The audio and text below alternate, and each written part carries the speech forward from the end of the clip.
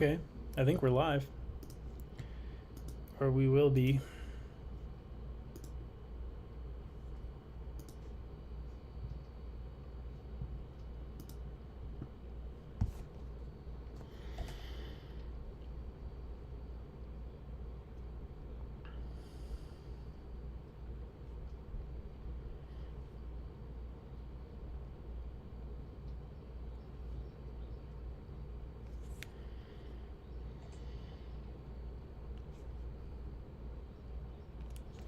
Okay, we mute Mike.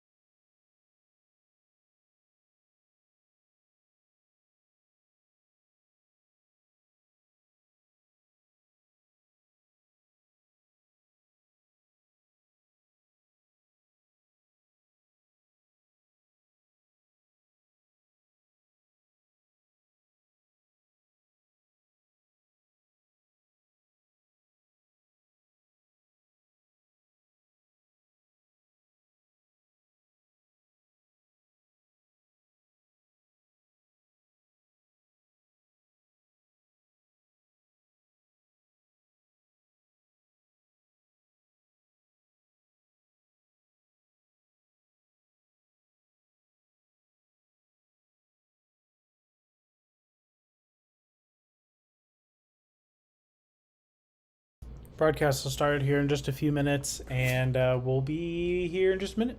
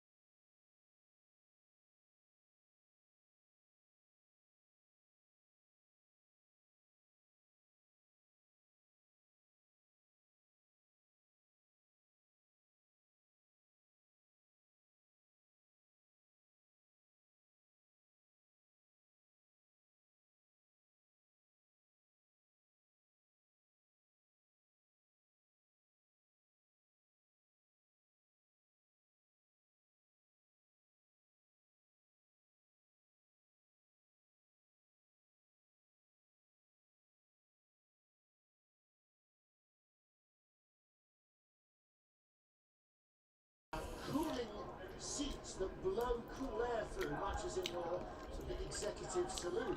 But they're also using the cool suits. For Cadillac, they're using pure old-fashioned suck it up. They don't have cool suits, they're just getting on. A surprising number of the prototype cars don't actually have active air conditioning, so it's going to be quite physical. Yeah, it's better to not having the air conditioning as well. Much of the drivers discussed as they know their competitors might well have a bit of an advantage in that respect today. But speaking of Cadillac, Martin, only 2 drivers sharing that car, not 3 like the rest of the hypercar field. So it's definitely going to be more of a challenge for Alex Lynn today and his teammate El Bamba.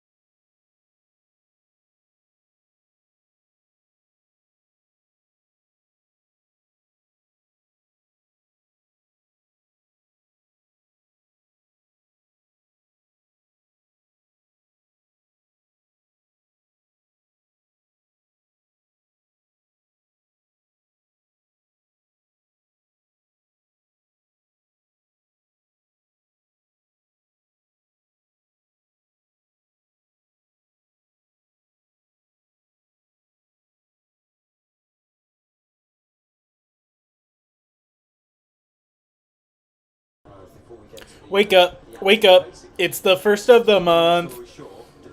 Get up. Cash your checks and get up. The driver, if they're deemed to look like they're suffering from heat stress, can be checked by the chief medical. Sorry, I just finished my lunch, so.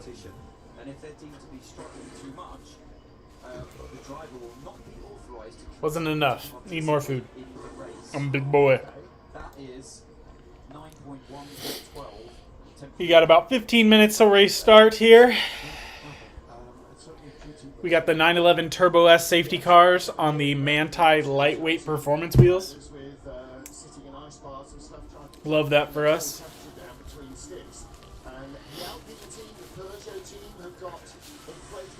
I do have the live timing already up, even though it's not ready. I believe these are the starting drivers. It should be, at least. Surprised Fred is starting in the 5 car, to be honest. Unless you just want to save Matt for if it cools off and he can hammer home. So this will be a little bit different than regular Le Mans because there's only prototypes and GTs here. Okay, we don't sing that song here, okay? Wake me up when September ends. God, that song's brutal, dude.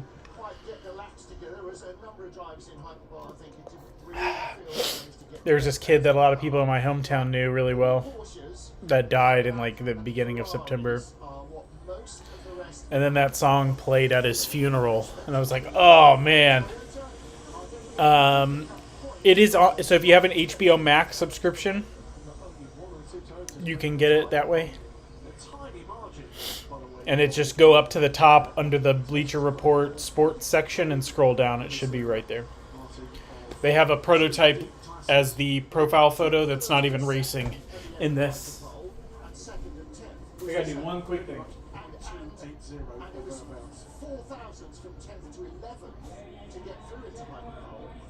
it was very tight indeed.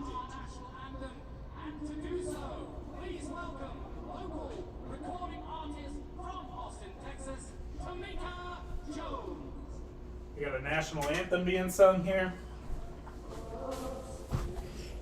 Take your hats off, please.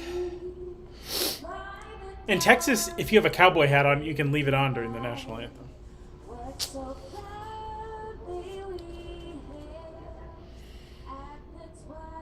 Shout out. I won't sing the national anthem.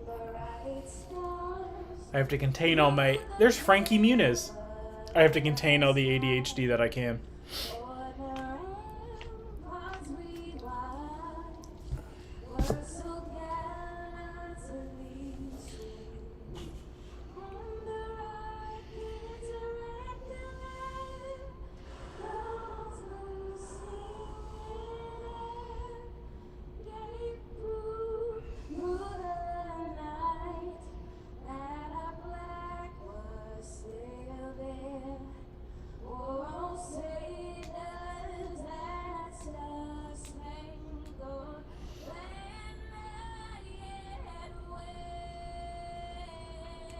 I didn't think the second Mustang race was like crazy. It is a good series though. Having manual cars out there on track. Abusing track limits for the whole 45 minutes. And the tires don't last. From what I heard, the tires, or they were not given time to test the tires on the cars before the series started. And, yeah, I enjoyed listening to Frankie talk during the second race. From what I heard, though, they didn't get time to test with the cars. So the tires fall off at, like, in temperatures like today, like 25, 30 minutes into the 45. And so you're just racing on hopes and dreams for the rest of it. I think I'm going to turn the volume down so I don't get flagged by the federal government. So our question was, with Ferrari expected to be among the front runners, we'll see how the Ferraris like the heat today. Formula 1 Grand Prix and the international sports car race on the same day, and we think it's unlikely in the extreme. Anyway, rest of the day brings us. 4 members of our team today in the booth. Goodwin, Anthony Davidson, Pete Martin Haven, who you've already heard from. Sweltering already, I'm sure, in the extreme temperatures of the pit lane, where it is already in the 90s, is Bruce Ioane. Bruce, Wake up. Wake up. If you guys wouldn't mind, please hitting like on the live stream, please, if you're in here.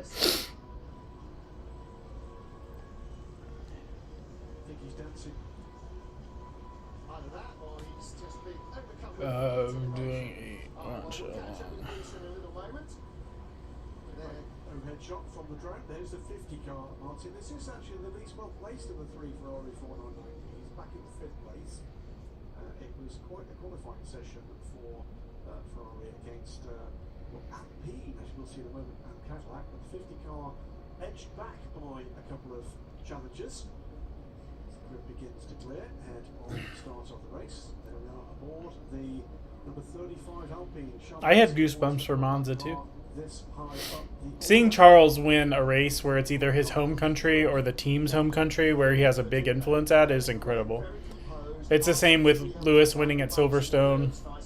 There are quite a few places on this track, even though turn 1's been resurfaced, where it's pretty chattery in the braking areas, so that compliance.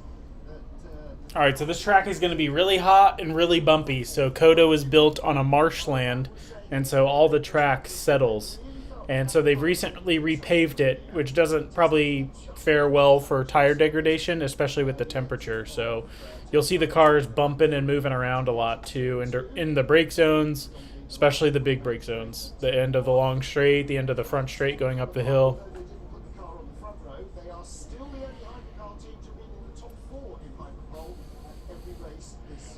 So we got Giovinazzi and Kubica up front. So we have the red Ferrari and the yellow Ferrari. We'll see if Kubica knows how to use his mirrors this race.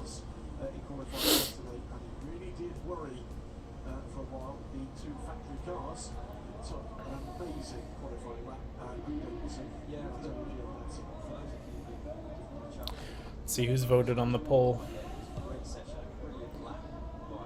1 vote. Bastards.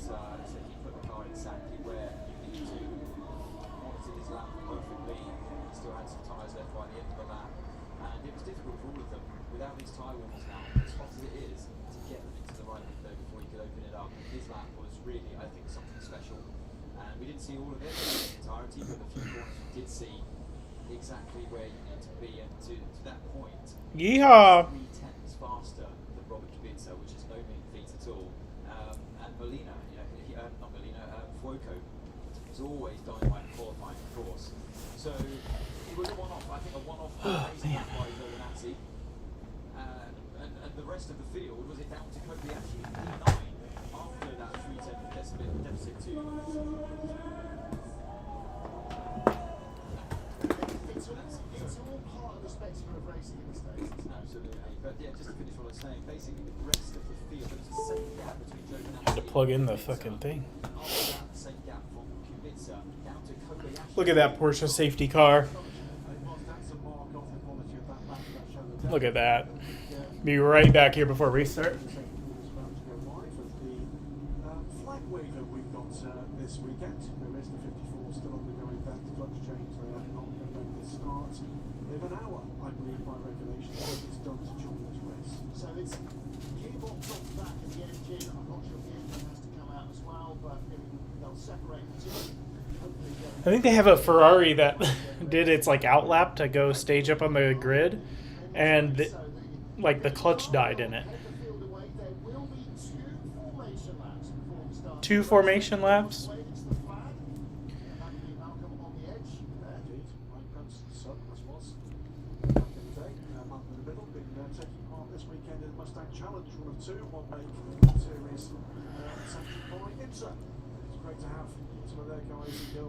Oh no. Maybe it wasn't the Ferrari. What car?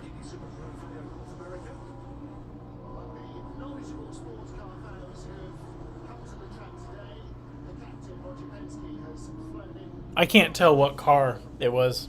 I thought it was the Ferrari, the one of the 296 GT3s. So basically tires need to be around 50 degrees already, so it should be already quite healthy to warm the tires up. Just obviously you need to warm up the tires, but the maximum fuel you can save in this formation should absolutely beneficial. So priority one, warm up the tires. I think we like they are in a good window already. Please understand. So halfway there towards the operating window for those tyres. We've been told 110 degrees for those tyres for the operating window. Which would be Celsius, 50 degrees Celsius, in old money, 122 degrees Fahrenheit. So, yeah, they are hot. If you literally, as the slip comes off the car, if you touch it with your bare hand, not only will your hand stick to it, it will burn. Yes. Antonio Giovinazzi leads our field away, and all Ferrari front row. Ferrari won in Monza, spoiler alert, oops, sorry, but not with a black car. Can a yellow car win here today? What about Cadillac? What about Alpine? Now, that would be a story to go home with. The second Ferrari and the better of the two Porsche Penske Motorsport cars on row 4, 3. Then René Rast and teammate Marco Wittmann on row 4 in the BMWs. Mike Conway, the better of the two groups, ninth ahead of Will Stevens. And on row 6 of the grid, Nico Muller in the best of the Peugeots. Yeah, I have no idea what car it was now. It's not either of the Porsches. Drivers will single stint. The second Alpine and the second of the Penske Porsches ahead of Peugeot number 94 and the 99 Proton competition Porsche. Monza race was good, Walter. The rest of the field, Lando fumbled it again. Charles made magic happen at Monza, which is kind of, I guess, par for the course there for him. It was actually like pretty crazy, like watching the broadcast. I was watching the F1 TV broadcast, and they just hearing every time the last like 5-6 laps, every time he'd go past a grandstand, just hearing the crowd, and they didn't lie. I mean, it got louder and louder each lap, which was really cool. And I just think being too careful, I think, on McLaren's side, like, they didn't need to pit Oscar. Oscar could have just dealt with it. That's what great drivers do, is they deal with it. And, well, I think at that point, too, they should have, like, at the end, since neither of them were going to win, they probably should have flipped the McLarens. But at the end of the day, I mean, you're counting on Lando to catch up to Max in the World Drivers' Championship? I mean, maybe. Maybe. But he fumbles things way too bad. Italian people not being... Yeah, I mean, when does that ever happen? Not never.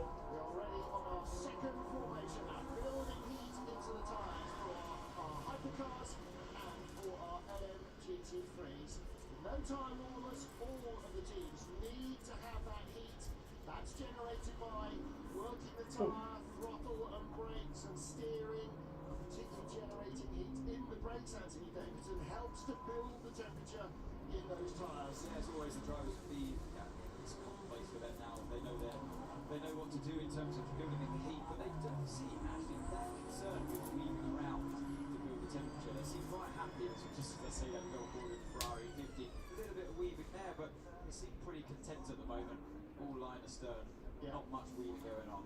Well, heating up of the tyres after pit stops, particularly once the car is hot, should be much quicker than somewhere like Spa, where the ambient air temperature is what the tyre started at. Here it'll be some 60 degrees Fahrenheit lower than that. The problem is that that sequence of turn 3, 4, 5 and 6, you've seen cars literally tiptoeing around at so slow speeds. This could be one of the most challenging circuits in the calendar so far. I think it could be the most challenging one. The drivers that are on a hot lap reaching a car that's just left the pits. Because it emerges onto the apex at turn 1. And it's single file through that sequence. Going stationary, yeah, absolutely. Okay. So here we go. Ferrari knocked out the front. I think the timer started a little early, but that's okay. Yeah, I mean, if they're gonna have this level of performance, they should just focus on next year. I don't know if Lando has what it takes. The timer did start a little early. I'll try to fix it in a few minutes. I mean, Lewis did come back from 73 points in 2021. But we all know how I feel about that.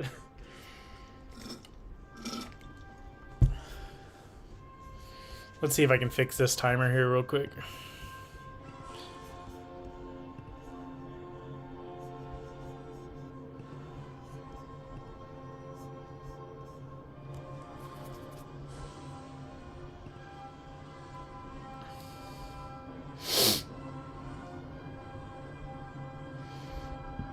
Today, Junior?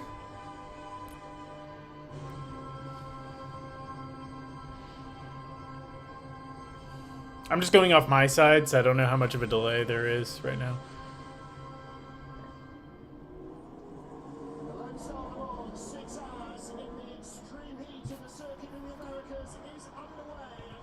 Okay. It's a lot closer than it would be, so...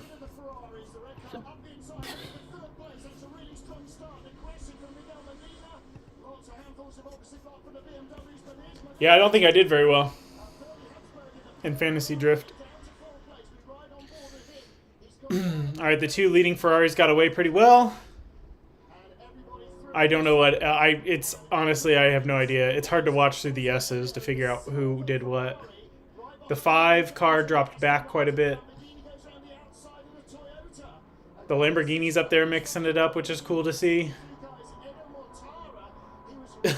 Toyota's going wheel to wheel with the Lamborghini. That's one heck of a start for Lamborghini. Started from the very back of the grid in hypercar. I think he's passed about 6 cars in the early corners. Yeah, and a strong start for both. Alpines are battling the BMWs. One of the Toyotas, I believe, got pushed out or lost control momentarily through the chicane at the start. 3 wide. Lamborghini, who's now on the attack once again, but it's a 4-way fight. Down towards Oh. Alpine just forgot to use its mirrors there.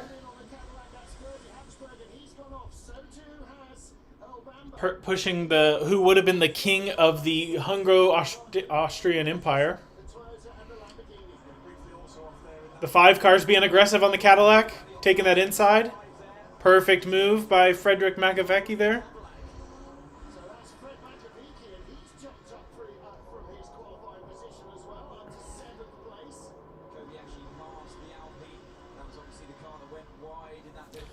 All right, so 1, 2, 3, and 4 all the same. 5 and back is all mixed up now.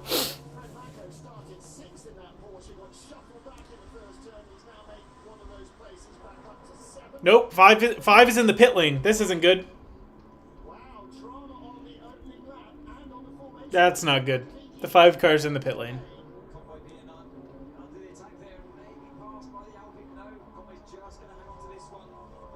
Okay. Well, it's going to be a long day. It's going to be a long 5 hour. Oh, the 94 Peugeot's in as well.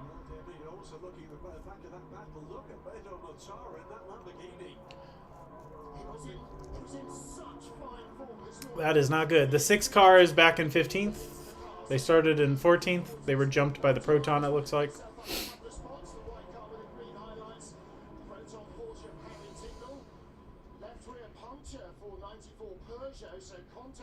Peugeot had a puncture. The Jotas are together. They have a Toyota behind them and a Proton Porsche behind them. See if they can work together here.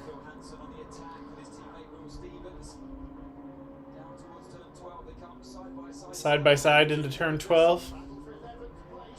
Hit those big bumps right as you enter the brake zone. I could see some carnage happening. They haven't shown literally any GT traffic yet, so don't know how that's all feng shuiing back there. Toyota's trying to mix it up with the 2 Jotas now in the back.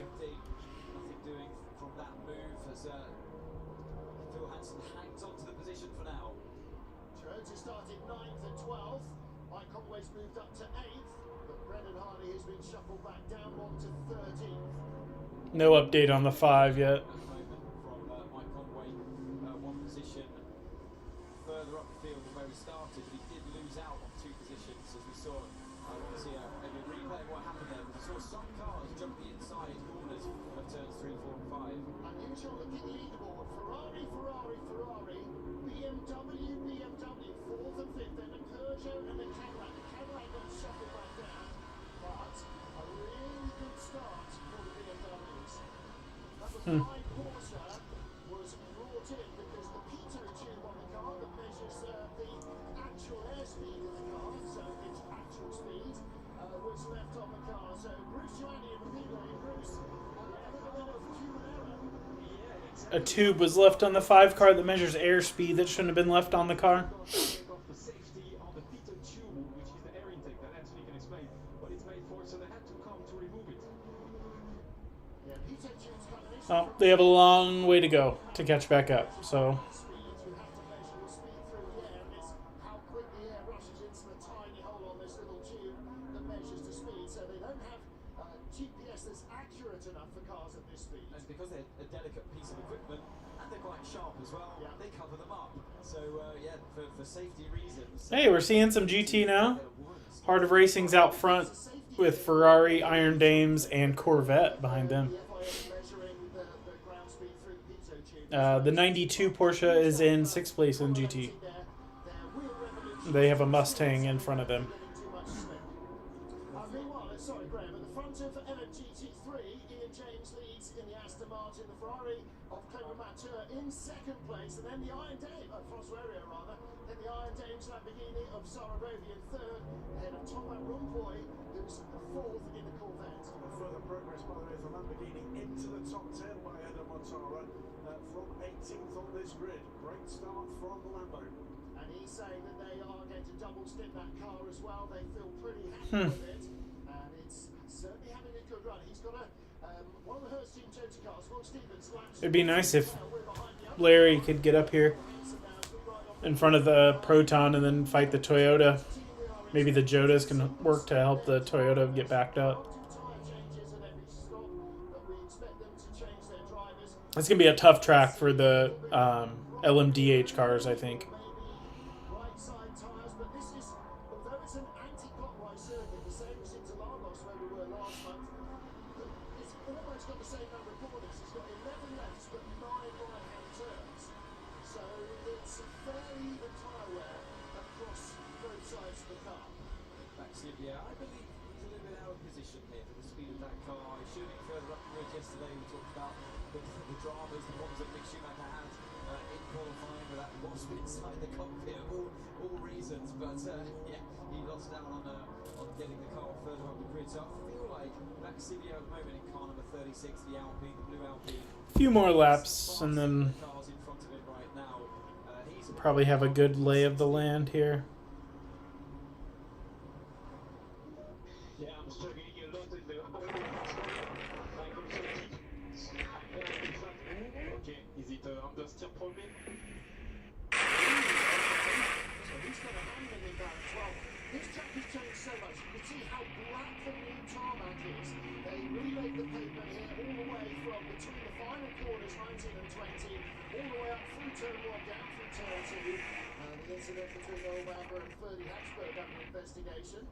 So they'll be looking at a lot of incidents on the opening lap, some that we saw and some that we probably didn't. But the change of bright blue sky or cloud cover to 10-degree or at least 5-degree. They said something during the lead up, like maybe rain, which I don't. Is it rain in Texas?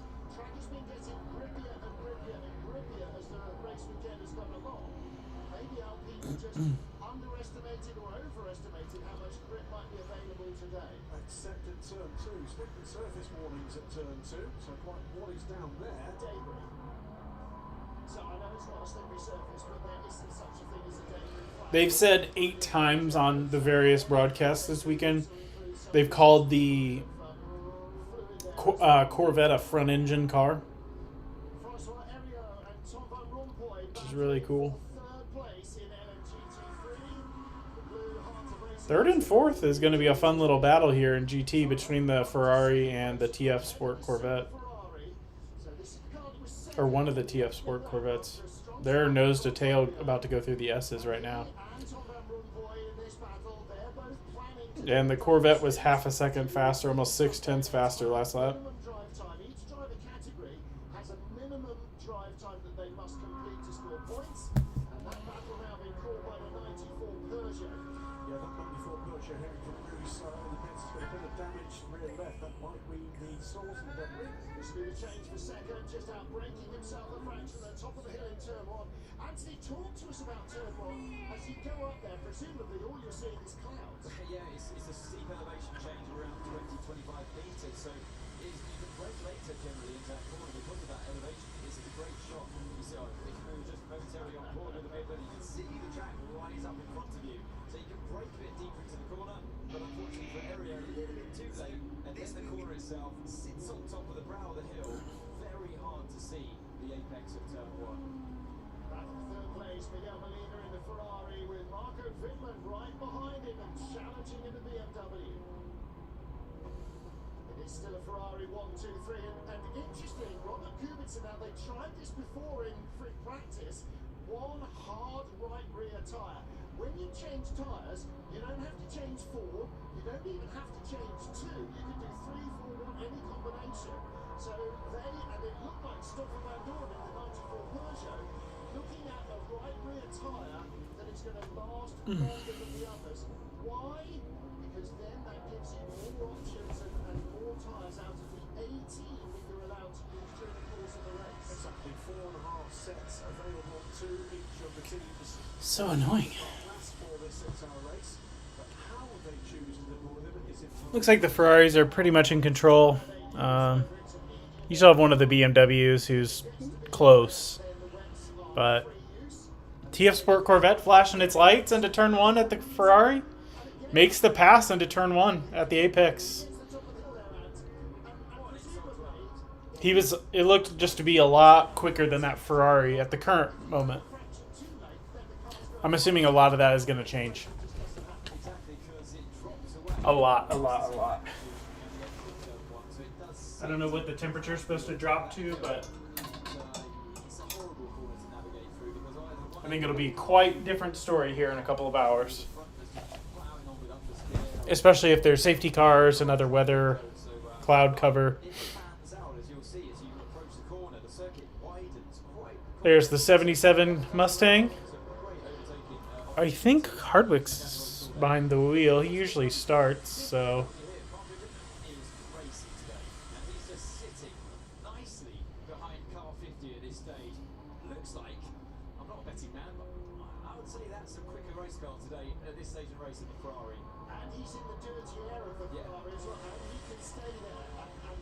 Marco Whitman really staying in the toe of these Ferraris right now, which is impressive for the BMW. Slightly higher Foxtrot at the moment, still at 2.0, we're at 1.7. They're running bars 2.2, so consider going softer front bar, I would say. They're telling Brendan Hartley to adjust the roll bars right now for a softer front.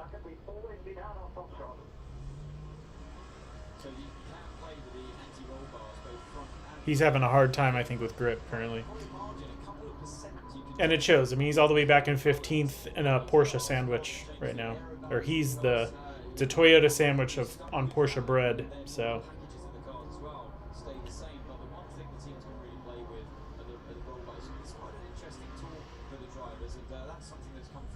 The 5 car is about 42 seconds back and second to last in Hypercar right now. So it's going to be some interesting strategy to see how they play this to get back up towards the front. Fuel save, go longer, or just burn the tires off of it. There's a lot of options you have.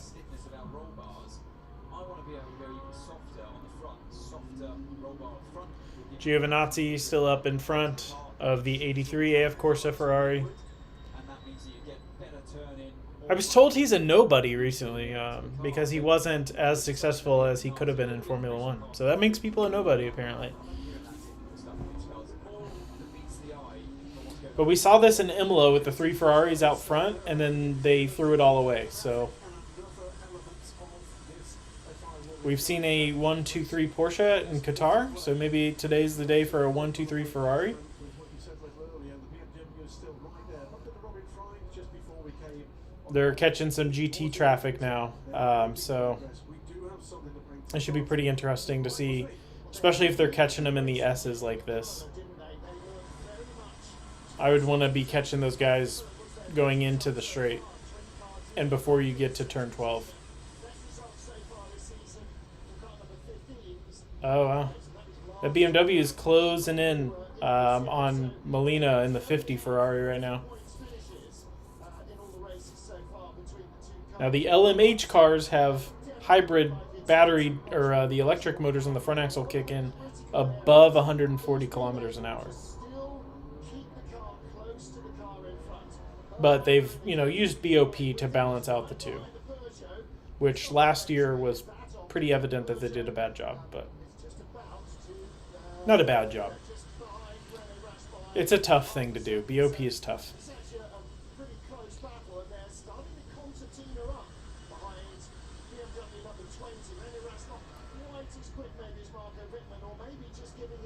So there's kind of a train forming behind the number 20 BMW in 5th place. And behind the 95 Peugeot, or 90, is it 95? 93, sorry. And they're catching some GT cars heading into the front straightaway here. Maybe the Cadillac can kind of slingshot this into a pass at turn 1. That might start some movement for the cars behind. So he went wide. The Peugeot goes really shallow towards the inside. The Cadillac might clear him going outside. The Peugeot didn't really leave him space. And the Cadillac and the Toyota get around the Peugeot 93 into the S's. The Toyota is going to take ahead of the Cadillac, though, because they kind of got bunched up. And it looks like the Alpine's going for a move on the 93 Peugeot as well.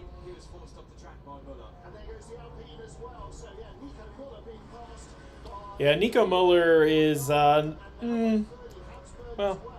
I'll reserve my opinion.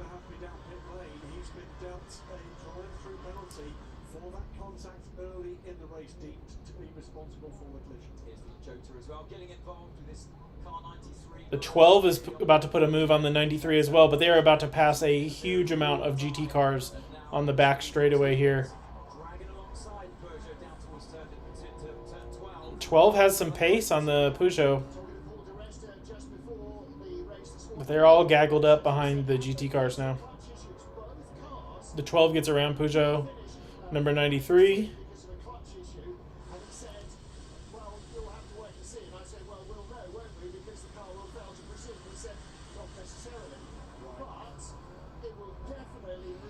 Twelve is using the 91 Porsche as a kind of a buffer to get around the Alpine as well.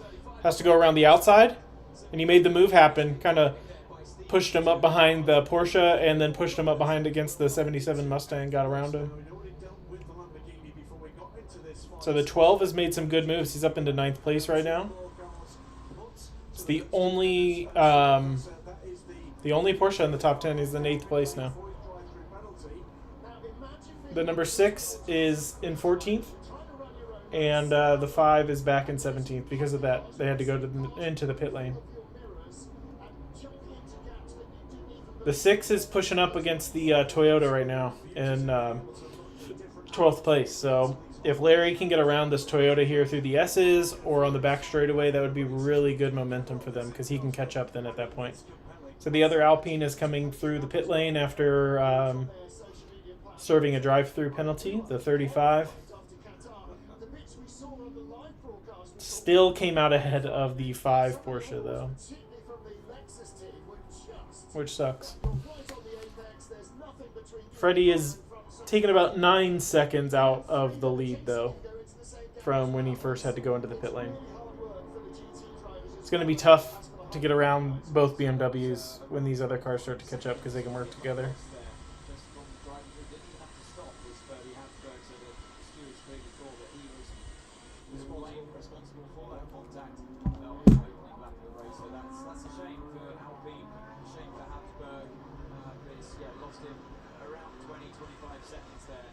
Looking ahead from Alex Lynn, apologies there, to Mike Conway. We're on board with the Cadillac right now. Terms with the BMWs ahead. Please stop talking. We're trying to hear the bald eagles, brother. Recovering tote here.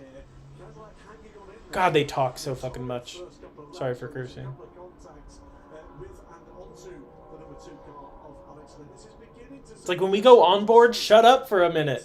this Damn. is 20 minutes into a 6-hour race. Anything can and will certainly happen in the next 5 hours and 40 minutes. I'm definitely surprised, massively impressed by Conway's progress in this race so far today. Up to P6, and he's got BMWs who have already raved about their speed. Conway is on the attack. Watching the battle for 9th and 10th right now. The Lamborghini is Lamborghiniing. They had a test here with a bunch of the other cars not too long ago. We're on board with the 6 car. Still trying to get around the Toyota. The Toyota went wide at turn 1. Okay, he didn't have enough. There was a couple of GT cars there, but the Mustang and the Pure Racing Porsche kind of were not in the way, but they were there. But Larry's going to put this on him right here, I think. They may have an advantage currently over the Toyotas. I would still say the Ferrari is obviously the favorite this weekend. I mean, their pace in qualifying was just incredible. Maybe Jota will be like, all right, since we're leaving you guys, we're going to help you get past Toyota here. Pretty much the same speed, and that's the problem then when you have a delay early on. If you have to go into the pits and lose half a minute, everybody's going the same speed as you. You're going to take the whole 6 hours just to try and... Larry's not quite close enough on this back straight, but he's definitely getting closer. And I think they have some clear track ahead of them now, too. Very nice coming out of that slower turn at turn 12. Going into the slowest section of the track here.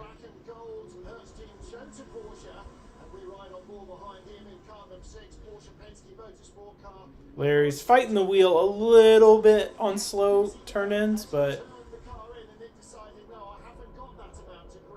This is early on. This is only lap 12, 11 of the race for these cars, and already the front end is starting to protest.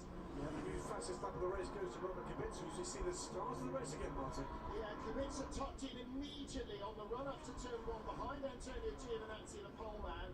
The second Ferrari moved up to 3rd place. The BMWs were... it just looked like everybody got a much better run on the start than the Porsches. Lots of cars having to run out wide.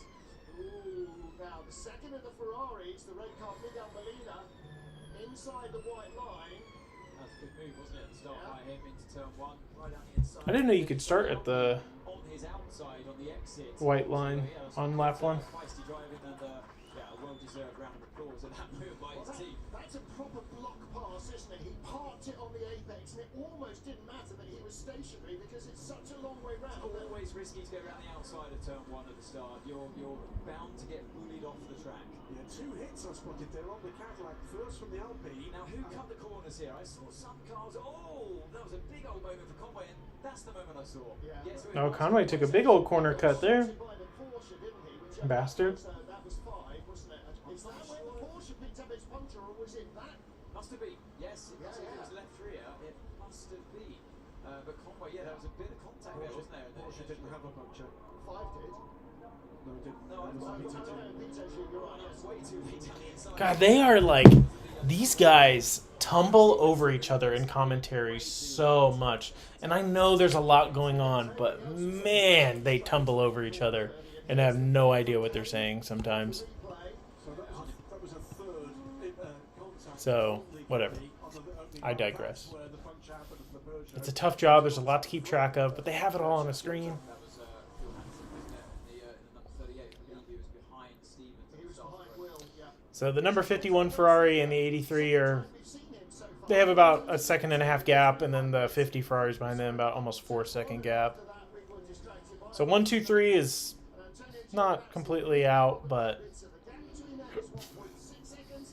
The gap to third Heart of Racing still in the lead to Liam James in GT in LMGT2. with Iron Dames in second. And now the TF Sports Corvette and Tom Van Rompuy has gone ahead of Francois Heriot Ben Keating up to 5th place in the black and gold Mustang. 92 Pure Racing Porsches and 6th still. Leading car is in 6th. Lovely sort of picture of Ed James, though he's not just leading, he's dominating. He's 6.7 seconds up here on Sarabovi, a driver that we know knows that car well and is very rapid indeed. But the Heart of Racing number 27 car on the hands of their bronze driver and team principal, Ian James, is dominating here. Well, behind Ben Keating in the black and gold Mustang, there's barely half a second between any of the remaining cars. They're all this big clump coming together.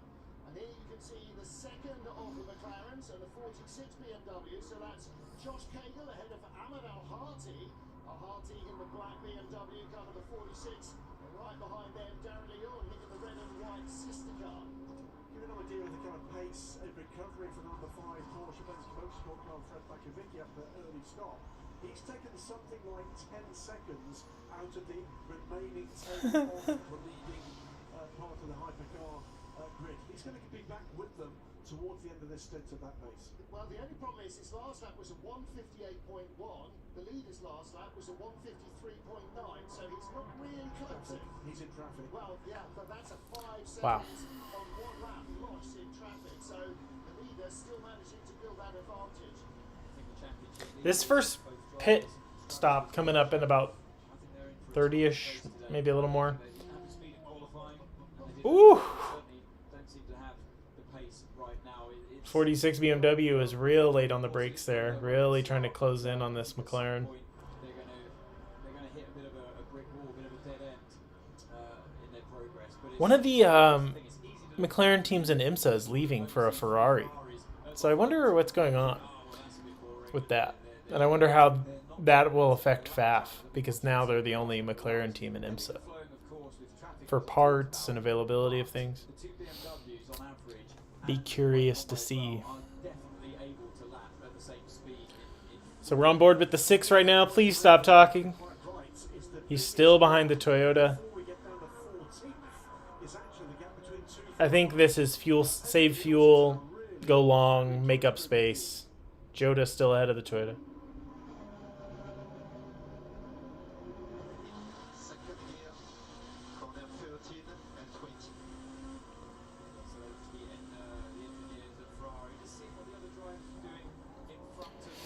Engineer for Ferrari is trying to get a idea of strategy for Molina in the 50 Ferrari.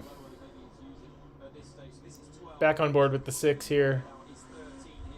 He's 8/10 back from the number 8 Toyota. Get a shot out of the Porsche garage there. I see Kevin's forehead. Put Kevin on the screen. So you would assume that he was in 3rd because he felt they were more traction limited there than they actually are. So you can be 2nd. Okay, so when the 5 came into the pit, they ended up topping off the fuel also. Smart. Probably smart. They wouldn't have used a lot in the 2 formations. But it was a little green triangle that sits on top of that sensor on the roof. And that lets you know that it's safe to touch and they're magnetized. But we'll see how maybe that extra lap and a half, 2 laps of fuel can help them here. Just overcut a little bit, but also maybe push a little bit harder instead of trying to overcut.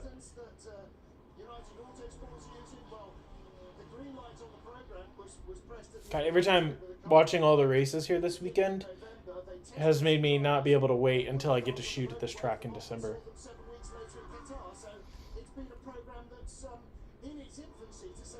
Well, remember as well, we have had a McLaren on pole position on WEC race this year. It wasn't United car, it was the Inception car at Le Mans, but that car ultimately absolutely competitive, and it's just getting stronger. Well, again, the Inception car, the team had been racing all season.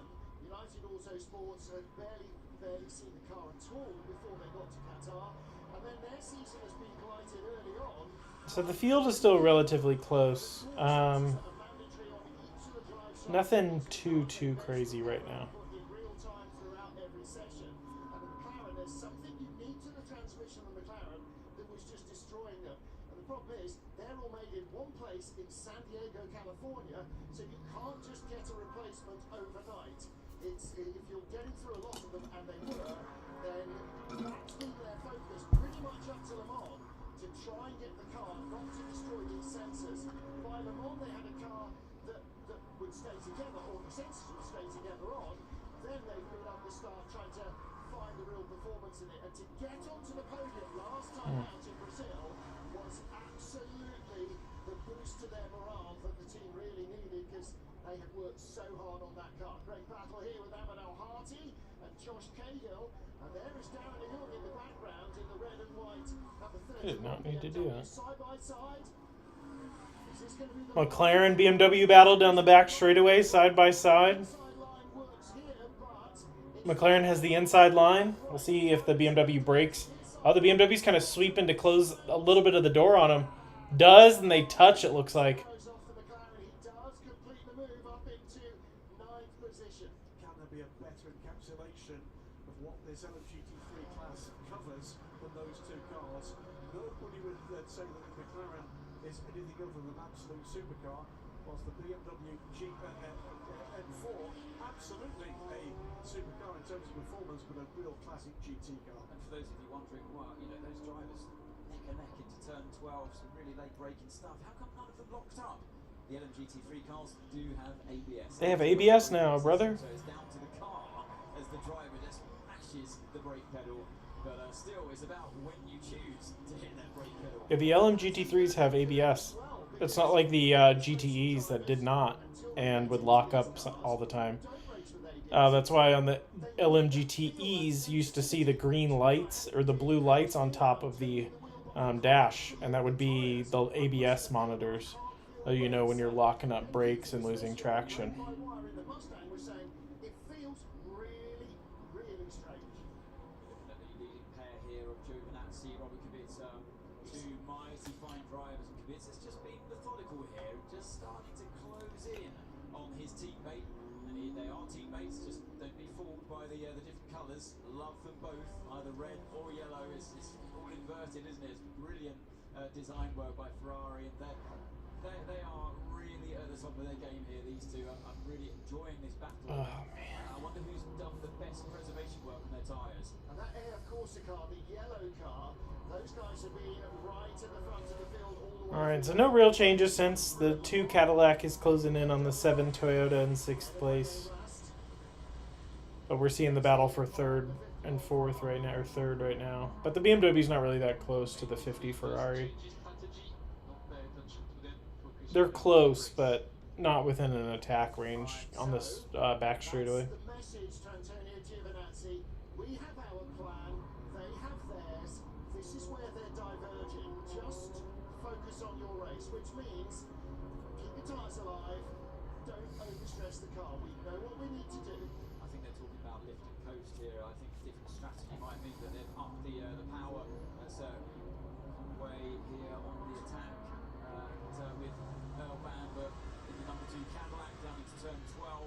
Need to continue to fight it out. I think it's the other way around. I think it's Earl Bamber coming Yeah, it's back still on here attack, yeah. at Mike Conway. Cracking stuff up and down this field. Very impressed indeed, by the way. This deep into this stint with the continued pace of the BMWs. They're right there. 8/10 of a second back from the third of the Ferraris. This pair is following on from the 2 BMWs. This is the battle of the 6th place. Mike Conway, as you were describing earlier, a cracking run through the field to get up to 6th. He's struggling to make further progress, and Bamber coming back in it now. So I should imagine that radio call to Giovinazzi that they think that car 83 Kubica is running a bit more power or less lift and coast. Work their way through car number 91 into turn 1. But Kubica looks like he's biding his time here, but clearly on a different strategy, hence the reason he's caught up Giovinazzi. He still continues to slowly stretch that gap to Miguel Molina in car 50 around the outside of turn 6. That's always an awkward one on the marbles to go through that corner. The 83 Ferrari is pushing up on the 51 here. They're really close. About to go leave the S's and get into the back straightaway here in just a minute.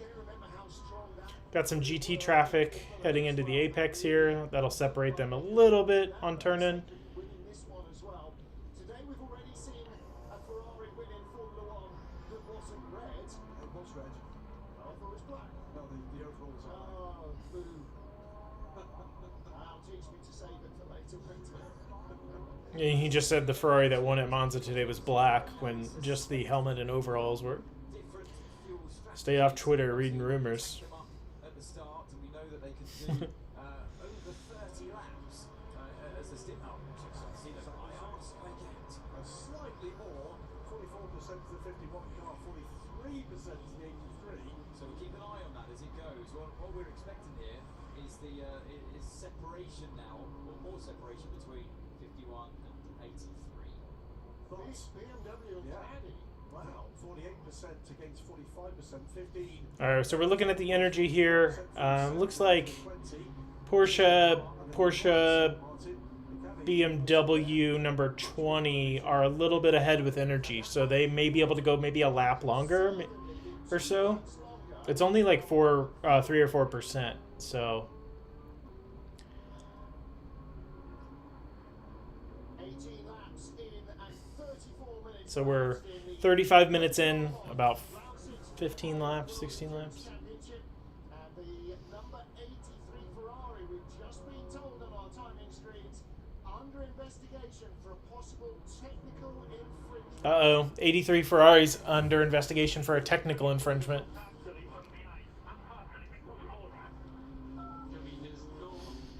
Giovinazzi is asking or telling his engineer that he can push harder because he doesn't like that the 83 is so close. That's what you want to hear, a calm engineer. Believe me, we're not just going to wait for Bly. So you're seeing on the 15 BMW right now a bunch of oil on the windscreen, which is something that happened at Le Mans also when they followed Ferraris. Lawrence Vanthor talked about it on his podcast that if you were behind them, you'd get oil all over your windshield. Well, that is the change. They got the Ferrari 83 overtaking them at 51. So there's just as we were hearing that it's not going to be a change. They're not giving up P1. They have actually some. So the 51 just gave up first position to the 83. They didn't show it. I don't know. He was 0.8 back going into the straight, so I don't know. All right, they're about to show the replay now. Yeah, 51 just backed out of it completely. Or the 83 has 800 more horsepower.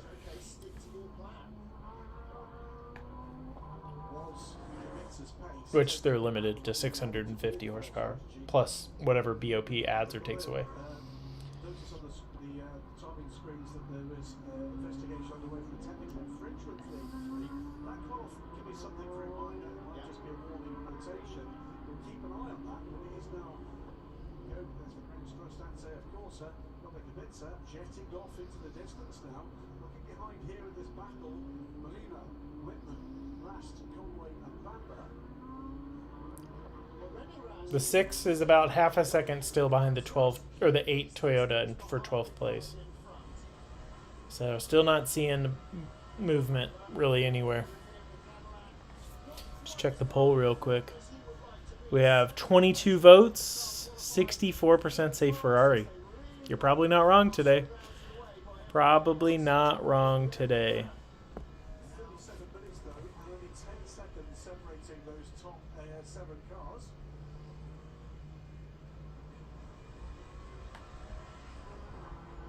We're waiting to try and find out what is going on with the 83 car. Meanwhile, around panel matcher in Oh. the 770 station Aston Martin, Brendan Hart. Oh no. He's close. Larry is really close to this 8 Toyota, sorry. So there you can see the black Toyota and the red and white Porsche. What are we seeing here? Ooh. The D station Aston just knocked some body panels loose on one of the Jota cars. Sense and opportunity in the late move, wasn't it? Late move. That's not good. Interesting to see what. Hopefully the car stays together. Yeah, it was a I can see a big accident happening later. Something just like that. see who was the cause of contact. And yeah.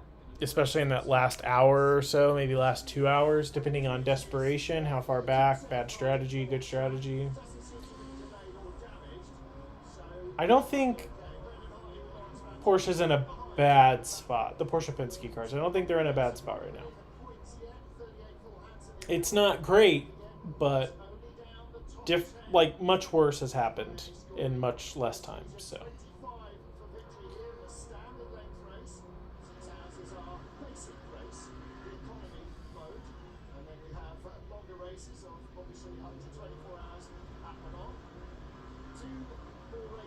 this season. 6 hours of Fuji and 8 hours of Bahrain. So that would be points and a half. It's a premium economy. That is, that's a decent chunk of points. Always. Larry had a different line there through turn 1. Just about every title is up for grabs. Pack racing in both Ryan, let me know when Fantasy Drift is scored. I want to see how poorly I did this week. lead battle. Still a car flying in the air. Good seconds as they clear traffic once again.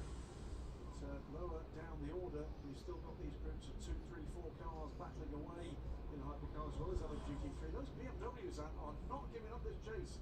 Well, no, not at all. I mean, if anything, they're quite considerably faster, I'd say, than the number 50 of Miguel Medina at this stage of the race. They're obviously edges closing the traffic, but they're putting consistent pressure and travelling within clear, turbulent air every single lap behind that Ferrari. I do believe if they can just get by, they may even start catching the leading duo. You just saw the man in the hat, that's Sam Voss.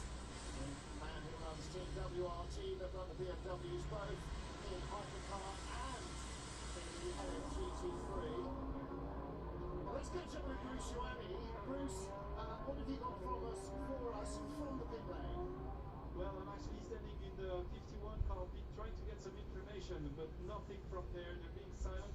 The only thing I can see is car 54 that has rejoined finally, and Tomaso still struggling a little bit with the clutch. But I'm trying to get some information about car 51. All right, you might find it more easy to come by in the 83 garage, but I think they'll be fairly tight-lipped as well. So Thomas Floor has entered the race after just 40 minutes. But it's 54 Ferraris in the race. I think that I believe is because he would have been dealt a penalty for not joining the race at the start. 1 minute was due to be added to their next pit stop. So it's not a drive-through, it's just added to their first pit stop in the race, or this next pit stop. There's immediate recall at the wheel of that car. 17 laps down, but that car is now in the race, so we are at all 36 starters. The 5 has 3 GT cars to pass on the front straight here. Easily done.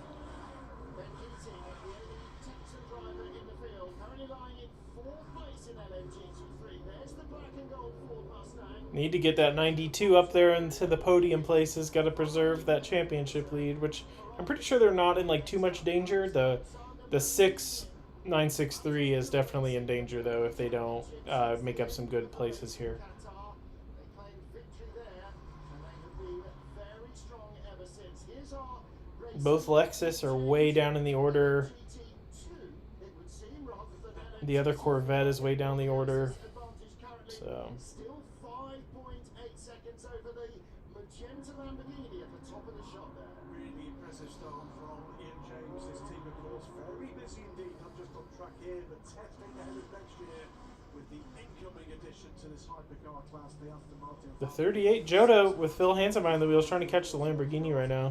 Delighted that Ian confirmed that they will back to the GT3 next season in the WEC. So Bill my team with cars in both classes. Well, I think he wants to run the hypercars. I'm not sure he particularly wants to drive the hypercars, so that means for him to compete, they want the GT3 cars, and he wants the Aston Martin advantage back. So that's fantastic. And yeah, the Valkyrie will be the next addition.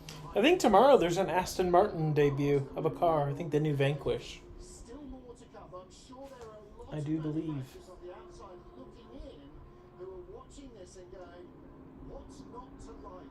I mean, look at this. Porsche versus Alpine. You haven't seen that battle in endurance racing since the late 70s.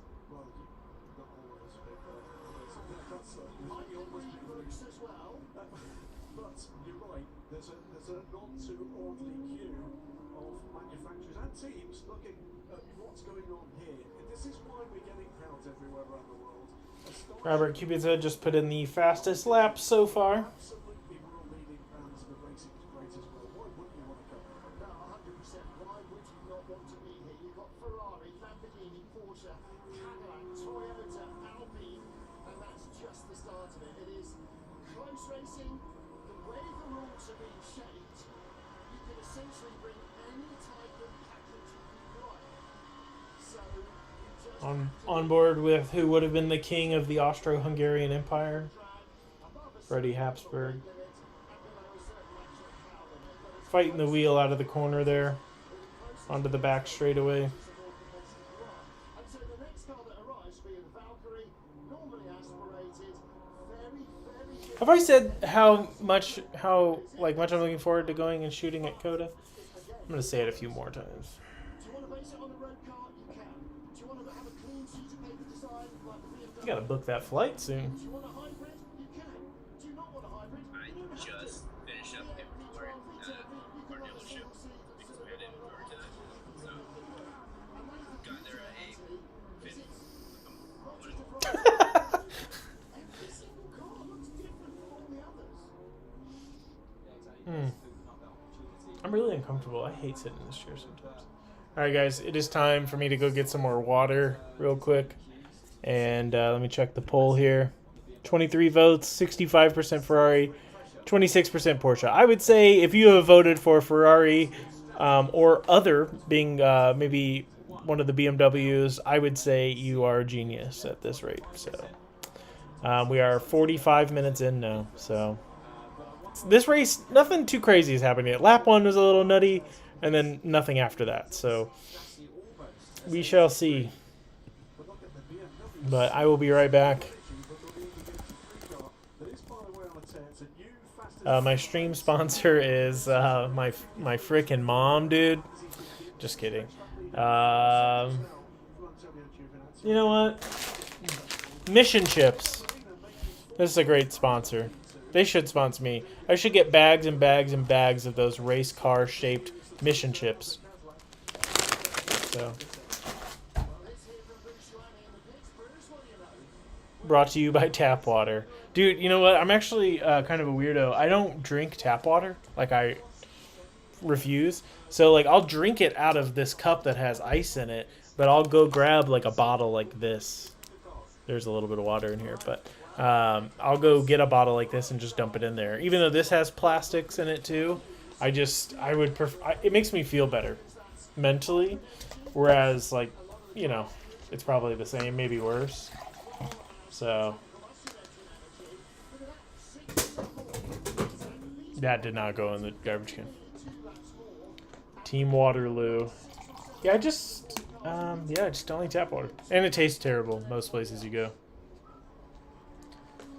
Most LaCroix. I've never had a LaCroix, but I'll take your word for it. I'm not into drinks like that. I drink water, a CZ, or I don't drink Red Bull anymore, so I can't say that. This is like the 9th time in my life I've quit drinking Red Bull.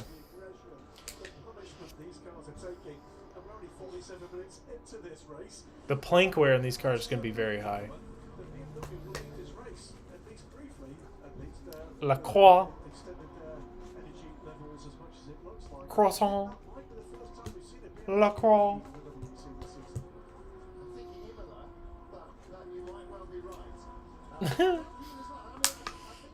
Was she white? Be right back.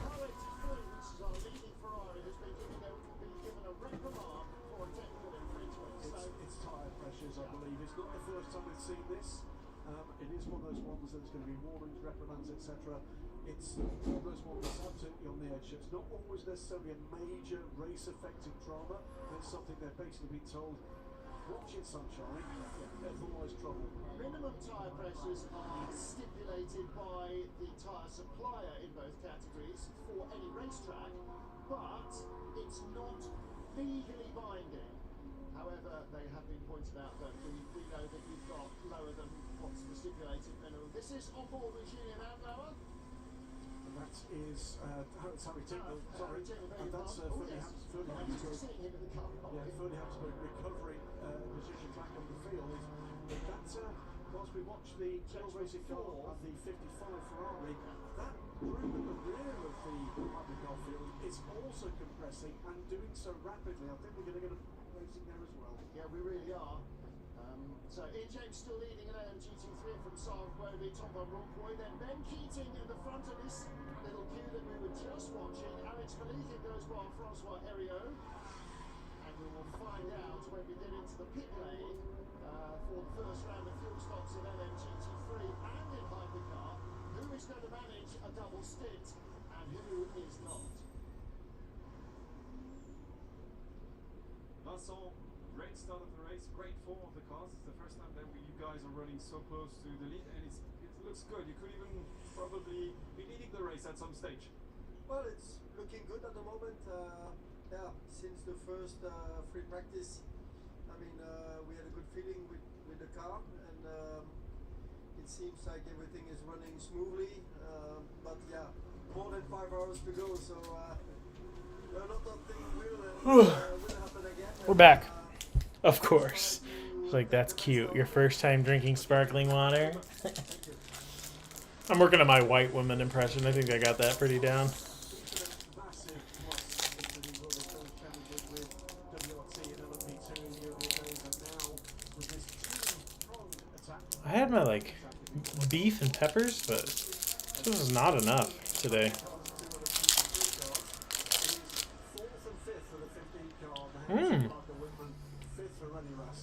But then I'd have to do fantasy, or then I'd have to do FD watch-alongs.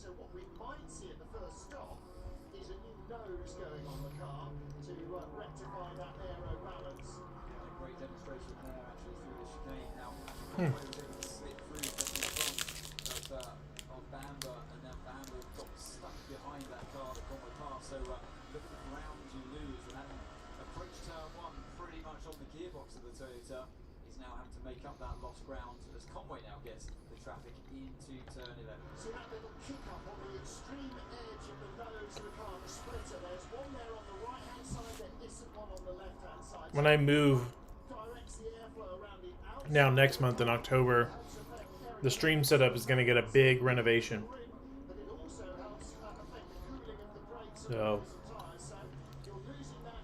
this will probably be the last broadcast that looks like this. You haven't got the nice tidy airflow, so the car is going to be feeling a little less grippy at the front. And that's not good news for the tires either.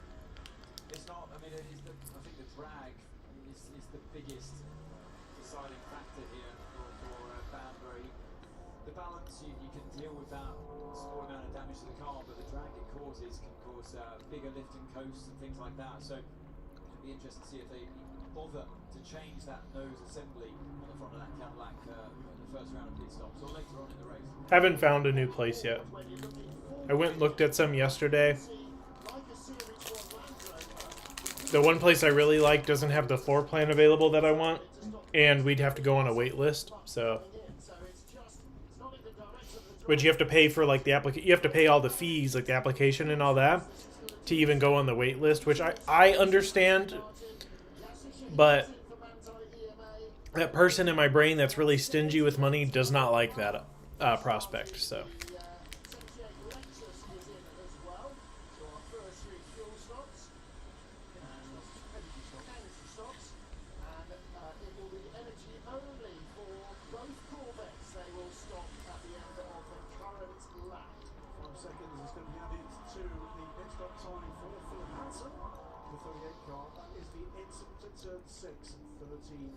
That was the was that the impact was the 37?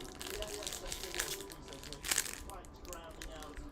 That's the bump in the middle of turn 3 down at the beginning of the S's section. I've looked all over for places. All the reviews for most of these places scare me. And then you go there and check them out. And, yeah. But it's not ideal. Did a bit of a twitch of oversteer there on the exit of turn 13 and 14. Tires at this stage. And I also want to buy a new car. So, not spending $1 million on my new place is important too. So we have some early stoppers here in a hypercar.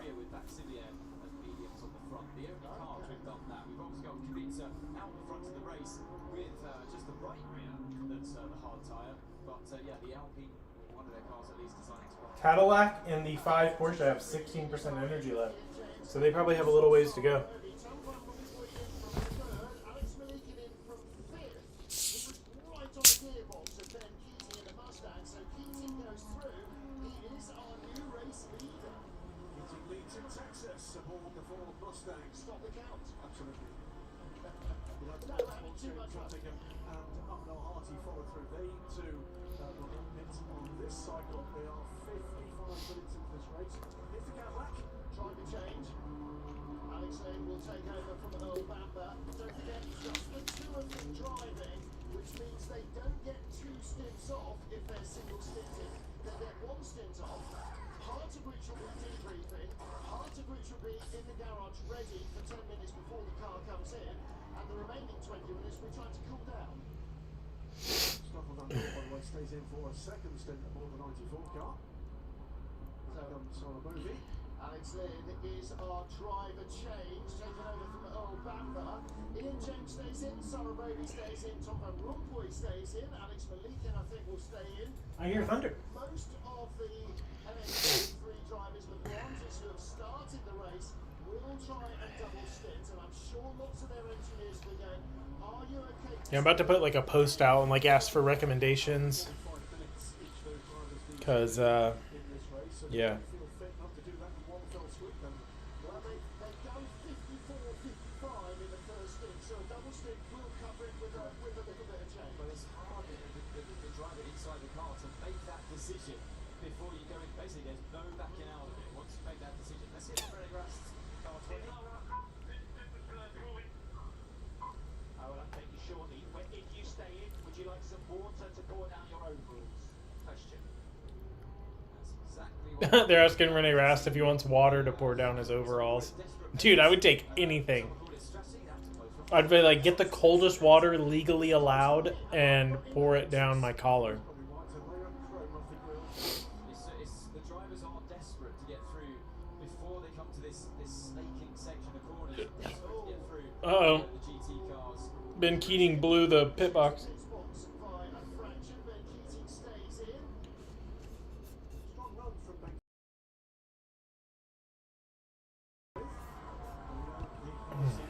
The Texan. Look how much energy the BMW car number 20's got. 14% left. The others are down in low single digits. He's done a remarkable job there, has Marco Wittmann, to save that. Marco Wittmann's really saved a lot of energy here in the 20 BMW. That's the second of the 2. Yeah, Wittmann has, and he's been in the dirty air of the Ferrari, but Rene Rast has sat in clean air, kept the temperatures low, saving energy. Exactly. So you take that decision inside the Happy car. birthday, Nick. You say, do I go for a do I push the car in front to try and overtake on track, or if it's kind of tucked between them, between the speed of the cars, do I just go for just consolidate now, save Wow. fuel for later on in the race? And Graham, the other 2 cars that are obviously in that pit position with more fuel already are both Porsche Penske Motorsport cars. Right from the beginning, they're making this a fuel race. The 6 car absolutely is on the same strategy, also in the teens in terms of energy left, whilst everybody around him is run dry. Here's the 83 car from the lead, Robert Kubica. You can see that right rear, the red stripe, the hard tyre. What are they going to do with these tyres on this pit stop as the fuel goes in?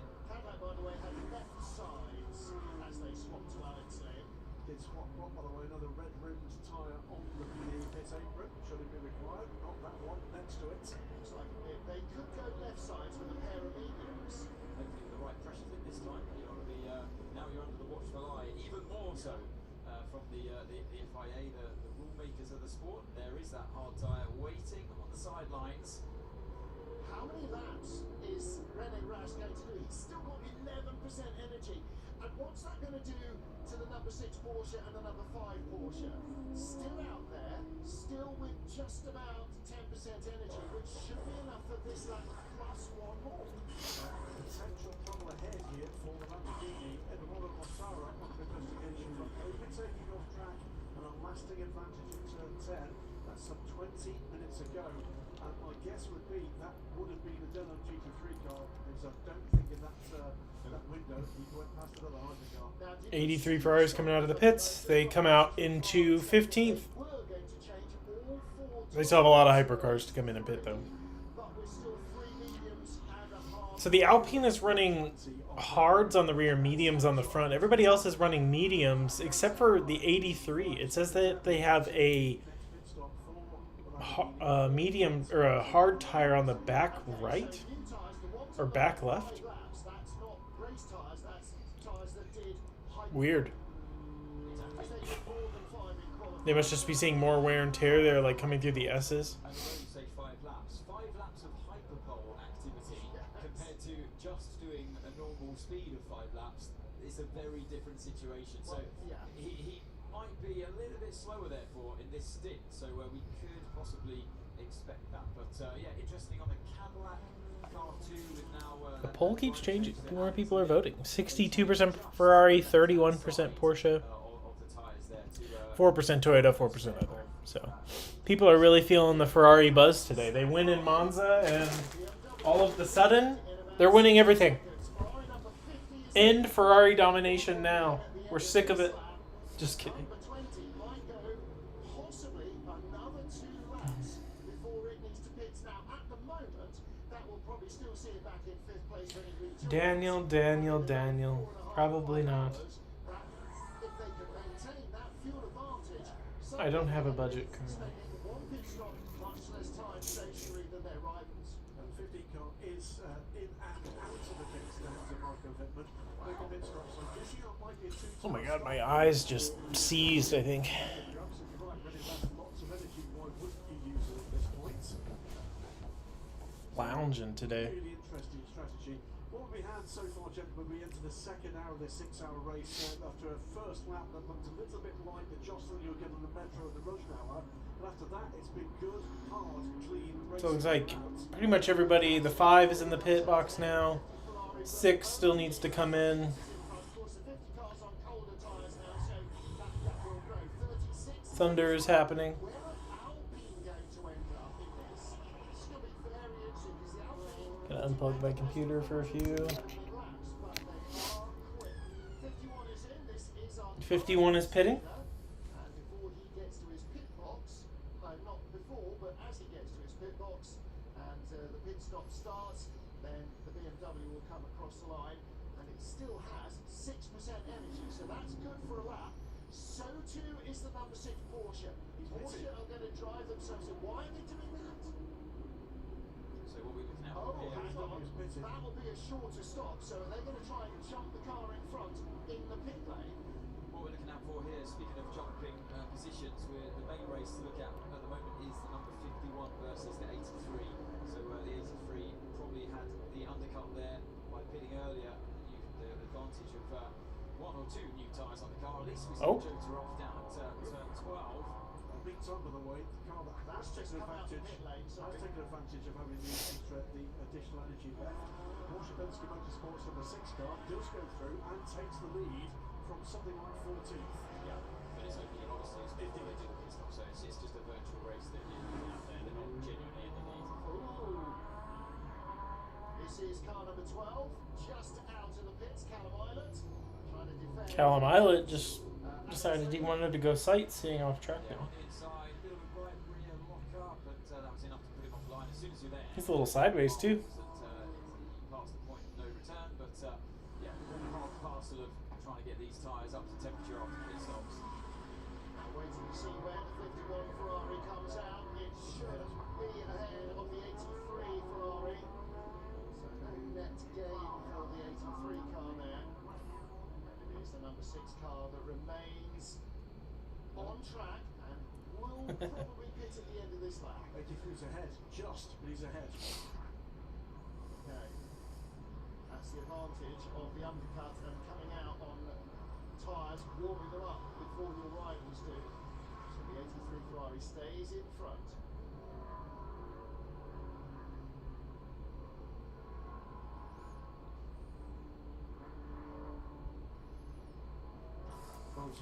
Leads the race over to pit stop shortly. Behind it is Number 6 is coming into the pits here, out of the lead of the race, has 46 seconds on the 83. closer together than they were. Because, All the Ferraris are jumbled up together again. I think we'll be able to 83, 51, 50. take 4 tyres, and it's right with seats, and the two factory cars nose to tail with 50 and 51 are practically touching. seconds up the road now. As the 51 I love the onboards of the Ferrari. his tires back up to heat. Yeah, and this is really the danger time for Antonio Giovinazzi in 51. Miguel Molina's got a lap of heating the tyres, and in race trim, his tyres now will be hot. Leader is in the pit lane, that's the number 6 Porsche of Lawrence Van Toor. And will be passed for the lead in just a few seconds by this train. By our commentary position now. Molina's not going to get this done, is he? He's not close enough, didn't have enough of a run on Antonio Giovinazzi, so he will remain second. Third driver behind Gio. The 6 might have had a good pit stop here. You're never going to come past by that far back. Yeah, you can flash the lights. I'm freaking hoping so. It's a bit of an intimidation tactic from the following driver, but I think that now that's his back up to speed. Let's see how they get on in this second stint. Not much change in terms of gaps, Graham, between the lead group. There is one change of position though, Martin, and that is the Cadillac, by dint of a slightly shorter stop, is ahead again of the number 7 Toyota. Yeah, so there has So been the a driver Cadillac change did a on shorter Toyotas, stop. we're told.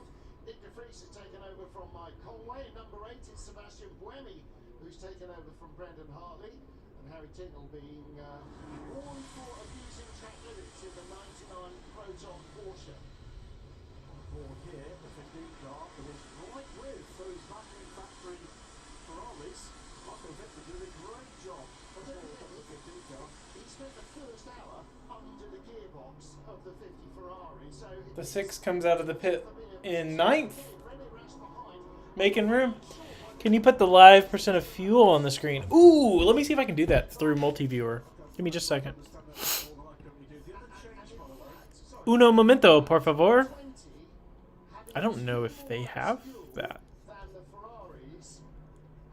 Did a 1 minute 14 stop, 15 car did a 1 minute 12 stop, so they didn't gain any time either, or a position, so they had fuel in hand or energy in hand and didn't use it. And that's strange. Back down at the bottom of the top 10 now is the man who briefly led, Ben Keating, ahead of Mustang teammate Zach Robichon. But ahead of them, the change, it's not a change of position, it's a change of gap. Sarabovi now, despite the fact that both Ian James and Sarabovi's cars were 1 minute and 10 seconds on pit lane, that gap now under 2 seconds. It was over 6.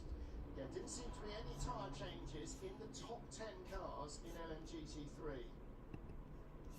So Ben Keating didn't take tyres. Sorry, I'm working on it here. Who either took tyres or had driver changes. Simon Mann is in the 55 AF course. I think I can do this. I'm trying to set it up properly. Zach Robichon had a slightly... Oh no, Ben Keating had a slightly longer stop than Zach Robichon. In fact, he had nearly 14 seconds. Ooh, I don't know that they have it on multi-viewer. Hold on 1 second. Fending off the Lamborghini woman. Aston Martin with 7 Last wins lap. here in GT Pro and GTE AM at the Circuit in the Americas. So they are the manufacturing brand with more wins than anybody else here. See, yeah, well, you did see the tyre information as well, so a fair fight going on there between the two of them. 30 laps each apiece as the McLaren dives down the inside of the 777 D-Station car into turn 15. That was a nice decisive move there. Yeah, and that was Nico Costa moving up in the McLaren ahead of Clement Mathieu. So he stayed in. Darren Leung stayed in the 31 BMW. Maxime Martin took over the 46 BMW though, so Amadou Harty, who was in the better place of the two LMGT3 BMWs, 46 car there, clearly single stinting. And they've obviously taken the decision early on to keep the driver as fresh as possible and not to risk halfway through the next hour really seeing the performance of the driver drop off the edge. We have 3 track limits, Miguel. 3 track limits now. Yeah, but you could tell me before. Yeah, I do not believe on multi-viewer it'll let me do it. Oh, you calm down now, okay? Because the 2 track limits you have Let me see if I can find it somewhere else. and the previous first lap, okay? So you have just done them now, okay? You had 0 before, so we calm down. WEC. And we go, okay? I'm gonna see if it's on the WEC live timing. We will struggle at the end. I love it. That's great. And of course, you know, never forget that the drivers are in a sitting here with you guys, sit down now, aircon commentary box. Exactly. So it's a very, but the engineer was right there to fight back, fight his corner, because the driver's in fight mode, a bit feisty. So, well, you could have told me before. I thought, hey, that's a really good point. You know, you need to be warned. But if 2 of those 3 warnings come in one lap, Let's see. It is not on the FIA live timing. Wait, hold on. Did I speak out of order here? That the driver understands it's not personal, it's just no, you've just done it. So that's what It doesn't list it on there either. here in the battle for 4th place, and René Rast behind teammate Marco Wittmann, looking like he might want to make a move. Hold on. An hour into the 6 hours of Cotur, the Lone Star Le Mans race, round 6 of the FIA World Endurance Championship. Sweltering temperatures all week, all month here. Oh, it's only the 1st of September, but all August in central Texas. City of Austin welcoming back the World Endurance Championship after an absence of 4 long seasons, and a great opportunity to race on this fabulous roller coaster of a track. Racer and actor Frankie Boone is waving the field away, and all Ferrari front row, Antonio Giovinazzi on pole, Robert Kubica. I'm going to work on this for a second, but I'm not sure I can add it there, but give me just a minute. I'm going to work on it.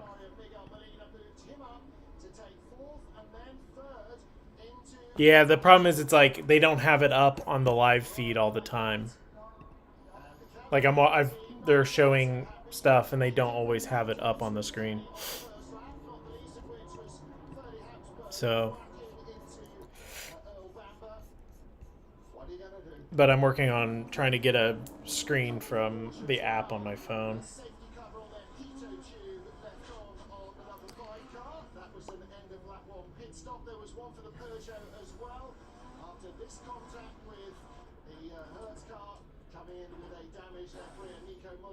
On the back foot with damaged bodywork there as well. In LMGT3, Francois Heriot's Ferrari struggled to get up to pace right at the beginning. Ian James led in the Aston Martin. And I'll change out my multi-viewer for this if it works. Drive-through penalty for the 35 car of 30 Habsburg for that contact, and 46 BMW Ahmed El-Hadi moving up the order into 4th place in the LMGT3 category. And then the change for the lead, 83, Robert Kubica getting in front of the 51 car of Antonio Giovinazzi, working on a different strategy to the red cars. Contact in the S's. Phil Hansen making contact with 777's Clement Mathieu. Received a warning, but no. Doesn't work on there either. Yeah, I don't know that they broadcast it out. They're showing highlights in here at the moment, but I'm going to keep looking for the energy. This weekend in Cotur in the World Endurance Championship. Ian James leads in LMGT3. Robert Kubica in the hypercar class. And there is your race leader. We're an hour and 12 minutes in. And Ferrari still with the top 3 places. BMW 4 for 5th. And Cadillac creeping back to where they need to be. They're in 6th place at the moment, Graham. And trying to chase down the Beamers. Yeah, what's happening at the moment though is we're getting bigger gaps between some of this leading group. Robert Kubica's got that gap up to 4.2 seconds. It's a near identical gap from Antonio Giovinazzi in second. Back to Miguel Molina. Like right now, they don't have it on the screen. They just have the intervals. So I just sent a message to somebody, so we'll see if they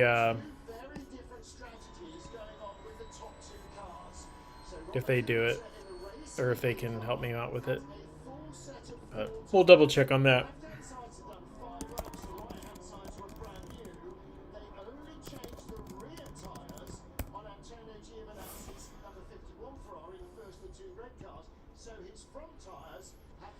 So what they're trying to do is use their limited tire allocation to the best of what they want. But the 2 teams clearly, or possibly even just the 2 drivers, feel that they need a different tyre balance to what their rivals do. So Ant, that makes it really hard to read because one car, okay, after the first stint we're cycling all the tyres now, the other car, no, our fronts are good to go, or we're just going to have to live with it if they aren't. I mean, it's going to be really hard to understand. As we heard from the two Toyotas, you can have a very different balance between the two cars. We can hear from car number 8 now as we ride on board. Okay, Seb, where was only 15-20% on front left and 50% on rear left for Brendan Stint? So much more wear on the rear left, about 50%. Interesting. Much more wear on the rear left, but still a lot of teams, car 83 that leads this race, of course, deciding to run a hard tyre on the right rear, not the left rear. So it might be, like I said, very different balance there on Ferrari. So at this stage in the race, just to decipher what's going on, Kubica's basically got 4 new tyres on his car. Yes, the left side's got 5 laps. 38 laps in. A bit of a difference there with the ultimate performance. But clearly a performance advantage over Joe Ganassi. Like I said, old tyres still remain on the front, but a brand new set of mediums on the rear. Number 50, Scott, as you look at the tyre graphics feed 8 and 38 there on screen. The car 50, that's in 3rd place with Miguel Molina, continues to drive at the wheel there. He's got just a left set of used tyres that went on probably 5 laps like Kubica had as well. So lots of different strategies going on within the same team at Ferrari. It'll be interesting to see who's pays off the best, but like I said, very different balance sometimes on the different cars, different driver's style on top of that. So yeah, Buemi's had the information from his engineer regarding Brendan's driving style. Now let's see what Buemi can do and if he'll suffer the same kind of wear on the 4 tyres. And again, the difference between 38 that we ride with and the number 8 car behind of Buemi is that 38, Oliver Rasmussen had 2 left side tyres. So he's got a little bit more grip overall than the Toyota does with older tyres all round. So again, they're looking at different, whatever suits their car and their drivers, never mind even what the car on the other side of the garage is doing, they're learning from it, but it might not be what their driver wants on the car. Yeah, just by the way, if you're confused about maybe... So in that pit stop interval, the 6 got around the 8. That's great. They're still behind the 12 Jota car, though. With the 7 Toyota, with the 12 Thursday Jota car, Nick DeVries and Callum Allen right behind the Cadillac, by the way, in a 3-car battle for 6th, and some little way back in 11th, it is the Hertz Team Jota number 38 car, Ollie Rasmussen, fending off Seb Buemi and Light Toyota. But behind this number 7, number 12 bracket, you just saw the leaders in LMGT3, and that gap has come right down. At the top of the screen, Ian James in the Aston Martin, half a second now behind him. There is the Lamborghini of Sarah Bovey. That's 1-2 in LMGT3. So Bovey has gone from 10 seconds back to right there. 6 or 7. Damn, Iron Dames closed a 6-second gap to the Aston in GT3. Wow.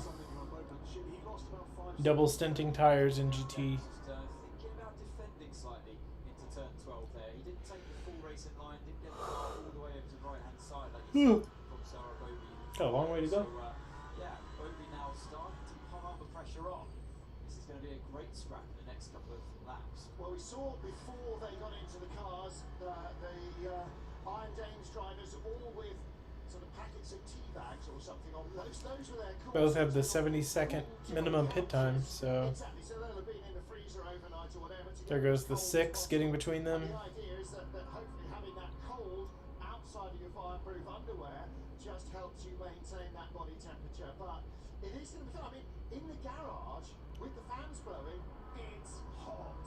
I mean, it's really hot. So inside the cars must just be purgatory. Well, having the fan there is blowing this hot air on you, but inside the car, despite having the AC blowing at you a bit, it's 38's trying to put a move on the 93. in these closed cars, that's the biggest problem. The Lexus are still having a bad day, it looks like. Ollie Rasmussen, the 38 car, and not far behind, just under 2 seconds behind, Seb Buemi trying to close the gap again. Just dropped off the back of the Hertz Team Jota car with the number one branding on for Damn, that he is all over him. celebration this year. Oh, friendship Paston in the Peugeots, by the way. Stoffel Van Dorn in the other Peugeot, although he's last in hypercar at the moment.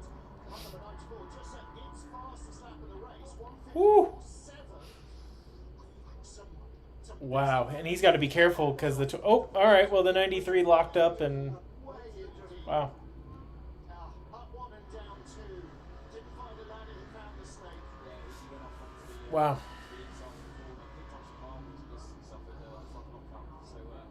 Yeah, lost a position, two positions there to the cars fighting him, but there's been damage as well on that Peugeot. The front right dive plane just wobbling around as we did through the bumpier parts of the track. There's now Rasmussen, but the thing with Rasmussen there, really properly set the car off the track. One car to the inside, one car to the outside of the Aston Martin. Lexus playing nice with the Toyota as it passes by. To be expected. The Peugeot as he rejoined the circuit, immediately darted back towards the inside. Sarah is probably watching these cars come up behind them and wondering whether she'd get a chance to get by. This is not a terrible lockup, but he definitely didn't have it. The pressure. And that's the pressure from behind. Yeah. He had a pretty decent lockup, seeing the tire marks left behind. Just wouldn't stop. But he was only really forced offline and under attack into that corner because of what he did on the outside and going all four wheels fully off the track to overtake the GT car. That's definitely one to look at. About to hear from.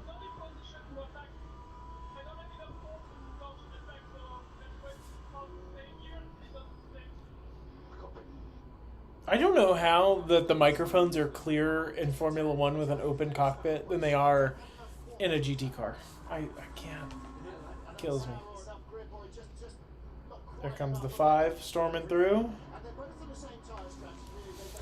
The 5 is still back in 13th, but they're about to come up on the 93, so hopefully they can clear that and get on top of Wemmy.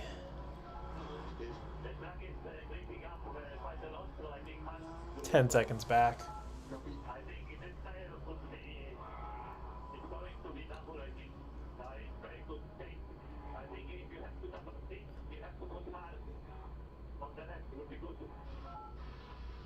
Robert, if we could double stint this set of tires, we are considering to let you to stay in the car. Would you be okay for a third stint? Copy. All right. Triple or double stinting a set of tires now, and with Kubica keeping him in the car for a third stint. I think the minimum drive time is 1 hour, so. It's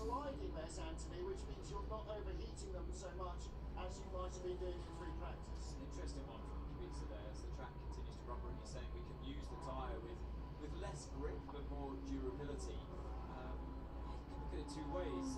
As the track grips up and starts to slowly cool down as we go deeper into this race today, some would argue that you can therefore run a softer compound tyre and make it last more because the less sliding around you do and the cooler track conditions that will come later on in the race, it could open up the opportunity for the mediums to work even better than they are at the moment. So yeah, we're going to see some even more differences, I think, as this race continues. Also interesting encapsulation of what Robert Kubica's role is in this number 83 team. Huge experience, huge pace, but also helping this team, the young drivers, to progress for the future of Ferrari's hypercar program. The other key thing to remember about Kubica is that he changed all 4 tyres. Based on what they'd experienced up to that stage, he was predicting and they were expecting the tyres to be a bit beyond their best. Now he's going back going, we definitely need to be double stinting these tyres. They are going to last longer. Yeah, that's pretty normal, actually. Yeah, But they were the only Ferrari that did change all their tyres, so they had a different feel.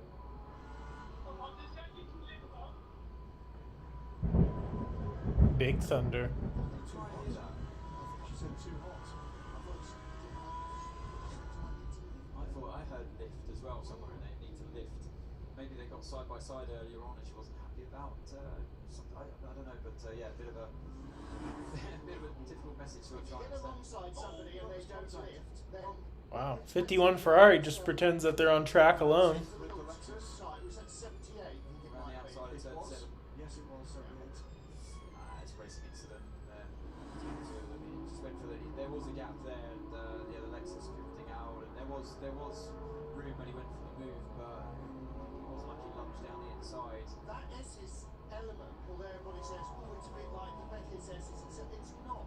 Because you sort of straight line the first 2 or 3 corners, and all categories, all cars, try and run straight through all the curves.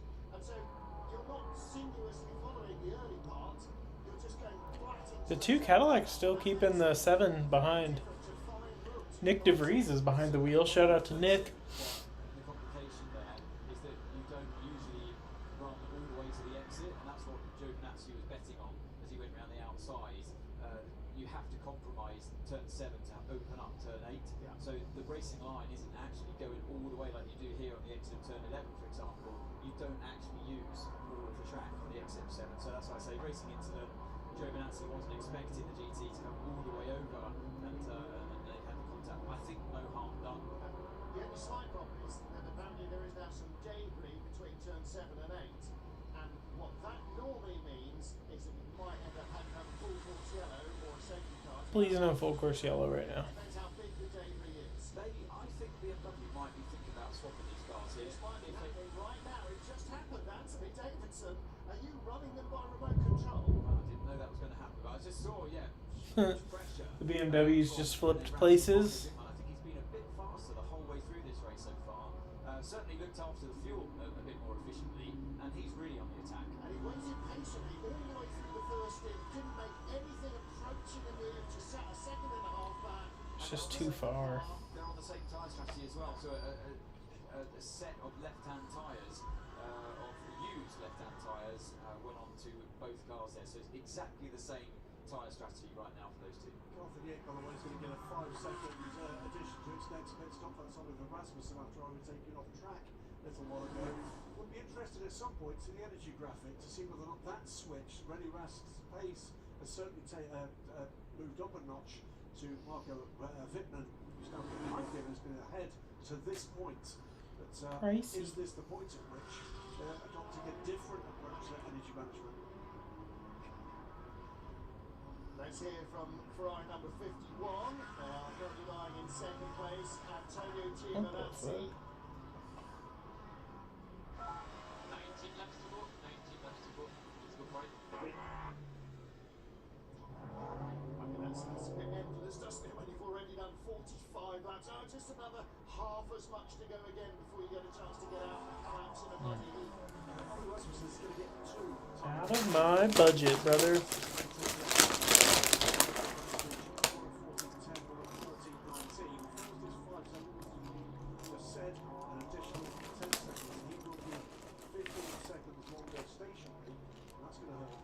Need to give him a copy of Cars, the movie, so he can absorb the words of the great Doc Hudson. Stay on the great stuff, son. That's what it's there for. Give you an idea, that is going to cost him 3 positions in this race as things stand behind him. Yeah. And he has to take it at the next stop, so it will all be served in one lump. Yeah, so, yeah. And track limits exclusion on the last lap as well, so it's really not winning friends and influence. E2 in LMGT3, Ian James and Sarah Bowley still within a second of each other, 6.5 seconds back to Top Man Rookboy in third place, and another 5 seconds back to Maxime Martin in fourth in the 46 BMW. Copy.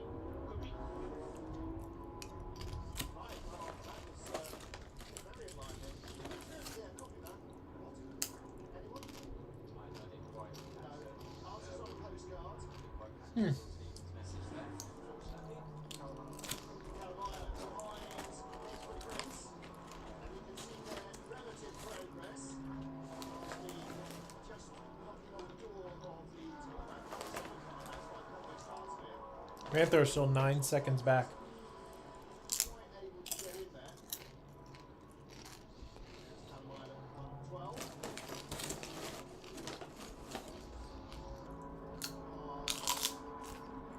That's a battle between the 777D station Aston and the 777 and the 77. Charles Mature and Zach Rubicon. They are currently battling for 8th place. So what has happened to Ben Keating? Well, he's dropped a couple of spots behind them and behind Darren DeYoung in Damn. 77 Mustang just put it on the D station Aston. Black and gold 88 Mustang. It's back down to 11 for LA GT3. That's far away since the BMW position through the first is all the way by 4.5 seconds. He's a second behind Nick on the leader in the back row. Back in fact at the moment for third place. The BMWs have been revelatory here. Yeah, really strong, and there's clearly something about this track that goes very well with them, and whatever it is, don't know. The IMSA program, the BMW North America, have run the cars for a year longer, but they don't race on this track, Graham, so it's not like there's a phenomenal backlog of data about the setup that works on this track from the IMSA team. Auto Racing leading from Ryan James, that's still within a second. Sardo behind Ian James, the pole sitter.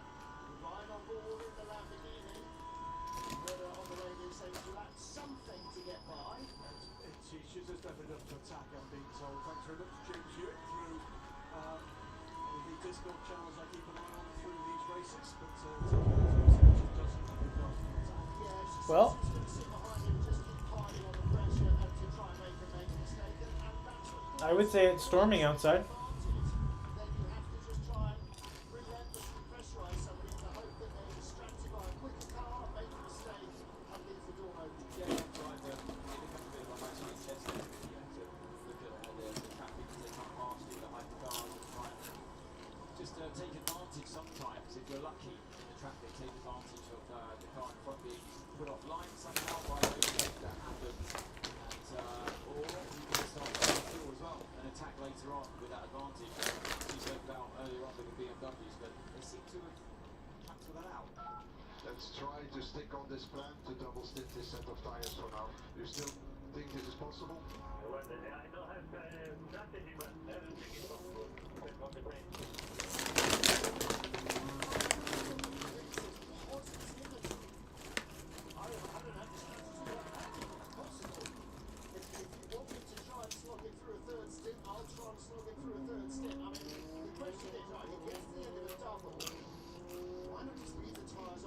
I would say it's positivity. It's more Robert's always been like this as a driver. His whole career, he's just incredibly, sometimes painfully matter of fact.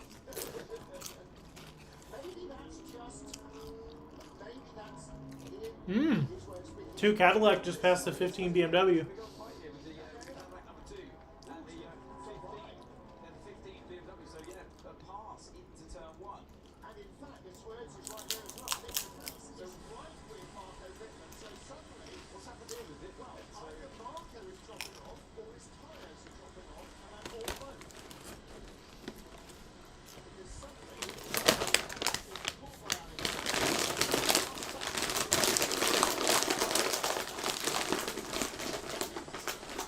the speed over him, they swap positions.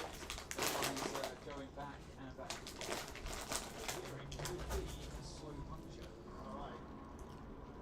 Again, it's... Hello, why is Harry tipping? It's a drive-through penalty, 5 minutes. So Harry's been is in pit lane now, will be driving through, rejoining. That will cost him a single position. Behind Mick Schumacher. It's either way though for car 15 for Marco Wittmann. Yeah, such bad luck to be losing that performance that he had. And it's got So half an hour to survive on that tyre, which is what All right, so stint energy is not available yet on my side. makes it take so much time. Well, let's hear from the team what they've got to say. But I will update when it pops up on the screen. Okay, Cody Marco hanging there. As soon as the pit window opens, we'll box. yeah, so that's what they're waiting for, the pit window. So they know at this stage the strategy wouldn't fit.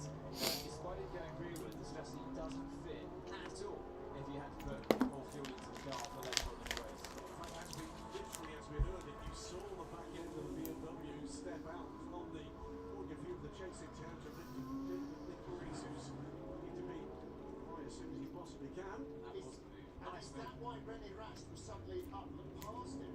Absolutely, yeah. So he's clearly losing performance to his teammate because René Rast's lap times are still incredibly competitive to the front runners. to everybody else as well. And there's that long one to the left. Oh, man. Well, that's one lane sort of over the brow and sort of hairpin down the hill again. No, so that was a good move there by Alex Lynn. He could see the opportunity right on the outside off the track as well for the BMW. You could argue that was for safety reasons, but as we've seen, cars earlier on in this race were penalised for that exact manoeuvre. Increase got through. Carolina did get through as well. Lost 2 positions. That did that from amongst the lead battle. 53. Further penalty coming this time for second place car. 5 seconds added on the instant at turn 7. That was the Car 51 getting a 5-second added to the next pit stop for the incident at turn 7. Contact and A little contact. as a racing incident, but the stewards really don't like it if you see contact between cars. It was a racing incident, but it was a GT car, not a similar class car. So The precedent is set. I think that poor old Marco Wittmann's afternoon might go from bad to worse. He's dropped down now in pretty short order from a fighting wow, the 15 cars really dropped off. They lost another position to the 12. And probably here in a few more laps, the 6 will be on top of them. I need the 6 to podium here for a lot of reasons. And they said, okay, I mean, when does the pit stop window open? How close to the end of the stint do they think that they can actually stop it? Because at this stage, how much is he losing about? His last lap was a 1 minute 57.6. That's 4 seconds slower than the leader is going. That was around the outside and really not sure where the Lexus was left to go there. It was actually after the corner. The overtake was almost completed, and it was as he moved back towards the racing line. Basically, if he had stayed straight, and that's probably what the stewards looking at. If he had stayed straight and didn't move back towards the right-hand side, I can't wait to get that shot right there in December. That's what it was all about. 96 minutes into the Lone Solomon, the 6-hour race here at Kota. The 6th of the 2024 F5 Endurance Championship. And if you think you've sussed where this is going, Can you let us know? well, well, what we've learned in this hypercar class is the established order in an hour of racing. Sarah Bovey's dropped off a little bit off the Aston. To a second stint. Not a ton. Yeah, what you see at the start does not But I think she's probably had to lift in a couple places like she came over the radio and talked about. Case in point, 4,000 the first couple of corners, 4,000 the pits in the after the end of the first hour, and now down with a slow punch into 9th place, being called by Oliver Rasmussen. Rasmussen is 2.5 seconds behind him and lapping about half a second quicker. So Oliver Rasmussen with number 12, Hurst G20 car in 10th, chasing the 15 BMW. Great view there of the viewing platform. That is open to any members of the public, the media and everything else. Probably should have our cover sheet position up there, shouldn't we? Yeah, you just have to walk up there. What else we've got is spotters up there this weekend. Yeah, yeah. And you can see a lot. You don't just see the triple right-handers below you. You can see the 2 corners all on the end of the straight. So you see 12, 13, 14, 15, 16, Car 91 is getting a drive-through penalty for abusing track limits. all the way down, just the other side. Wow. That's the Manti EMA car, so the black and orange car. Well, that happened in traffic. The 92 Pure Racing Porsche Manti Pure Racing is in 5th. Just got really edged out. No stint energy yet on the screen. 12. Yeah, it was Callum Ilott through the S's as well, made a move down the inside and held her up even further. So the gap naturally gets bigger and smaller in traffic, and that's what I was referring to. Yellow flag. Oh no! And this The 15 BMWs off at the S's. They've had a bad time lately. There goes the 6 past the 15. The 38.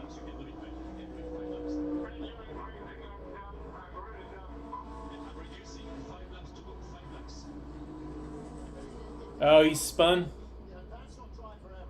That's just no air left in the tyre. He's got a tire that's deflating. Going through 7 and looped it around. Yeah, that wasn't a driver thing. That was just the car. I think that sounded to me like his fatigue. So they're talking about how he sounded really fatigued over the radio and like he's done. The car is fine, but he is done. which is very interesting because there's still 4 hours and 21 minutes to go. That would have been the overtake from the GT3 as he was overtaken by the other two drivers. So that was 5 minutes and he didn't gain an advantage. He lost 2 places. He gained an advantage of the other GT3. So the 51 is making up a little bit of the gap on the 83 currently. Average lap time is a little bit faster in sector 2 and 3.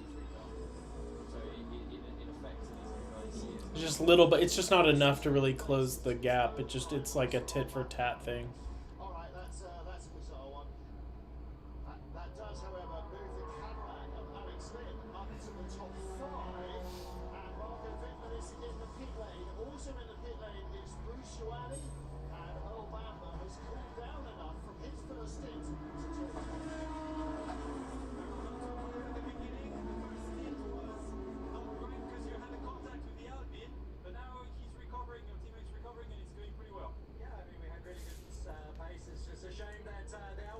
Uh-oh, Ryan.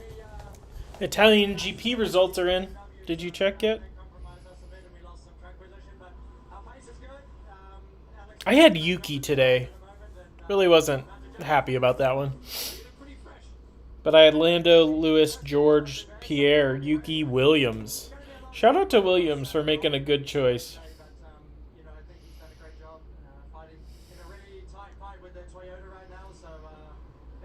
But I dropped back to 6th place.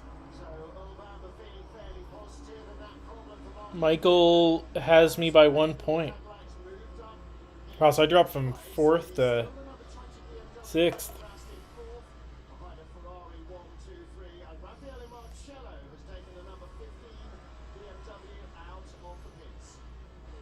Bill Cinco lost $4 million. Yeah, I have nothing nice to say about that crash that took Yuki out. Right into the radiator in the side pod.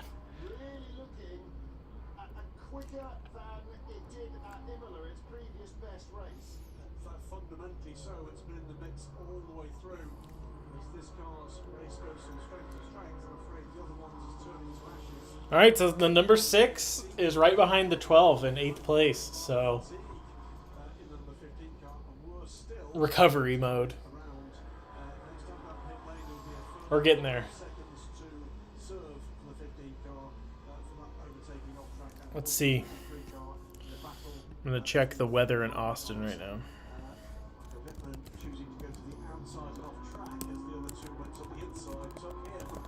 Texas. It's currently 92 with 49% humidity. But towards 6 o'clock, there is rain in the forecast. Wow, okay, so that could impact towards the end of the race. We'll see. We shall see, brother.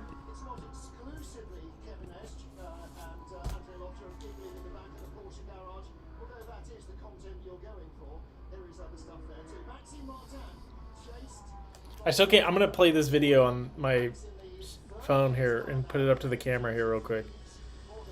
My friend Kendall got this for me earlier. I was like coming out of like my device free time this morning, and I got this from her. Hey Zach, how are you? I hope you're enjoying and watching the race at home, and yeah, wish us good luck. Cheers. What up, Zach? That part killed me. Andre Lauder, what up, Zach?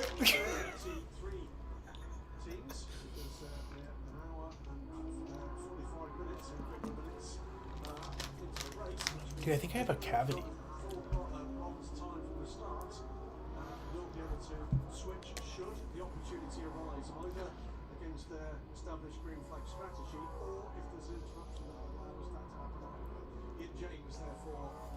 Alright guys, I'm gonna take a quick bathroom break. Anybody need anything? Call them up. Okay.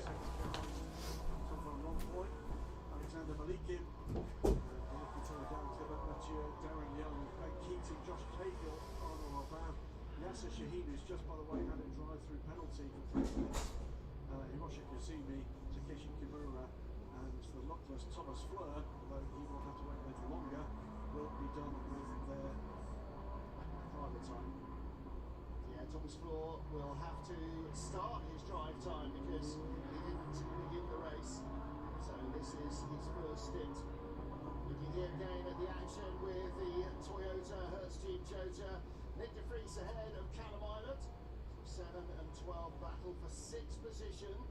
That's where the car, 3 places up from where the car qualified. They started in 9th place, and the sister Toyota now into the points in the top 10. It is all about maximising your potential, not necessarily always trying to get the car on the podium if it isn't in that sort of position, but trying to get what you can out of it. And now Maxime Martin in the 46 BMW, right up behind Sarah Bovey in the number 85 Iron Dames Lamborghini.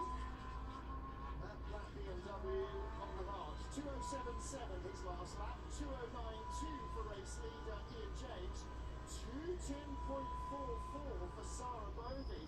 So she is the slowest of the top 3. Looks like Maxime Martin is about to try and make it up into 2nd spot. So this is why, because she's under pressure, she's in defensive mode now from platinum rated Maxime Martin rather than attacking mode. She was struggling, as we heard earlier, to go to terms and attack Ian James in the leading car. It's been a stellar opening spell from, well, 3 of these top 4. So Ian James in the car from the beginning, as is Sarah Bovey still in 2nd at the moment, with Maxime Martin looking to get by. Okay, we're back. He goes a long way around the outside, but he runs out of traction and luck. Has to settle for 3rd place for the moment. Oh, the 51's off. At turn 12, looks like they spun it. They're getting passed by their teammate and the 15. Or the 20, I'm sorry. He get hit by the McLaren? Nope, he sent it on the Peugeot. Ooh, buddy, that's your own fault, brother. That door was closed. He was right at the apex. I'm not sure. It was at 94. Not sure that Stoffel Van Dorn was expecting him to make that lunge. Dude, that wasn't a lunge. That was the guy on the fucking snowmobile saying, "Are you silly? I'm still gonna send it." For 2nd place. Up has gone Team WRT. Maxime Martin, I'm sure, will stay in, and the Ferrari is still stationary. Oh wow, Giovinazzi still hasn't gotten going yet. Progress now, I think, but yeah, that was just, I think It's still looking down. It's still Wow, he's getting passed by everybody. There goes the 5. here and stuck in gear, but yeah, they'll figure it out, I'm sure. As yeah, his teammate looks. The 51's day has just changed. Such disappointing scenes there for car 51. I think he felt like He has fallen back to 12th, 13th, 14th, because the Peugeot was a bit late turning in. I'm not sure. 16th. neutral. You can hear him revving the engine, and nothing is moving. Well, the bad news for him is And the 6 is behind the 8 now, again. down the order, down to 15th already from 2nd place at the point at which that incident occurred. That's before we see whether or not Anne Davidson has a penalty to go as well. Yeah, I'm still interested to see if there was actual contact between the 2 cars. From the off-board, it looked like they might have been, but it was a bit obscured by the off. Yeah, it's finally got to go in again now. I thought it would be just a matter of time. They're quite complex things. If you're stuck in gear and you've stalled the engine to get it back into neutral, so he's on his way. But when I went to the onboard shot, or when we looked at the onboard shot, it looked like there might not have been the contact I was expecting, but still, they're out the race. Or at least out the He's moving really slow. Mike, a lot happening right now with number 51 who just gone avoiding the Peugeot, so anything can happen. And you guys are doing pretty well at the moment, running 5th, steadily going back up. Yeah, it was quite a jungle, to be honest, at the beginning. So just trying to get through that landscape was tricky, but yeah, managed to gain some positions. And then yeah, Nick's doing a solid job as well. And obviously, That's right. Nick is doing a solid job. Wow, the 51 is still moving slow. They're in last in hypercar. yeah, and unfortunately now they're hitting some trouble. So brings us back in the game, which is good. And they're getting lapped now. Yeah, let's see. Long way to go though. Thank you very much and good luck. Cheers. Thank you. GT3 pit stops are occurring now. Driver change in the Iron Dames car.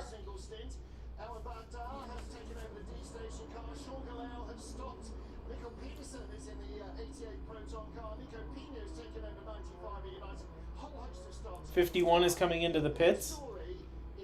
It looks like they're on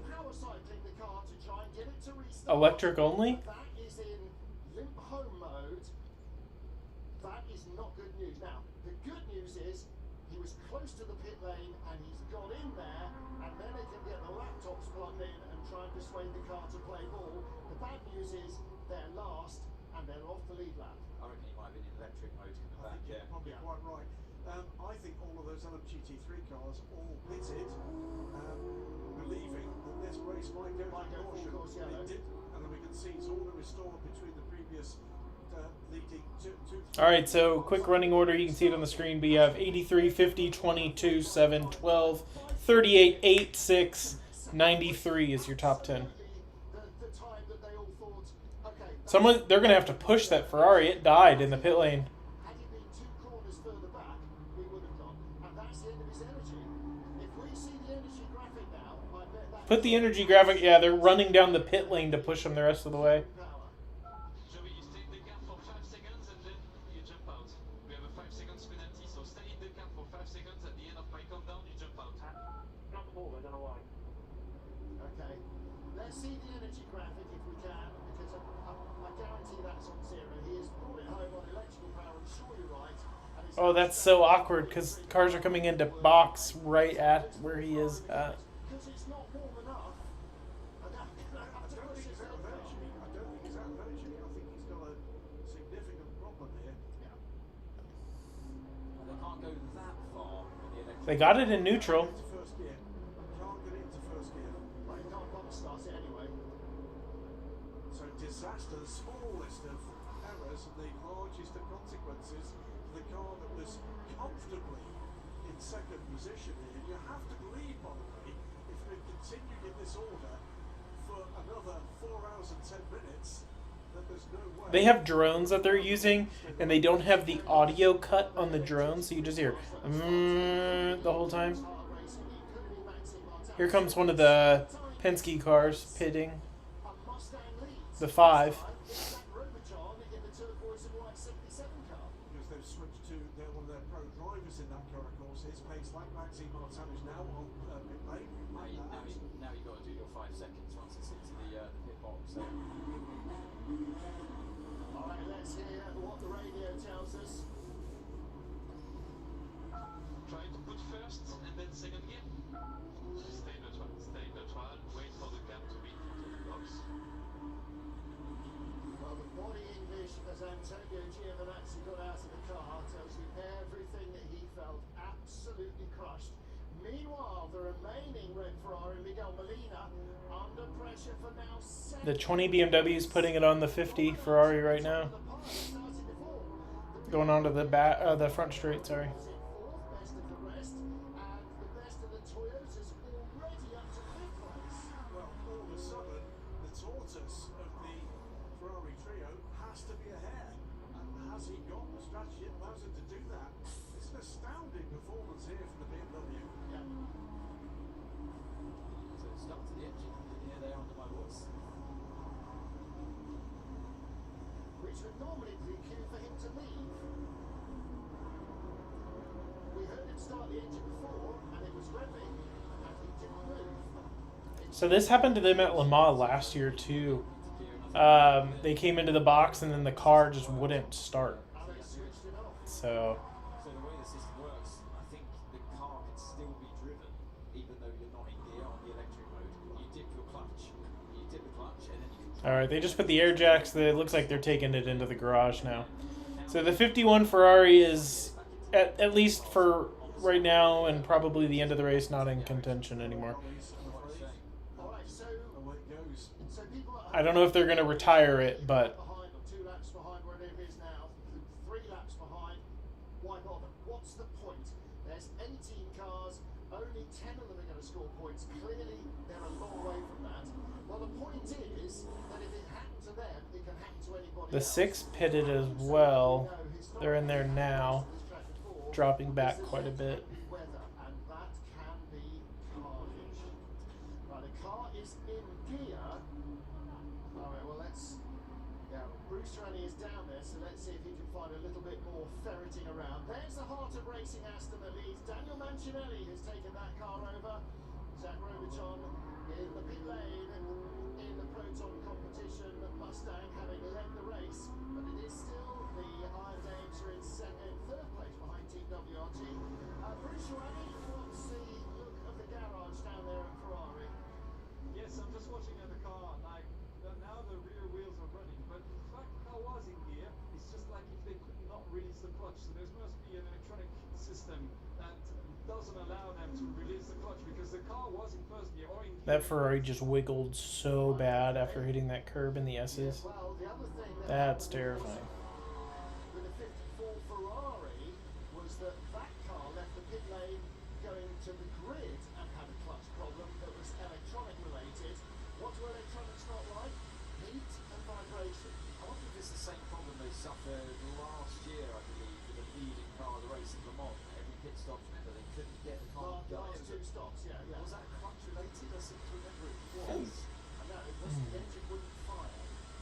And that was a subsystem that they had never had malfunction before, which they have since changed. So that's not repeated itself.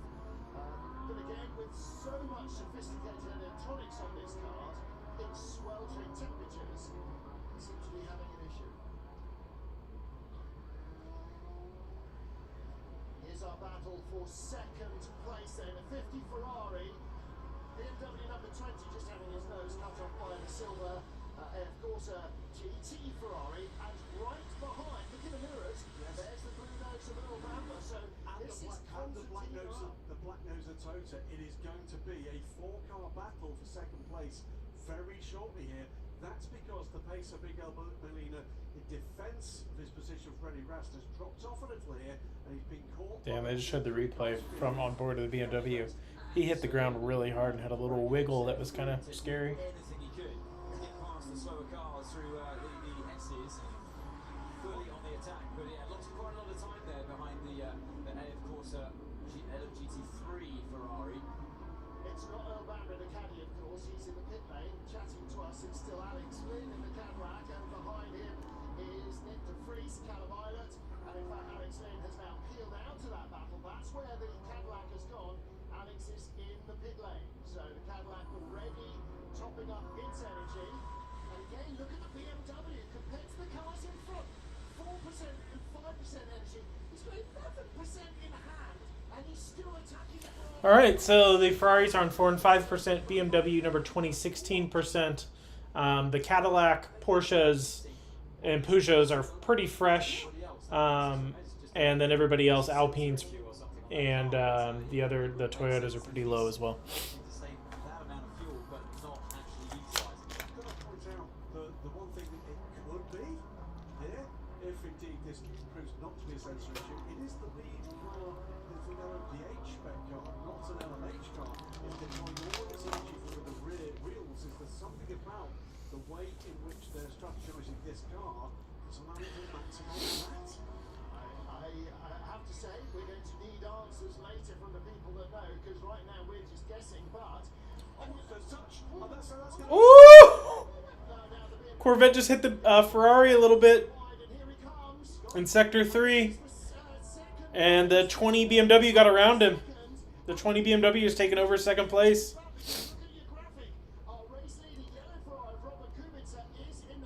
He just wouldn't get away from the Corvette. Now, I will say, the GT cars, since they have ABS, they can be a lot later on the brakes. And you can't just, like, as the faster class car, it is up to you to get around them. It's not up to them to avoid you. Okay? Alright. Glad we had this talk.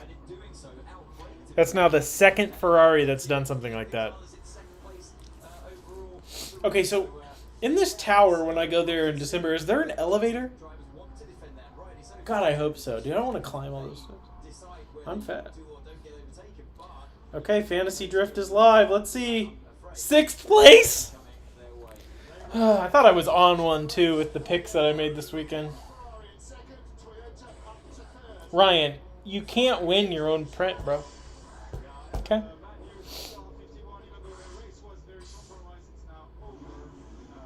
They are stopping every time. The 51 is retiring. All right, so we're down to 2 Ferrari hypercars now. Thank you, Bruce. 12% energy left. Okay, so everybody 11th and down, with the exception of the 83 Ferrari, has to pit very, very, very soon. They're all on 8% energy. The only outlier is the 20 BMW is on 12% energy.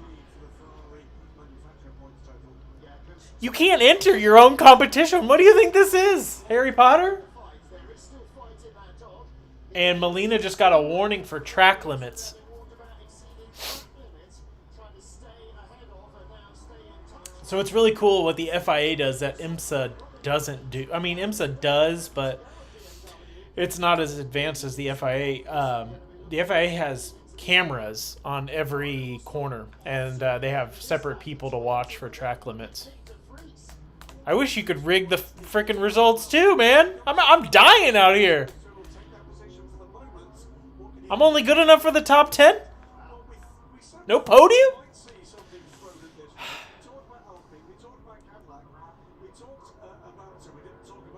I love seeing that Lamborghini. They're not fast yet, but Hangs on there, the line car. Bortolotti took it over the last stop. Mick Schumacher Mick is in the 36. Crying still that he didn't get the Williams seat. Bortolotti moves up, so that is a change for 7. Did you guys see what James Vowles said about Mick? And I don't know if this is true. I don't know if I got memed. But he was like, Mick is good, not great. I was like, ooh. That's scary. Another look at it. Sorry, the Corvette. Yeah, so hold on, maybe it was more from the Corvette actually.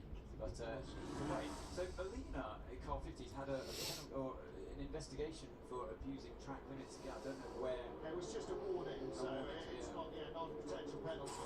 So we saw 4 hard tyres, we believe, go onto the race leader car 83. What are they going to do this time around? Car 50, a hard goes. Yeah, Irwindale, I always just go for the people that have done it a lot because it's tricky. No, they did all four. Oh, they did all 4. Okay. But it's what 83 did. 3 mediums and a right rear hard, it looks like. So they've gone to 83's strategy, and 83 kept their tyres on, did they? So as we look at Rene Rast, this, my friend, is what it feels like to be unleashed. Right, gold is the dirty air, and you now got a free track Damn. in front of you. And 100. Oh, wait, I think they need to pit, so I'll wait a few more minutes before I update on time. Yeah, there's still a lot of cars that have to pit, so we'll wait a few more minutes to talk about that.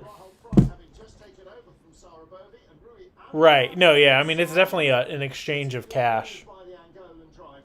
Well, the Schumachers don't have 5 million anymore either, so Remember at the start of this season, that medical care is really expensive. Cadillac putting pressure down the inside. I think I've become Ferrari moves to the inside just to defend it at the last minute. Can you go around I think I've become very cold about the whole like health of Michael Schumacher situation.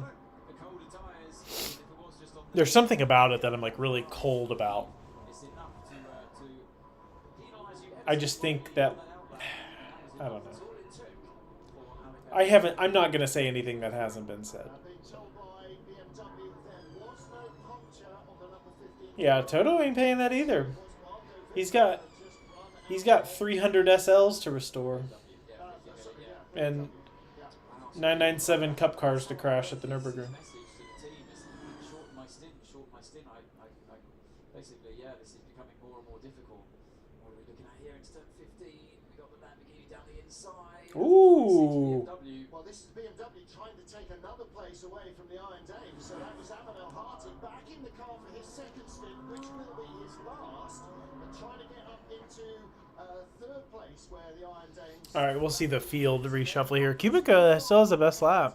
of the battle for fifth place, which is Mantai Pure Racing Scholl Sturm ahead of Francois Heriot in the AF Porsche car and James Cottingham close to them in the number 59 of McLaren. this is where it all sweeps back. I think I have a cavity. Sort of put in a more highly rated driver to signal stint their bronze, and now suffering with the bronze back in the car. as Little Harty takes over from Maxime Martin. Nick de Vries in car 7, that has suddenly come alive, hasn't it? And it's now closing in on the BMW hand over fist. So just looking at the average lap times, as we see Nick de Vries in the pit lane now in that car 7. The average lap times of their stints, by the way. I don't know. Nick de Vries is 2/10 on average faster than that of the BMW Rene Rast. Earl Bamber made a point in the pre-event press conference of saying how impressive Toyota was in the heated and abrasive circuit of Brazil on the medium tyres. He said we couldn't do that. And Toyota was saying how quick the Ferrari had been on hards that they couldn't make work. So again, different cars, different Driver change in the 8. the design, and yeah, Conway back in. Or maybe they're just Mike Conway still suffering with his ribs, but Maybe Kobayashi's just pulled rank. I'm gonna wait There's a giant hole in the number 7 Toyota, not the 8, the 7. is it going to affect cooling? It probably shouldn't where it is, but anything that affects airflow through and under the car is definitely going to affect cooling in some way, shape or form. Potential danger at turn 1. Tyre changes all round. De Vries is out. Conway back in. It's odd. They're going on the mediums again. I find it odd that Mike's back in the car. Why wouldn't you put Kobayashi in it? It was definitely Mike that started the race. Handed over to de Vries. Great stint by both of those drivers. Now it's Mike back in. This could be okay. BMW still leads. Rene Rast, but he was okay this morning in the autograph session, so unless he's fallen off something, I'm assuming so.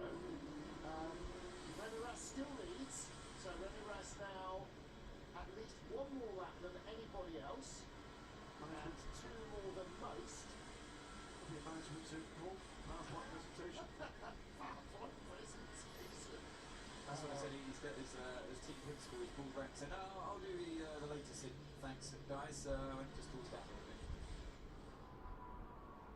Now we see car 20 back into the pit lane. Yeah, finally the race leader, Rene Rast, is The pace of the 6 and the 5 have fallen off a little. BMW though, is leading here in Texas. Don't forget, this car is the product of BMW North America. Brilliant. Conceived and designed in the States. So this is very much their baby. I'm glad they made the clarification that the BMW race car is developed here in the U.S. Because BMW in Germany makes 5,500-pound M5s now. Yes, some fantastic, some fantastic stints there by Rene Rast. He kept it cool when he needed to. No heroics in traffic. He waited, he bided his time until that the moment with the traffic that struck car 50 was able to find his way through. I think he looked after his tyres. He got the best out of them. Following cars as well, very difficult for his pretty much entire double stint there. 83's just gone by to resume the lead, but is he going to be second? Should be ahead of number 7 Toyota. There's the end of the road for the 51 Ferrari. So that is done for the day, as we heard from Bruce Schwaney. But it is a battle between Yiffy Yee is in the 83. Toyota and Cadillac. Yay, Yiffy. The Porsches, 6th place hurts Team Jota. Penske in 8th place and way down in Okay, it does look like there's an elevator up there. We're clear. some different manufacturers, and are Alpine out of it? Well, right now they're not looking as strong as they did at the beginning. There's Yiffy Yee in the yellow Ferrari that leads, and the Toyota in second place ahead of the Caddy as the BMW rejoins. The 83 has a 14-second lead on the 7 Toyota. On cold tyres, and the Ferrari trying to get by as well. He's gonna mug the 20. Yeah. Losing a spot to the number 50 Ferrari. He's just taken over the car. He's got cold tyres. It's his outlap. They're brand new. He will have a very slender advantage in another lap in terms of the ultimate pace of the tyre. But on cold tyres, through goes Earl Bamber because he's back in the car now, and he's. I still don't understand why the 2 Cadillac only has 2 drivers. The number 7 Toyota and the BMW that led and ran faster and were longer on fuel than anybody else is now back down to 5th place. Bamber judged that beautifully well. He was thinking about going to the inside of turn 2, saw the BMW just start to drift to the inside of the corner, changed his mind and went to the left-hand side, was just given enough room to carry on with that momentum that he gained out at turn 1. Pit stop, by the way, from Tony Gazoo Racing. So we got Andre in the 6 and Christensen in the 5. The 3 cars around it. Those gained them 3 places with that quicker pit stop. Horses on the 5 horses on all 4 fresh new tires, mediums. Sorry, who are you talking about? Number 7. Yeah, well, Anthony's got his Trying to get past the 36 Alpine here. Yeah, he took 4, and new they were still 5 seconds quicker. So In this which is- case, how have they done that? This is really interesting. So Conway has taken on, as we say, 4 new mediums. Nicholas Nilsson took on 3 new mediums and 1 new hard on the right rear. A lot of trouble for 12. This is Norman Nato, only just into the car and back in the pit lane. 12 Joda's coming in. They just pitted like 4 laps ago, 3 laps. Not a scheduled stop. No, it's not. This is a definite issue for Hurst Team Jota's number 12 car. He had done 4 time laps. Now that did not have all the hallmarks of coming in quickly. That was coming in very slowly. And just to finish what I was saying about the tyres, and I've had it confirmed that car 83 with EFA at the wheel has 4 brand new hard tyres. So, wow, let's see who gets the tyre strategy right. It was Kubica's call, wasn't it? He read the track conditions and wanted 4 hard tyres. Oh, hello, BMW and Mustang. Oh, the turquoise car, 77, Ryan Hardwick, Sean Gillette. Hardwick's back in the Mustang. BMW just crept in front for 9th place. 2 silver drivers, or sort of rank drivers here, battling away. Could there be 2 more different front engine cars than these 2? Well, there's an Aston Martin in front, so that's a third. That's a 3 different front. Don't say the Corvette again. And we've got a whole host Okay. of mid-engine Had to make sure they didn't call the Corvette front engine for the 800th time. the McLaren, and that's Okay, so the 12 Joda just went into the pits, had an issue, and then came out. And the car stopped before turn 1 up the hill. to the 54 Ferrari, leaving the pits to go to the grid.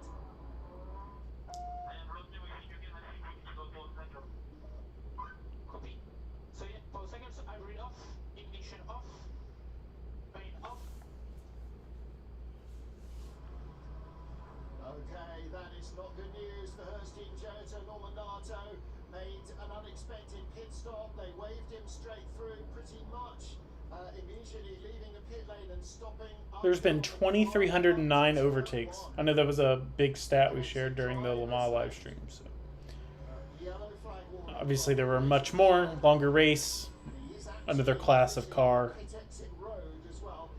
126 in LMGT3 and 2,188.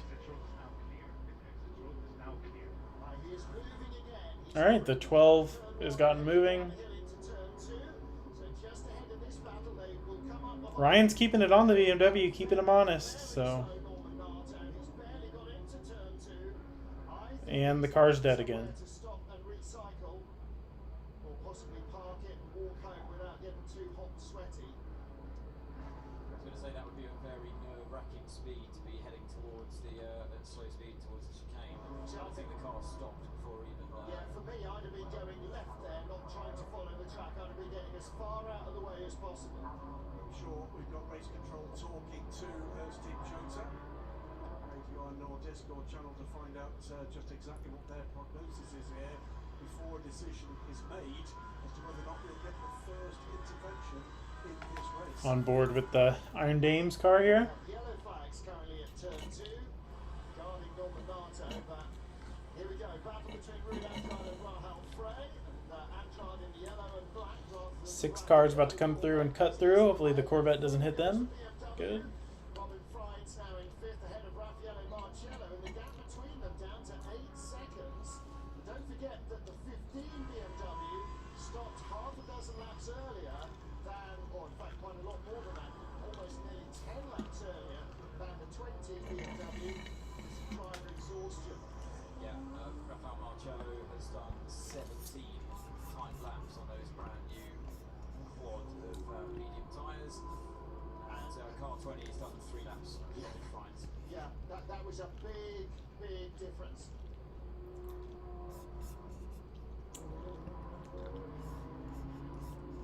Okay, so stand by, Norman. We're trying to figure it out.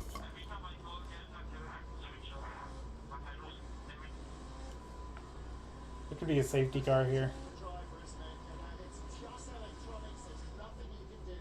White flag, slow moving car. That's often to guard somebody coming out of the pit lane.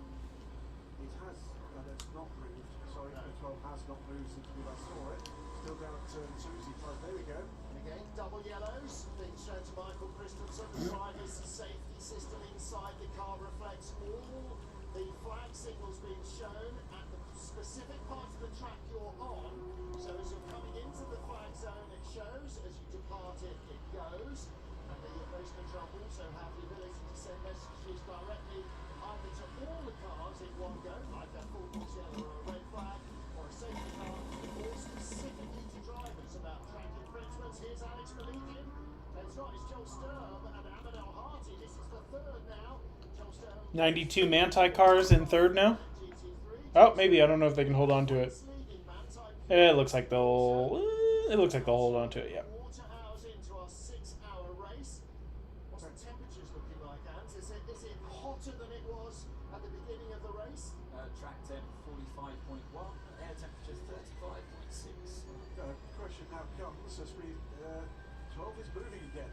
12. I was just about to say, how long will they allow this to go on? It was in a. I would deem that as quite a dangerous position. So they were. Yeah, the officials would have been having a very watchful eye on that car's progress and could see it moving again into hopefully a less dangerous part of the track if the word stop again. So air temperature for those of a Fahrenheit persuasion, just 95 degrees Fahrenheit of air temperature. The 6963 is in 6th place. 6th place. That's points in the top 10. So the 5 car is still a little outside. 5 car still has over 50% energy left. They did a little bit of an earlier stop, I believe. So. Towards turn 10, turn 11. So actually, if you want a cup of tea, if you left And he's chasing down one of the Alpines. So I would view this as getting Christensen's time done. And then letting Matt do the end of the race and just let him as fast as he wants to go.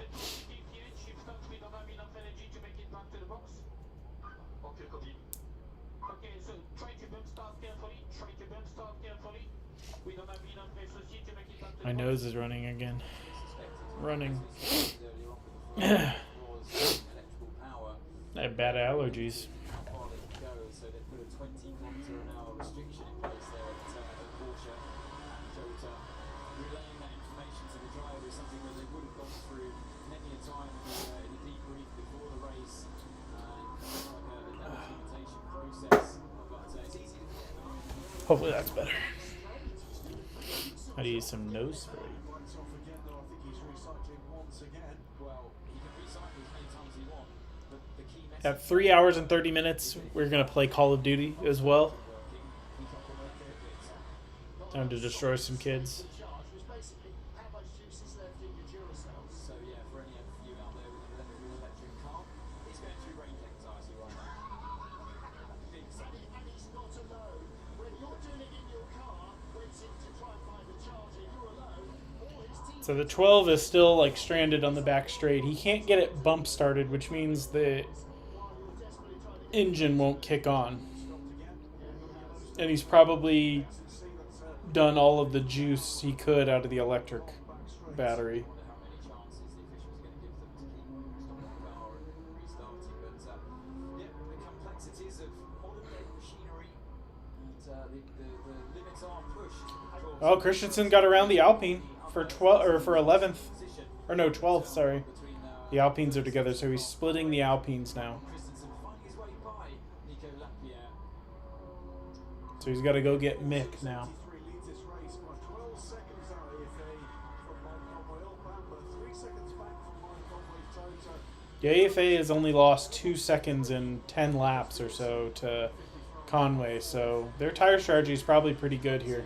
From number 15, Porsche goes motorsport 6. The second Toyota with a brake car. Those two Toyotas surviving healthy 963 and the 93 Peugeot completes the top 10. Noel Bamber and McCaddy in third, and Robin Frynes in 20 BMW in fifth, have both just set their race so far. 150. So the BMW and the Cadillac just set their fastest laps. So let's compare that against the Porsche here in just a few minutes if they set fast laps as well. Maybe this is the time where the LMDH cars start to come alive.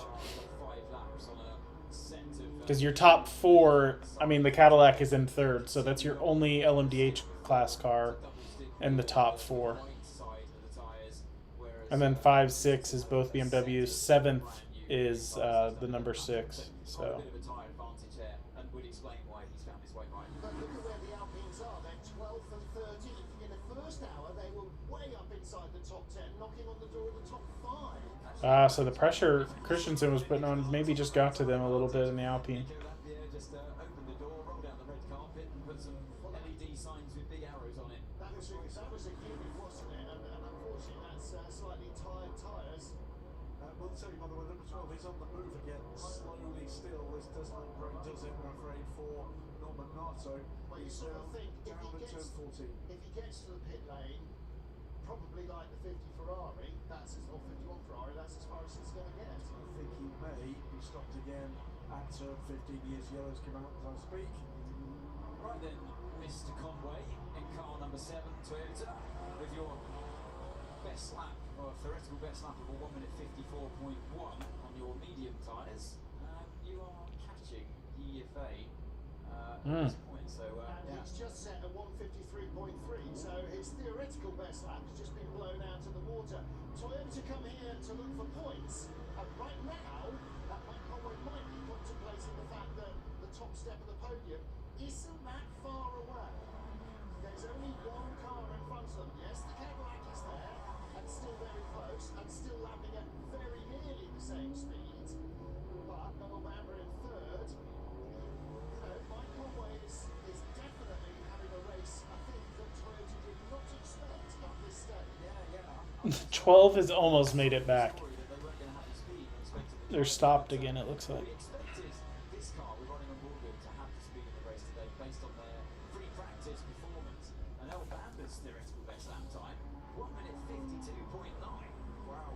So if obviously they are your best sectors you've done. Lulu, what you So thinking? it's a genuine lap time that he's done, albeit from different sectors throughout this stint. Which, by the way, would be 3/10 quicker than the current fastest lap of the race. Cadillac looks strong here. They've been looking strong here all week. This is not the race we expected, gentlemen, with BMW in the mix. With Cadillac, okay, we thought might be in the mix, but they've been super strong. With Toyota right up there, and with Ferrari with a couple of problems, one or two of them pretty much self-inflicted. Yeah. It's here comes Hertz team chatting. Is that sitting down on the left rear as well? No, that looks to be okay. Yeah, no. Okay. Sorry, my Earl Bamber isn't creeping in there. In he comes. Well, now that looks a little quicker than the Ferrari came in. I wonder if he's managed to get the internal combustion engine running, because that did not look like the last dregs of electrical power. 12.5 minutes that lap took it. The from out pit out to pit in. Still quicker than me. Come on, Andre, chase down the 15. Doing this. Here's your championship leaders running on board with Andre Lotterer, car number 6, Porsche. And actually, he's been in a very handy stint so far on his.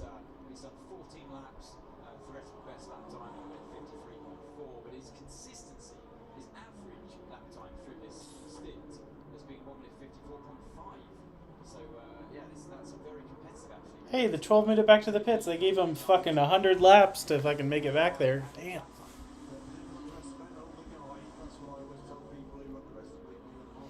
Andre could catch him. It's going to take him a few laps to build into it, but... So, Hertz team Jones will wheel the number 12 car away. Whether it comes back or not. Iron Dame's in third behind the 81 Corvette. Second hypercar. This is probably the most extreme heat we've raced in this season. I wonder if The Corvette is one of the worst sounding GT cars. Louis Amjad in second place. The BMW doesn't really sound like much of anything to ride home, but On board with the Iron Dames, Norman Nato. Well, he wasn't in there long, but that is hot work, that frustration of constantly trying to go through all the procedures and get the car back. Because if you can't get it to the team, you've got no chance. He did all that was asked of him, somehow got it back to the garage, and then it's up to them to plug in the laptop and see whether there's anybody home and whether it's going to leave again. Remember, this is a car that earlier in the season sat second in the Drivers' Championship. Rahel Frey. Well, number one because of the race team, and that's what you do. But number two, there's something else up for grabs here, which is the Hypercar World Cup, which they take part in. There are 4 cars in that fight. The lead one at the moment is this car. Could be actually get to the point where 2 races out of the 6 so far are won by non-factory teams. 5 different cars have been raced this year in 5 races. The 2 leading cars have 59% energy left. And that's one of the joys of the category, is that no matter what you've brought, what it looks like, what it sounds like, how it works, what it's powered by, the parameters are the same. You can't have more power, you can't have less weight, you can't produce more aero, you can't produce more drag. So it just, they look different, they sound different, they work differently, but the maxima and the minima are the same, and that's what makes them so close. The other major point to make here, by the way, is should we get the checker flag at this moment, and of course we won't, the 25 points for the win in the Manufacturers' Championship would go to Toyota. Yeah. I'm guessing there's a couple of questions out there. Why not for Robert? So we'll listen to what's going on with AEFA. We'll explain that when we listen to what's going on. Position 1, ABS, position 1. What is APS? ABS, position 1, that's driver knob grey. Driver knob grey. Oh, sorry, baby. Properly, I beg your pardon. Sarah Bovey just was like, or Rahel Frey was just like, Corvette, we hate you, and just crashed into them. That is going to end up with a penalty from the stewards for the Lamborghini team. And I think she's got a penalty now. That's a right rear puncher. Yep. Yeah. Now we need to No, something's broken. That's not a puncture, brother. Something's broken there. They build them forward tough. Let's have another look. Yeah, sends it up the inside, but not quite enough space. The side on impact. And I wonder, I think you might be right here, Martin. I think the right rear might be damaged, the toe link or something. But yeah, it's just it's a little bit late and a bit unseen as well. Here's how it looked from Andre's point of view. That is the normal racing line, you'd have to say. He's going to have to pit with that damage, or he's going to lose the hood. But I think the right rear suspension is broken. So this is another disastrous race for the Iron Dames. They're having no luck in the World Endurance Championship. And Graham, equally small amounts of luck in the European Le Mans Series. It's just been chaotic, hasn't it? Sorry, Anne. Yeah, sorry, I just don't think she was seen on the inside by Andre Dares. Yeah, and there's the damage to the Corvette, and that is... It might last another dozen or 15 laps. On the other hand, it really might not. I'm just going to... I know we don't do this very often, Martin, but I'm going to correct you. They do not build Chevy Corvettes for tough.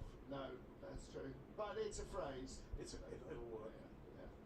But that, again, is becoming quite a regular sight of a magenta and white Lamborghini being pushed into a garage. And it looks to me like TF Sport are ready for attention needing to be paid to the Corvette as well. What a shame. It's going to put a wrinkle in their race, but then again, lots of other stuff is going to happen. I think Rahel Frey is a little bit disappointed with herself there. I have to say, out the car, yeah. It wasn't quite as blunt a moment as perhaps it looked at the end of it. There was a gap there for her to go for. It didn't look to me like Ruby had the perfect line into that corner. I think he'd left space, but then closed it. It was a bit disastrous. He was on the normal racing line, like I said, when we rode on board with him into that corner. But it was basically like a karting lunge down the inside, which you're okay to do. And she did have room when she went down the inside, first of all, but you've always got to look at the reason for contact, because that's how the stewards are trying to look at it as emotionless as possible. The reason for contact, if one of the cars on the racing line and it's a late lunge down the inside, I think they might pass the blade this time onto the car making the overtake. Well, but the move was on when it started. I don't think the move was on as you got later into the corner. Yeah, unfortunately the door closed, didn't it, before she could get her nose out of the way. And it's always the inherent duty of the driver trying to overtake to do it safely. And you've always got to realise as well when you're the overtaker, you damn well better be seen. It's like you're in a bright pink car, that's going to help. But these cars, you're so cocooned from inside them, it's sometimes impossibly hard to see directly alongside you.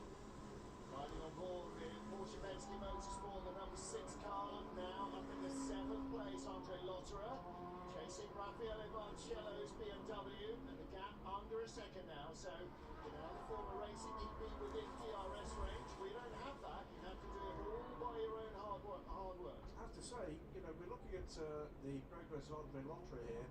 He's in the championship. This is the championship leading car. Could this be that drive that at the end of the season we look back at?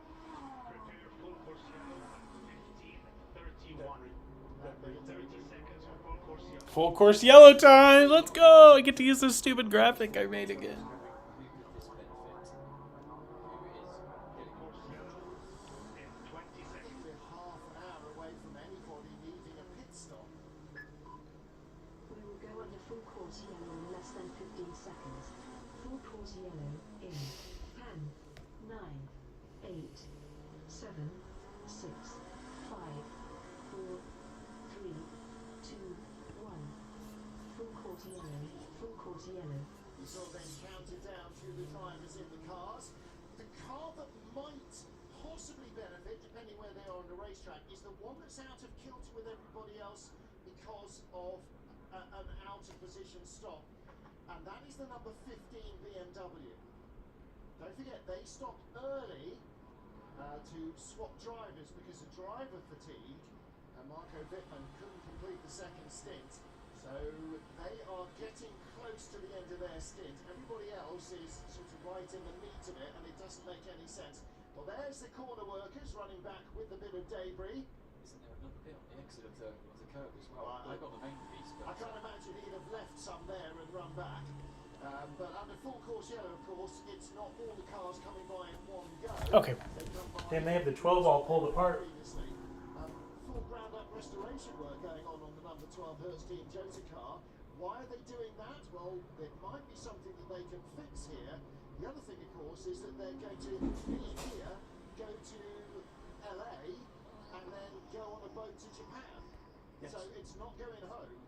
It's not going home until after Bahrain, and even then it's not going home, so they won't be using it again. They're talking to on the radio to post controllers to find out where the gaps are that they can most safely deploy these heroes, without which none of us would be racing. Albeit you might be at home screaming, "Go and get it! Let's go racing!" If you're not the guy doing it. look at the speed of that. Look at that! And bear in mind, he's wearing a fireproof overalls and a helmet. It's 95 degrees out, and he's sprinting across a gravel trap. And he's not getting paid. Yes, absolutely, absolutely. Well done. I mean, you know, they're close to the action. Sometimes they're part of the action as well. It's worth saying, isn't it, at this moment before we go down to see Norman Nato. Thanks to everybody in the Marshland community worldwide. But now we're going to go down to Bruce Ronnie. He's on pit lane with Norman Nato from the 12 Hurst Team Jota Porsche. Norman, you must be disappointed. The beginning of the race, you started strong, and now, you're unlucky. Yeah, at the moment we still don't know, still not sure what the issue is. I arrived in turn 19 and I've lost the connection with the car. It's not mechanical, it's an electrical issue at the moment. But it's a kind of issue that takes time, and you never know from where it's coming. So we're still looking at it. Yeah, it's quite unfortunate. I think again we had great pace in race. So yeah, I think we're putting at least for top 5. We all know it's a long race, but yeah, I mean it's part of the game. So far this season, honestly, we had no issue on the car, so it's a bit unlucky, but that's what it is. Okay, thank you very much. Yeah, continuing his forwards, can you answer bitter disappointment from Norman Nato?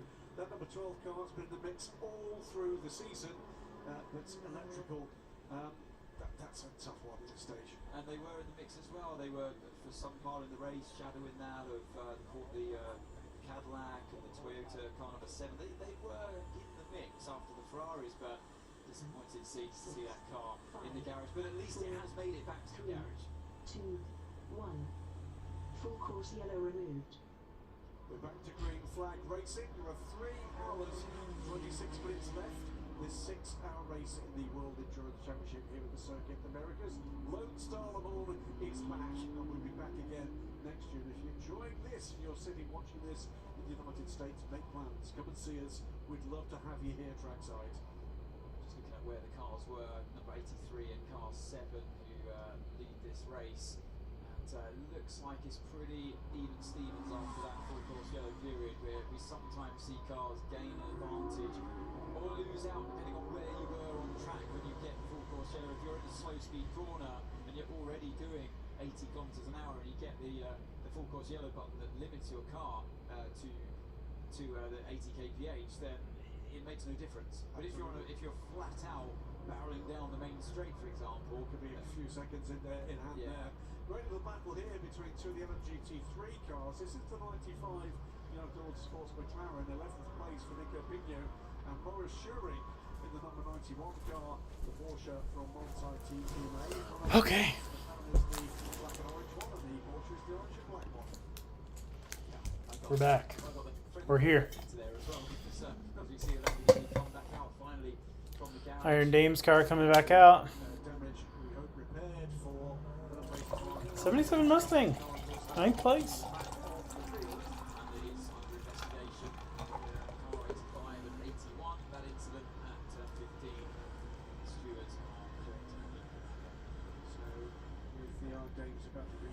The race, that means the cars still in trouble, but it is the 51 car we go to the out for the race. I do want to play a game of Call of Duty though, real quick.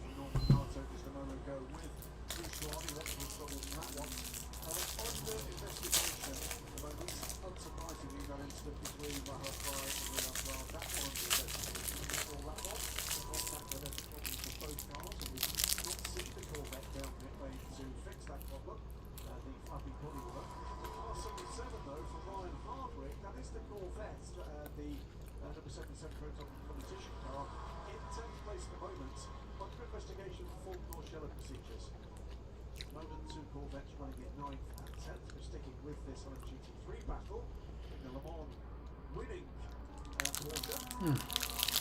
Second in the standing as well, Manti EMA, the orange black car. While Schuring aboard that car, he is just half a second ahead, half a second behind in the 94 car. Back with the BMW, Javier Marcello. They didn't stop under that full course yellow. They obviously weren't in the right place on the track, but they will need to stop soon, and they're going to be out of kilter with everybody else for a while. Pressure here from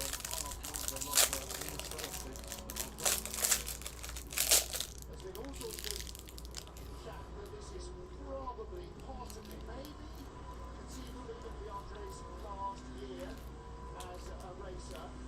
I'm not sure he looks like he's the man who's heading towards retirement. He's got the bit between his. I think he's really enjoying himself with his teammates, with his team. They just gave that up after that story about Sed came out earlier this week. Thanks for that broadcast.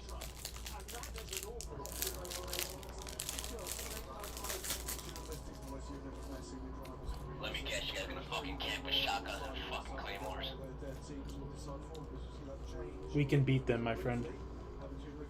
Porsches, he made that stick. I think Horoshoga has made his way through. What did Nico Pino say about that? The Chilean driver to the inside, goes to the outside. I think that move is done.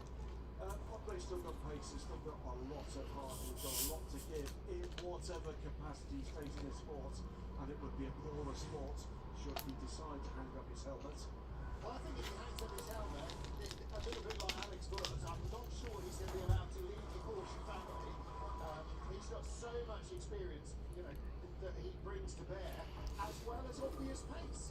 And he's really having a strong season. On board with the 5 here, trying to get past the 93 Peugeot for 10th place.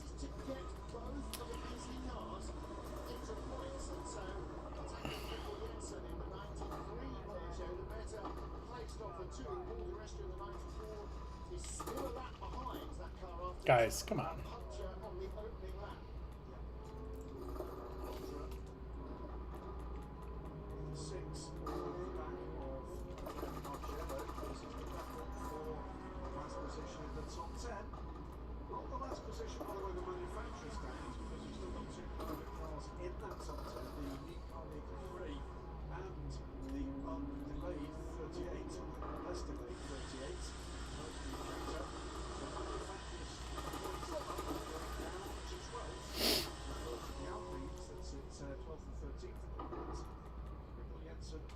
Christensen. Yeah, what's happened to Alpine's pace? They had really decent one-lap pace in qualifying and nothing in the race. Rumours that there may be in this heat with that package some cooling issues that might be around the rear end of that Peugeot. Looks absolutely wild. It's day on day action here. Quite lively. Quite lively. Double Danish, which is a tasty breakfast. Indeed, tasty is still here. Now then, this is all about the LMGT3 87. Here goes the ASP car of teenager Esteban Masson behind Sebastian Bode. And Sebastian Bode in the TS Sport 82. The other Lexus, by the way, just pitted. Kelvin van der Linden has brought it in from what was 12th place. Drops down a couple of spots. So 2 retirements so far.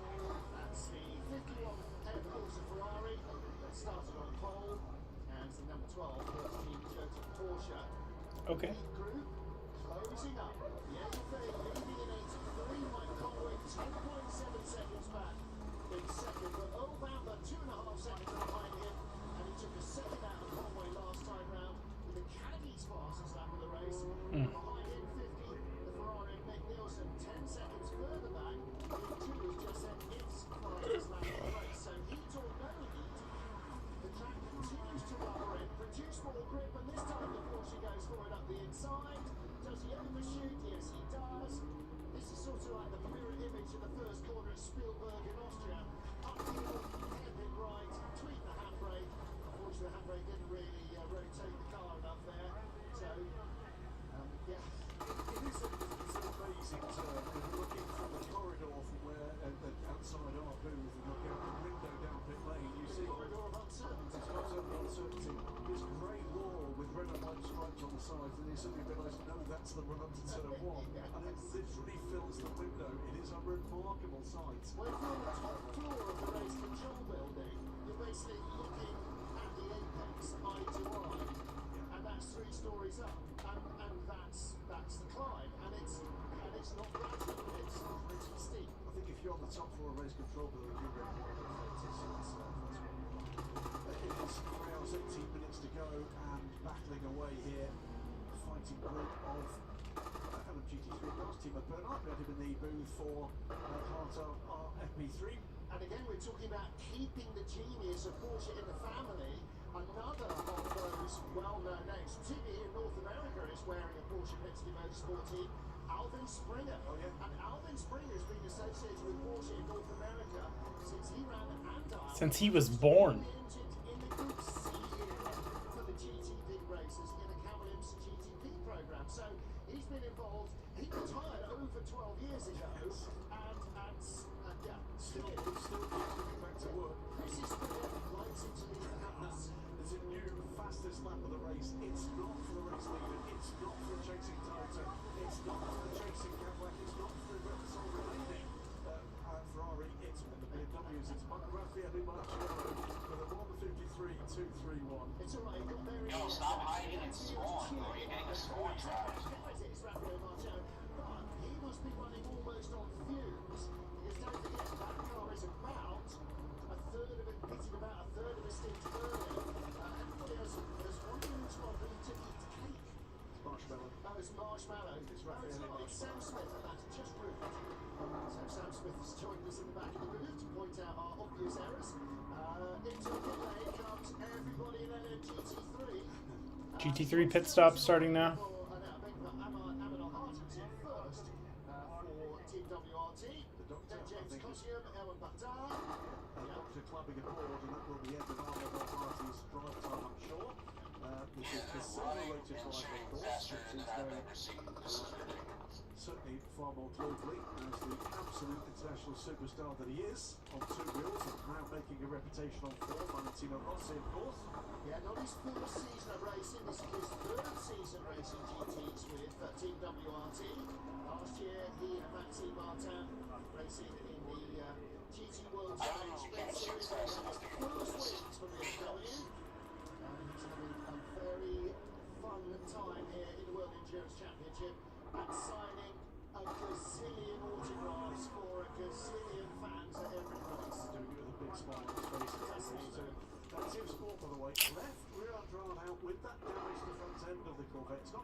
worse. He's still second. Yeah, he still said it feels absolutely fine. In fact, Tom Van Ronk, when he got out of the car, said it is the best Corvette they have driven all year long. So it is really, really going well on this track. So that car, as it sort of looked like it might be, does still seem to be very much in the hunt.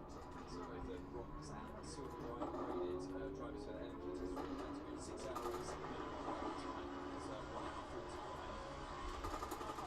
3 hours 15 minutes to go. What? In this race with just one short interruption to remove debris. Goes Nottingham. Yeah, with Richard Dean in the white shirt, the co-owner Damn. of Motorsports, and James just out having completed his drive time. That was his target for today. Do his double, do his drive time.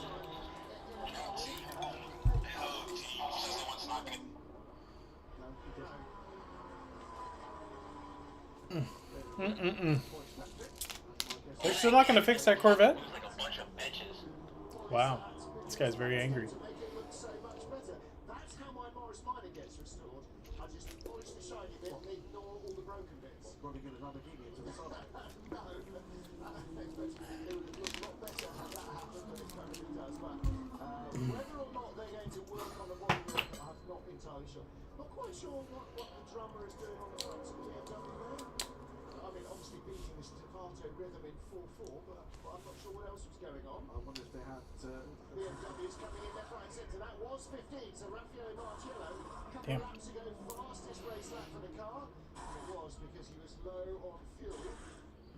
there was a lot of race tape being applied there. It's not the way Miller built that car, but... Well, they should have orange as well. You'd think it'd be Excuse an me. orange bit. Now, the cars are sort of like the McLaren's, a mirror image of each other. I wonder on the BMW whether or not the driver may have been saying that there's a bit of flappage on the... Might have been. Why do I hear everybody? Drumming on it with his hands is actually going to keep the bonnet down. Technical term, man, you wouldn't understand. Out goes everybody. 88 leads. Mikkel Pedersen in the black and gold Proton Engineering Porsche. Porsche Proton Competition Mustang. There's a pound in the kitty. By the way, leads, but it's now under 12 seconds, 11.1 seconds. And Mike Conway is... Almost halfway through the race. But still 2.3 seconds away. They're getting edging closer. Nick Nielsen, not at the moment making inroads there. This is interesting. Sonny Chauvelasi is right. Almost halfway through. Chauvelasi, 155.7 last time round, between half and 3/4 of a second quicker than the cars in front of him. New fastest lap of the race. Guess who? This time, Mike Conway, 152.994. The first lap under 153 in this motor race, and he draws the gap under 11 seconds. So if only he didn't have broken ribs, he'd be able to drive quickly. Beats up, by the way, Nick Nielsen makes a wire up, but he puts in a 153.0 for that car's fastest lap of the race. Stoffel Van Dorn, by the way, under investigation, speeding in pit lane. They have a real contention moment right down at in the wings now, Paul Di Resta. This is the car they're chasing here with car 5, Michael Christensen fighting the Peugeot. But Nico Jensen some 17 laps so far on a brand new set of mediums with one brand new right rear.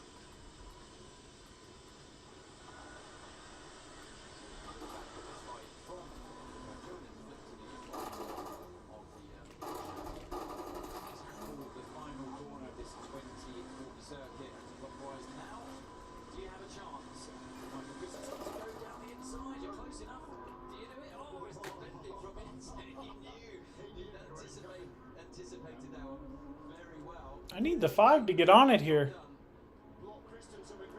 That Alpine's about to come back because he can't get past the damn Peugeot.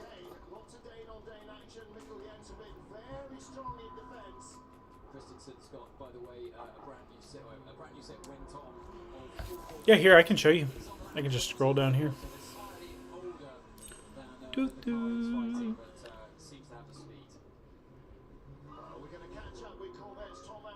So, first place is the Heart of Racing Aston.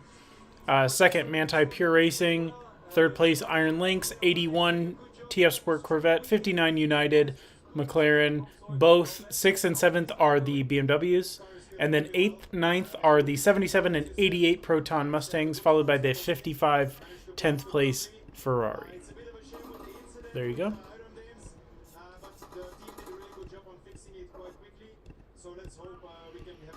There we go.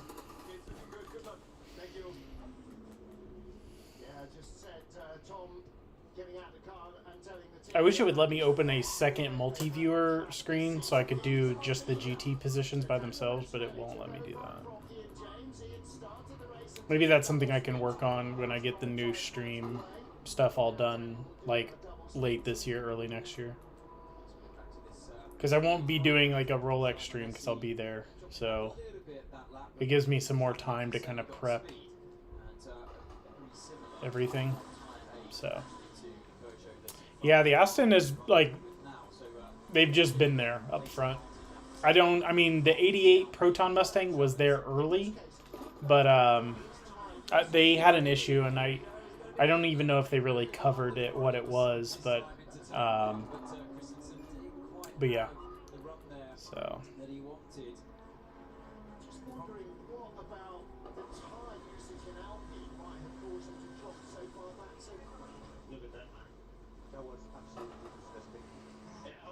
But the Alpines have had issues.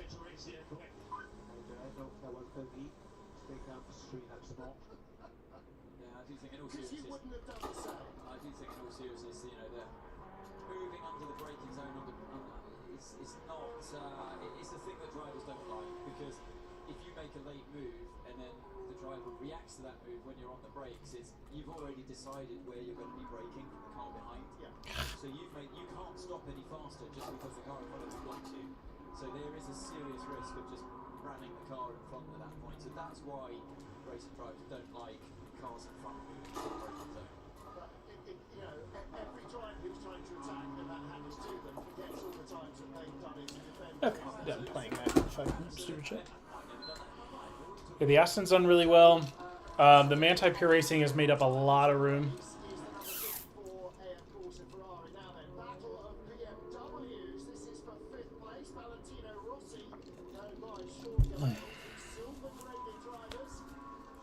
The D Station Aston is not done as well.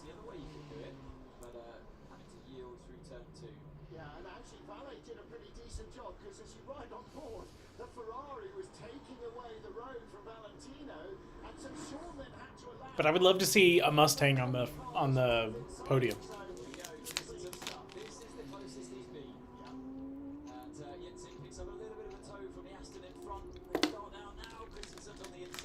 All right, I think Christensen got it done this time.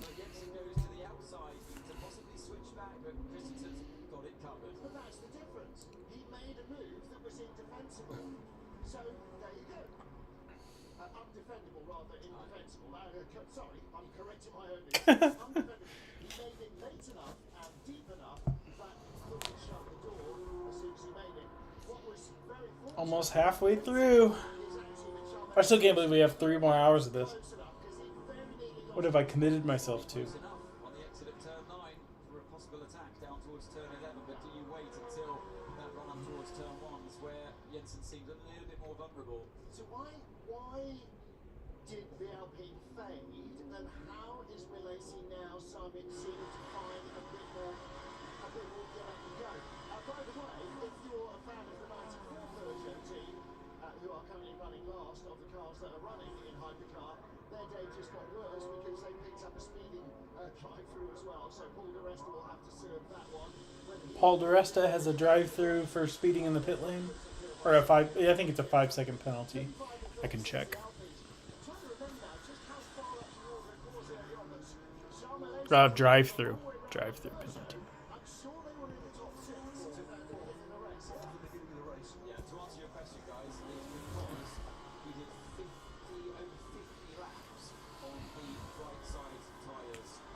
Yeah, I'm gonna figure out a better way to do a lot of this. It just, like I said, this is something I decided to do last minute.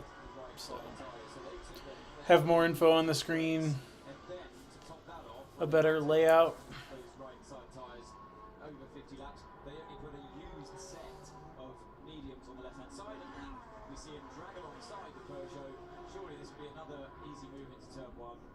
That's a proper slam dunk, isn't it? And again, block pass, stops the car on the apex, rotates nicely and drives off down the hill. So he goes through. So it's early pain for long-term gain for Alpine. And yeah, everybody is tyre limited. Who's this? Is that Maddie going in the car?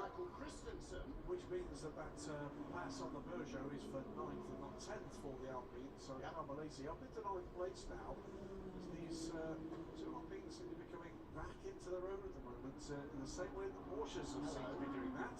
That seemed to be. Driver's drink bottles are not normally serviced from the driver's door. That's normally the passenger door. So was that a steering wheel or a seatbelt issue? Possible.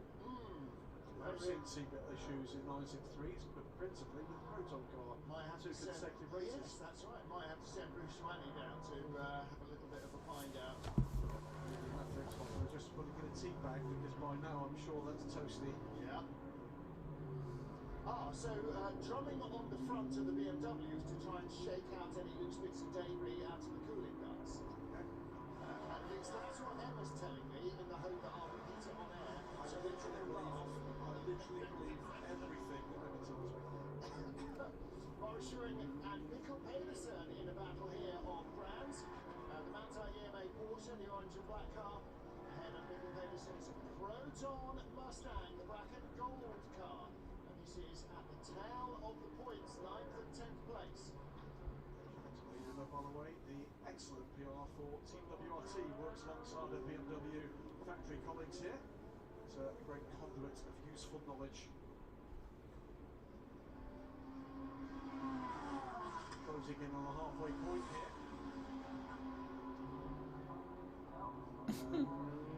Campbell cycles back round to just 15th place. After that last pit stop, that was a minute 16 on pit lane, so whatever that was in the driver's compartment, well, of course, I think that's a rather change. It probably would have been somebody assisting with the belts, but that certainly did not delay them. The lead gap, by the way, 9.3 seconds, and Mike Conway continues to edge closer and closer to AFA. Earl Bamber dropping back just a little from a charging Mike Conway. Nielsen under 10 seconds back now from Bamber, beginning to find his pace again. Remember how Maxime Martin drove the BMW back up towards the front of LMGT3? Yes. Watching the Valentino Rossi, Gregorio Sassi battle. Okay, they cut away from it. Never mind. Oh, we're back to it. He's close. Passing that McLaren. I don't think he's going to go for it here. Yeah. No, he did. He might get it. No.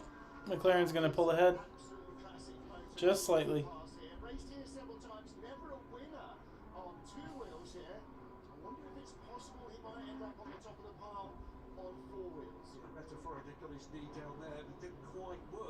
Sixth car in the pits.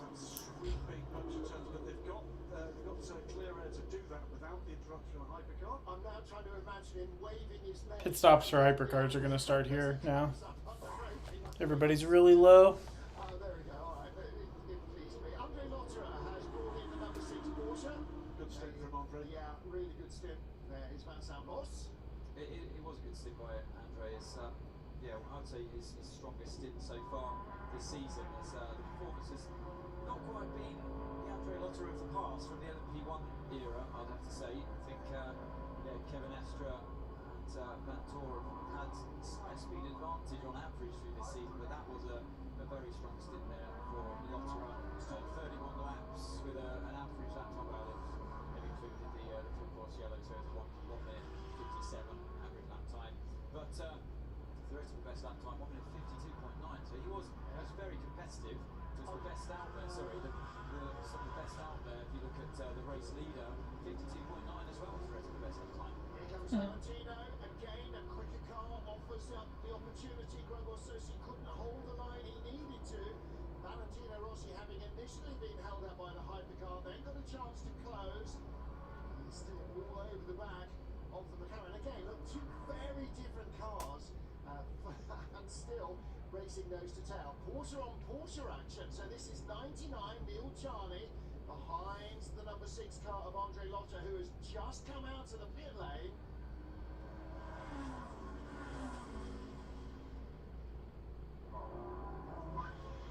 Okay, you are doing a mega job on a mega job for Holtman. It's not too bad. You have a purple in sector 1.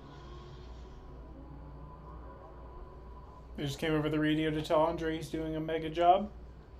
Which, looking at the laps, I would agree.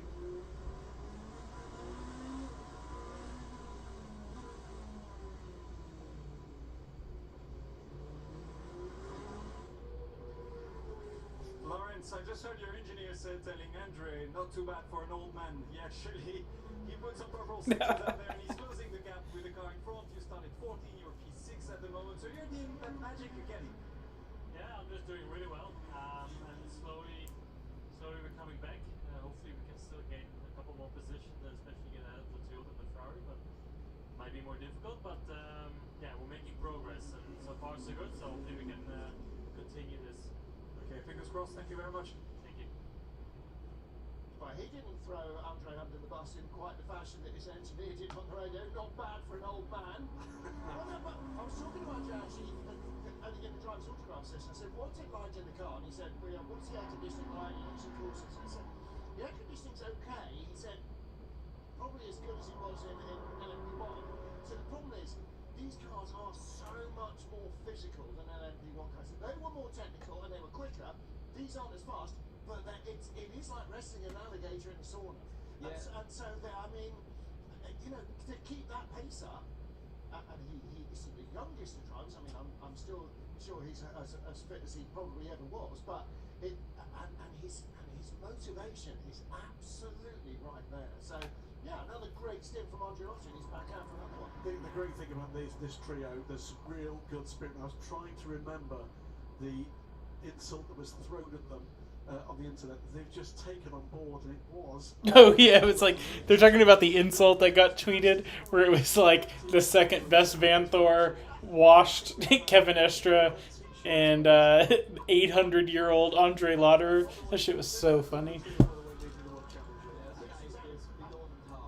Have been since the first race of the championship as well, second race of the championship. So I mean, it's a really strong combination, and I do refer to the fact that when we're looking at our full access program, there's always them giggling and sniggering in the back of the garage, either at somebody else's misfortune or especially at one of their own teammates' misfortune.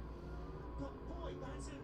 When you're that relaxed, Anthony, a minor trio of drivers of 6 drivers as they are across the 2 cars. Okay, so I don't know who's in here right now. Let's see. Do we have people in here? We gotta talk about this.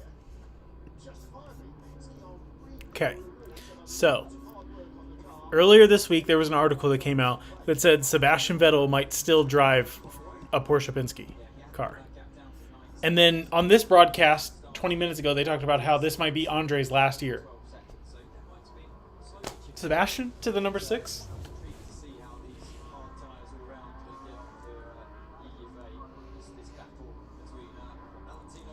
Valentino Rossi and this McLaren are going back through it. Ooh, 31, 60, 77, 82 all have drive-thrus for full course yellow procedure. It's a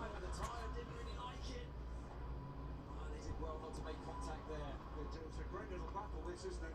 We have got a we're going to have 4 drive-through penalties, all for GT cars, full course yellow procedures. It's car 31, which is the other WRT car. It is, unfortunately, my message has now disappeared. I think it's the 82 Corvette, the 77 Mustang, and one other 60, I think, Lamborghini. Yeah, I think in that, sorry, I think that move that Rossi was trying, I could see what was going through his mind, but the car just couldn't quite take it, and then he had a big snap of oversteer. I think he felt like he might have been in a single-seater for a minute there, but he's going to try again, because he's certainly got the speed over the McLaren in front. As now the Alpine's going to work its way round the outside of turn 2, get both of them. So scary when they try to go through turn 2. A prototype tries to go around a GT car turn 2. It's such high speed. And they get close.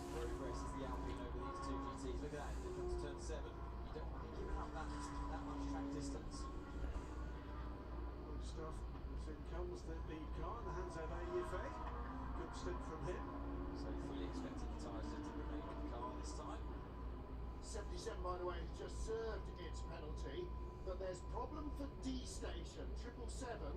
D station Aston's having issues. A long while, actually, several laps. All right, so 36 Alpine, 93 Peugeot, 35 Alpine, 8 Toyota, and 50 Ferrari Corsa still need to pit. 777 in the garage. And the 99 Proton. And then we can get a better picture on what everything looks like. Get the grid back shuffled together. And the lead cars in the pits as well. Or the car that was in the lead. They only fueled to 94% stint energy. So Nick de Vries back in Toyota, still no connection. Yeah, that Zoom meeting really is going on quite a lot. Maybe he's just hoping that later on in the last double stint it'll be a little bit less humid and hot. Anyway, he wants to ride a motorcycle at Suzuka in the 8 hours. He wants to know what hot and humid feels like. Beginning to wonder whether or not he may be under the weather.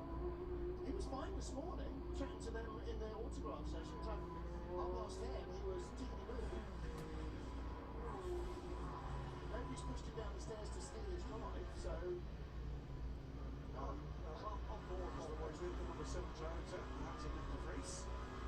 Chasing hard, as he has been throughout the race so far. 3, by the way, still led by the Harper Racing number 27 car. That's a Daniel Mancinelli. Joe Sturm now. 92 car, the championship leading Monza Pure Racing Porsche. 6 seconds back from the lead, the Aston Martin. That's amazing. Much later out. And Rian Drave may now roll the stickers. 81 Tier Sport Corvette in 3rd. Well, let's catch up with Bruce Joanny in the pit lane. Bruce, what do you know? Well, about station car, it's really a shame the car didn't restart after the pit stop. They just pressed the button, wouldn't go, super frustrating, so they had to bring it back in to fix the starter motor.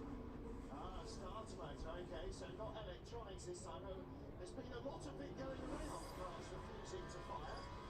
Riding on board with the Alpine. The Alpine closing in on Alex Lynn in the Cadillac. He does it. He's ahead on track at the moment, so he's got the move done there into turn 2, into turn 1. But yeah, the Cadillac, as we know, has had immense speed the whole way through the race. They've now sagged down to 9th place, the Caddy. What's the situation with their tyres, Matt?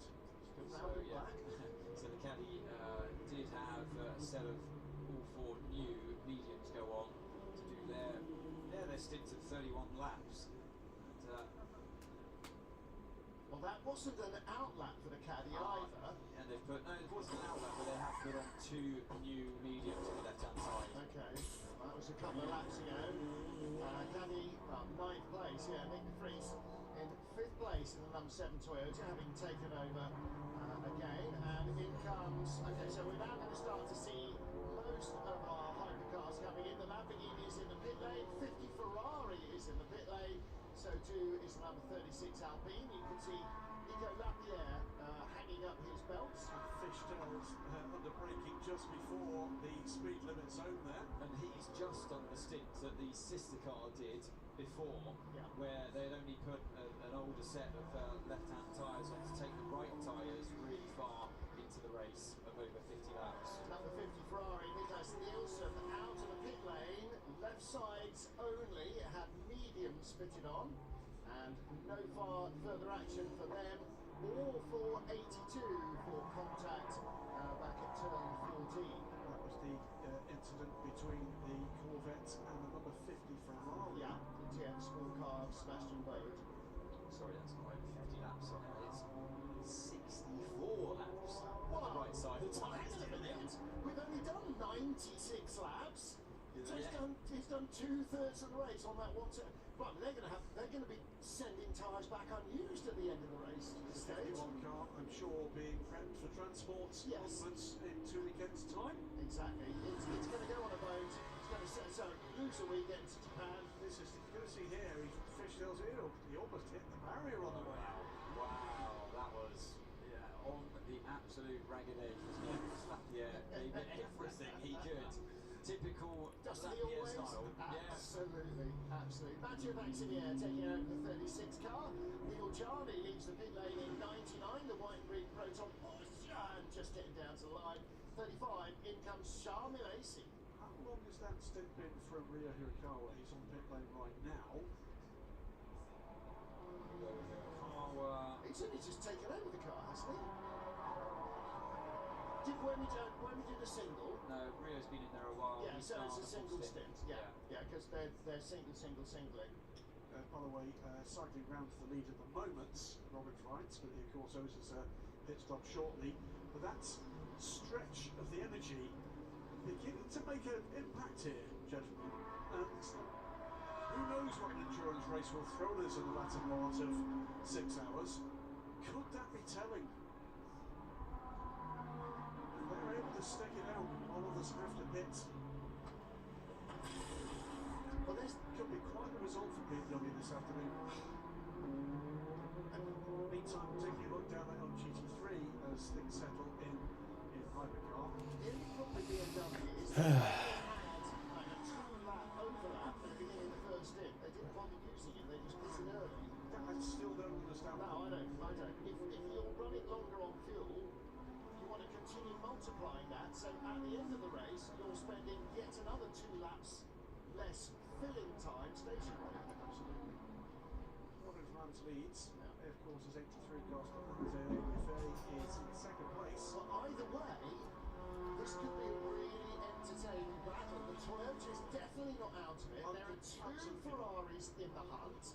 The Caddy potentially, at least one of the BMWs, and if you could count out a Porsche Penske car from being on the podium, then you're probably not that great. I wouldn't do that because the pace we've seen from the number 6 car, I'll go off for a still at the wheel of that car. We've still got, that's a push there between the 93 and the other Corvette, the 82 this time.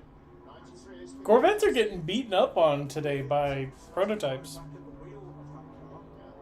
just come out of pits, in fact, and into the pit lane comes 93. So Mikkel Jensen's stint is done. Well, as you know, from the stewards so far this race, they've taken over, isn't it? They've been handing out penalties left, right, centre for any kind of contact. So I fear for Jensen there might be penalised, even though both cars carried on in a straight line. Cause of collision was definitely car 93, you have to say, in that one. I was just about to say that 2 cars have been pinged for track limits on the last lap. One was Nico Pino, one was Andre Lotto. Nico Pino in the 95 McLaren here has just been given his final public warning, so he'll have to be a little bit careful there. Thing with Sean Gale. It's very close, wasn't it, on the exit? In fact, no, this is Valentino Rossi and Gregoire Sosi. So both United McLarens and both WRT BMWs are battling each other. And the number 12 Hertz Team Jota car going no further. It is going back together, but that appears to be the dashboard stuck up in the... Oh, hang on a minute. It might be going back out. So here is, or was, our race leader momentarily, Robin Frights, in the car 20 BMW. But going to be interesting to see what they do with this tyre strategy here, because he was on a brand new set of mediums, and he took those for 32 laps. Yeah, so 32 laps seems to be the standard of what they're all doing out there. So even though he's saving a bit more fuel, I'm not sure it's absolutely accurate. There seems to be only 2 tyres waiting for him on the apron. Didn't look like 4, so they might be doing left sides only again. Yei back into the lead of the race. And again, these guys this morning looking very, very relaxed. All of the drivers enjoying meeting the fans and signing autographs and hero cards and lots of photos and selfies. And of course, a long zigzagging Tensamaria queue for Valentino Rossi's garage as ever was. Out comes the number 20 car, Robin Frights stays in, or did he take over? Now I'm confusing myself. Out comes number 20. Mikkel Jensen still in 93, so no change at the Peugeot. So it is Yei who leads. Nick de Vries second for Toyota. Third place, Nick Nielsen in the number 50 Ferrari. In the 4th place caddy, it is Alex Lynn. Robin Frights in 5th and Andre Lotto in 6th position. So Lotto, after the slightly earlier pit stop, still in the top half dozen ahead of Ryo Hirakawa, Raffaele Marciello's BMW. And just 50 Ferrari on that hard right rear, and one of the others, one of the Porsches on hard right rear, but the 83 car, although it wasn't showing on the graphic, on hard tyres all round. So yeah, that was the decision made by the car 83, that side of the garage, decided to go hard. But yeah, just a reminder of in a 6-hour World Endurance Championship race, you get 18 individual tyres for the whole race. So of course you're limited, and you have to therefore side tyre. You only go for one side at a time sometimes. Maybe just put one new tyre on, or double stint a whole quad of tyres. Yeah, 3 and out. Oh, so the battle continued through the pit lane and then came to grief. 59 Gregoire Sosi and Valentino Rossi did not get through. There was contact, no advantage gained, but I'm sure the stewards will look at that. Cause of contact, you have to say, was car 46 in that one. Went for a move. It was an ever-closing gap. And, by the time we got to the corner, maybe not quite the significant part of the car alongside that you would have wanted. Interesting battle in second and third overall. Well, let's watch this again. Valentino Rossi had several good strong looks at Gregoire Sosi in the run into their recent pit stop. Of course, they're all now full of fuel and on fresher tyres. This is the battle for fourth place in LMGT3. And coming back at them and aided a little bit by that moment is Simon Mann in the surviving Ferrari, the 55 car. Sixth, but that gap under 5 seconds now, and Simon Mann looking to get onto terms in this battle to be the next car along from the podium battles ahead. Through goes the Alpine and Porsche battle. Ferdy Habsburg ahead of Matt Campbell in car number 5. They go through, and that leaves the door open potentially for Valley. Didn't quite squeeze through there, but Gregoire Sosi's McLaren was a little offline between the final 2 corners, and Valentino couldn't take advantage, but he's got a run.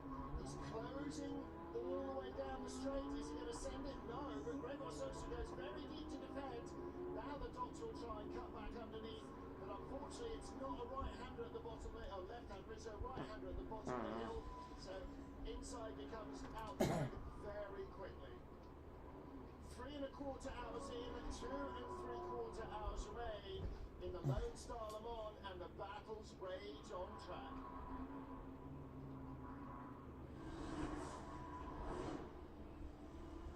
Austin, Texas in the background. In the foreground, the Circuit of the Americas. That's crazy. Of the FIA World Endurance Championship, Lone Star Le Mans. Everybody getting into the right spirits for the start of this race. In searing temperatures, over 95 degrees on the grid, and track temperatures up to 115 before the start. A bit of breeze to keep the fans cool, and a bit of shade will be very much required, with a nice healthy crowd on hand here to watch World Endurance return for the first time in 4 years, and right from turn 1 in the hypercar field. Contact and cars going off. Cleaner in the LMGT3 crews, but the Ferrari is moving up into a 1-2-3 position early on. The Cadillac getting pushed and shoved, not least by one of the Alpine, which also hit the BMWs. And through came car number 15 to go fourth, ahead of car number 20. BMW looking strong early on. Early pit stop for a pitot tube safety cover removal from the number 5 Porsche has left them on the back foot. Contact for the Peugeot gave it a puncture. 94's been at the tail of the field ever since. They've had other issues as well with that. Oh, sorry, kind of ran out of steam. Number 83, Ferrari, towards the end of the first hour, moving into the lead of the race, a lead they have surrendered only during the pit stops. At that stage, the Volkswagen 51 car ran second, as the Cadillac started to move its way up the order, and Toyota also showing better race pace than their single lap qualifying pace. 51 making its way through traffic, and then a half spin trying to avoid contact with a Peugeot. Antonio Giovinazzi having to bring the car back on electric power only, and it was retired. That left Ferrari with the 83 car in front, the 50 car battling for podium positions, but René Rast in BMW number 20 charging up through the order from 5th up to 3rd place to 2nd place as he got ahead of the Ferrari, and then the race as they run longer on fuel than any of their rivals. End of the race for Hertz Team Toyota Norman Nato. Shortly after taking the car over, it packed up and he got it home on electric power. It went no further. In LMGT3, contact between the Iron Dames and the 81 Corvette. The Lamborghini retiring with damaged suspension, or being pitted with damaged suspension. And it is Ian James's team, Harter Racing, leads in LMGT3. AF Forces 83 car, the leader in 2 hours and 40 minutes to go. Still leading this race in the bright yellow number 83 AF. Top speed on the shirt is still the 83 Ferrari and the Lexus, the 78 Lexus. The Lexus hasn't done much right, except for, I guess, be the fastest GT car in a straight line. That does not seem to be The 6 Porsche is in 6th place.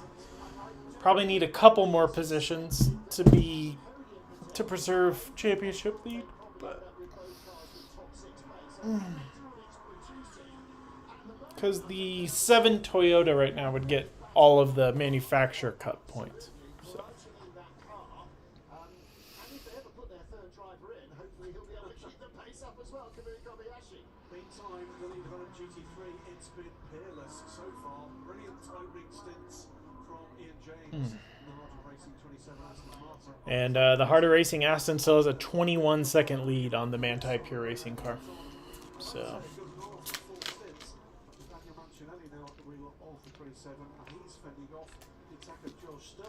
Still a long way to go.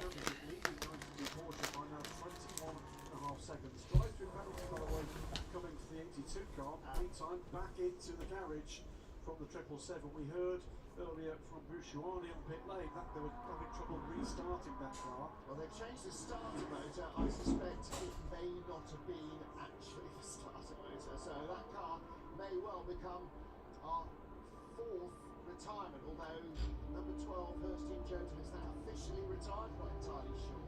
As we speak, by the way, and watch these beautiful slow-mo images. On the scoring screen, confirmation officially that the 51 is retired, joining the 54. 12, it's down to the team as to whether or not they do try to get the car back out. It did look to be being rebuilt, but it did rather look as though Norman Nato was standing there in the anticipation of them ready to go out. Drive-through penalty has been awarded to Sebastian Bode in the number 82 TF Sport Corvette for abuse of track limits. Easily done in these very hot and very slippery conditions.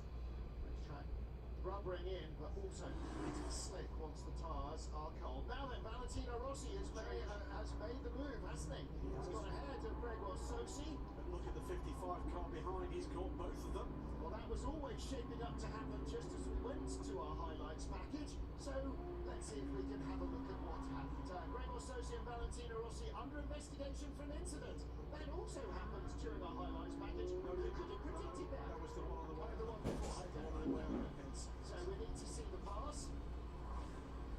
So this is the 3 cars for 4 Rain. Hands of Ballet.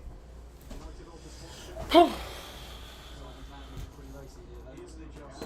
He's put Running out of steam. seconds back on this test since that incident. And it's interesting, isn't it, that car, the 55 car, and the 46 car. Valet got past the McLaren and has put some space between them, not a lot. Bludgeoning your way somehow, grittily through the end of a double stick. 77 Proton is in 10th, 88 and 11th. Astoundingly, in this 2024 FR World Championship in LMGT3, so far neither of the Ferraris has finished on a podium, Oh. which is remarkable. And actually, we're just thinking, you said earlier, the only remaining Ferrari. How many years have you been doing this, and how many years have we only ever had 2 Ferraris in a GT class? I think the answer is. I know that's the rule now, but it's a 2-car team. It goes back to the very start of GT2, doesn't it, with the Ferrari 360? But the big difference now, of course, is that Ferrari lovers have got the distinct appeal of having 3 cars in a top class, which is not something I've had in my kind of professional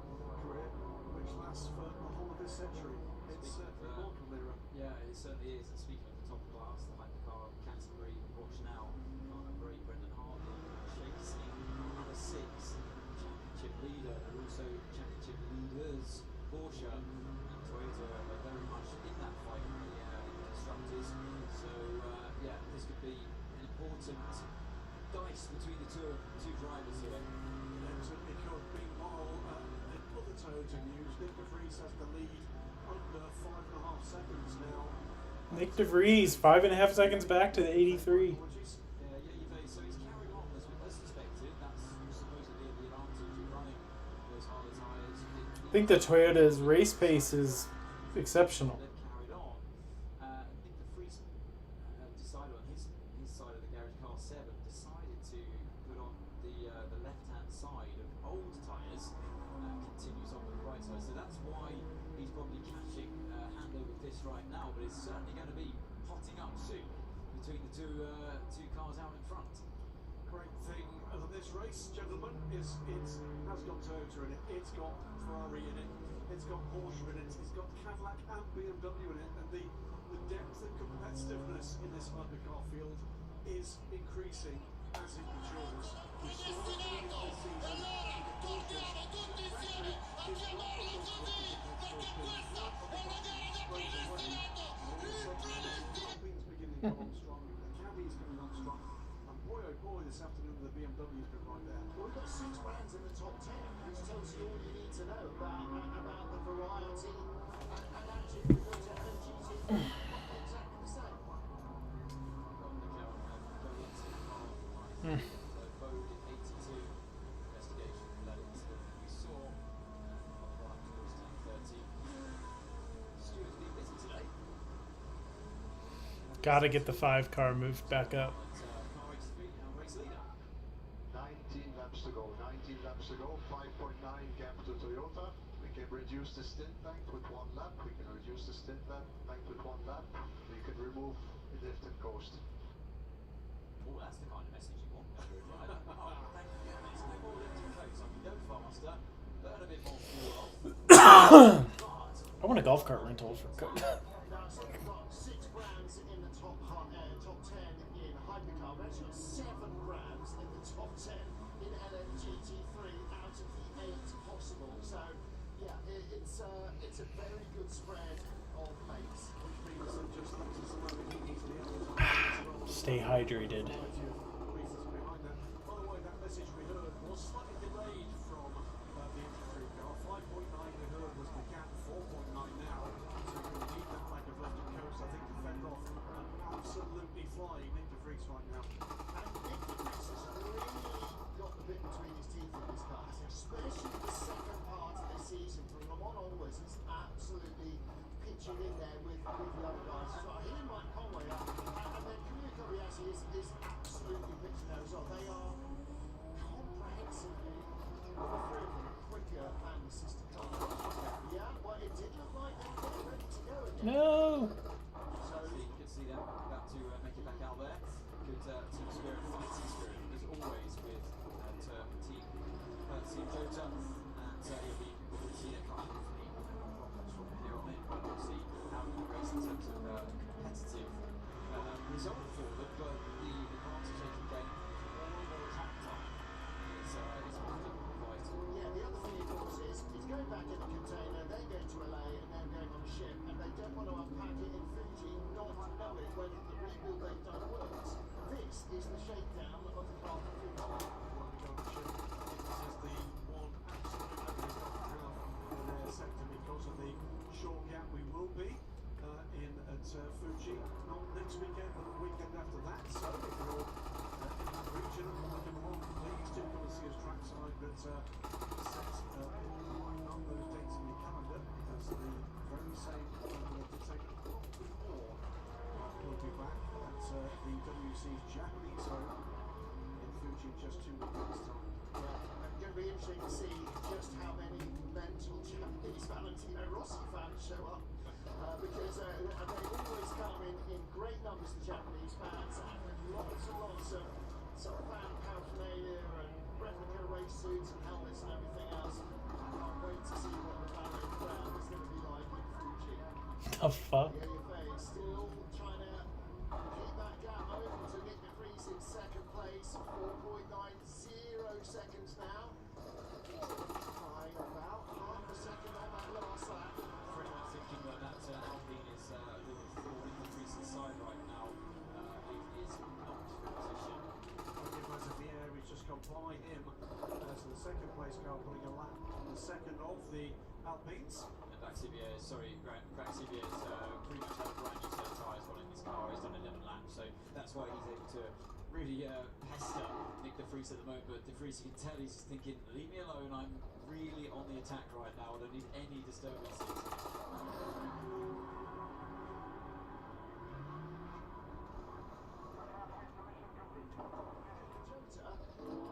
Slow on track. That's not what they wanted to hear. Whatever ailed it still. Hello. Bit of a meander there from the Alpine. That was a transition. Yes, it was. Yeah. Campbell, his recovery drive. That was Matt Campbell ahead of 30 Habsburgs. It wasn't a meander, it was a defensive meander from 30. So his next target is the 38 Austin Dakota car. That car is a full, what is it, 13 seconds up the road from the number 5 Penske car. 83 minutes of increase. It's 3.1 seconds. That's coming down in leaps and bounds now. In chunks. That was 7 tenths per second on that lap. Remember, we were told, what was that, 4 or 5 laps ago, 19 laps ago, this is going to be no to tell if this progress continues from Nick de Vries within the next couple of laps. There is the 12 car delay in the background. What have they done to try to fix that now? I'm afraid it has not worked. 51 Ferrari was retired because of driveline failure after contact with the GT3 car. Well, this race has taken a little while to warm up, but things are really starting to get a bit spicy here with the ever-closing Toyota of car 7. As we sit in our air-conditioned booth, Anthony's saying the race has taken a little while to heat up. I think everybody in the pit lane, from Bruce O'Reilly out, is probably disagreeing. Metaphorically speaking. Oh, ice cream out. I'm absolutely cold. Yeah, I refuse. I'll put the heating on for you. Don't worry. Let's get the radio for another quick 2.1 seconds now is the gap. This is the gap from the point of view of Nick de Vries. The next car ahead is the race leader. 1.9 seconds. Traffic galore coming here. It's going to happen now, I think. And they're going to be nose to tail before we get much further into and through the S's. And don't forget, the message we heard for the AFA was 19 laps left at the most. Or that I can do for you, I'll pass you down to 18 and you can remove lift and coast. So he's probably still got 14 laps to go. And there is Nominato. That ain't happening for them. Michelle Gasly is out though in the Iron Games car. Okay, Nick, for turn 12 lift, prepare driver just 11. For turn 12, prepare driver just 11. Valle Rossi, by the way, is going to get 5 seconds added to the next pit stop. That was the brush with Greg Marsazzi on pit out. So whilst Valentino at the moment is up into 4th place, 2.5 seconds back for a run, that's going to sting. And that's going to cost that team 2 places. Not quite no harm, no foul. Nobody actually got nerved off, but there was some contact and it did slow the other car. So Valentino will pay a small penalty for that. It's not going to happen on this lap, is it? Unless they really get hard. But the AFA Look at the traffic ahead of this pair. has got no. All right, they said the race is heating up, so I guess we'll find out. Toyota's chasing down the 83 still. He's close. Massive pressure here as they go through the triple right-hander with the ever-closing Toyota. He's got traffic as well, so on the exit of turn 19, he's going to have de Vries right behind him as they head towards turn 20. De Vries going to have to slot behind both GT cars. Don't turn in. Oh, I thought that was. It's always a risk when you go side by side. And that's a battle for position. Turquoise Mustang and the red and white BMW. That's it's so. 5 seconds added to the next pit stop for the 46 BMW GT3. I've been in that position a few times myself in my career, and sometimes you're unsighted. The GT car will turn in. He lost 1.1 seconds that lap, 1.7 the lap before. Excuse me. This is a no contest.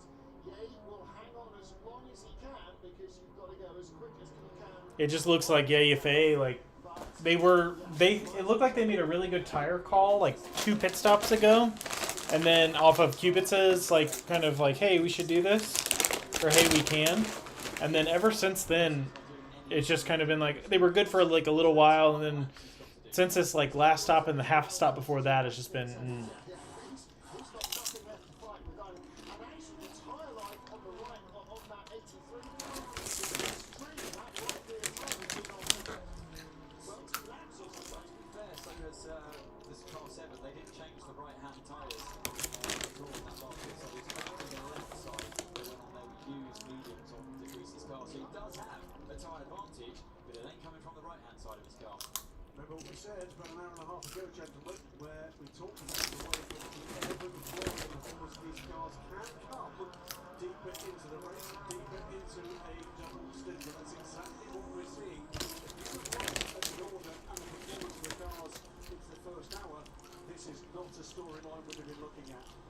a sudden, experience at Gazoo Racing with this platform is beginning to play very hard indeed. I think they may have made a mistake at Ferrari by going into the hard tyres.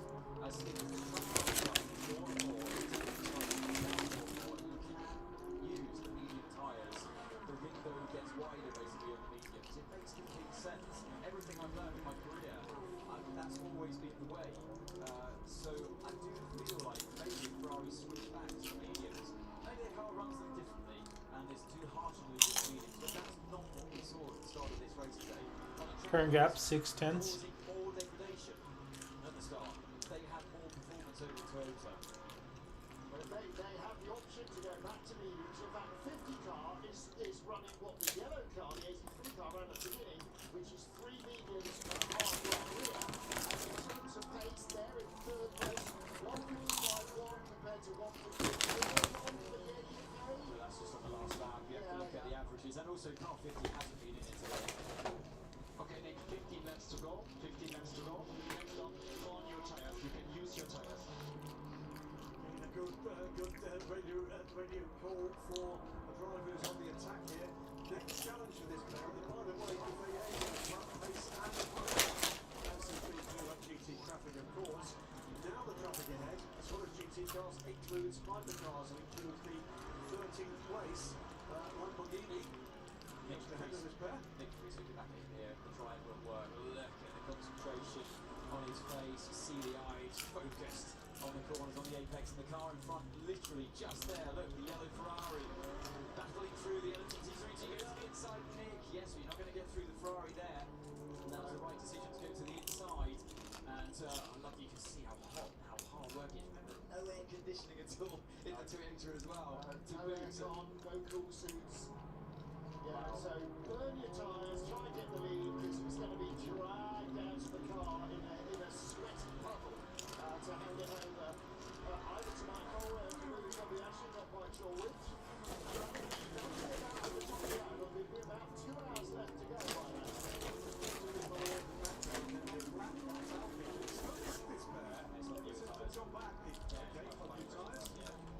Yeah, that's why, like I said, it's a bit of a thorn in their side, and it's frustrating as well all around because when you're in the faster car on better tyres, it's like you're the laps car, you feel like you're a massive inconvenience for the drivers leading the race. Valentino Rossi handing over the 46 BMW to Maxime Martin. They will have a stint each left to do, I think.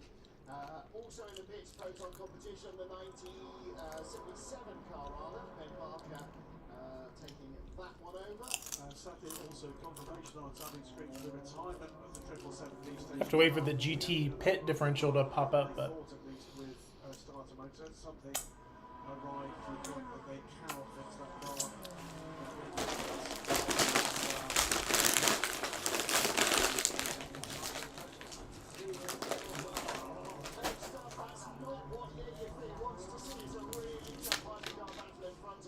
There's the battle for 4th place.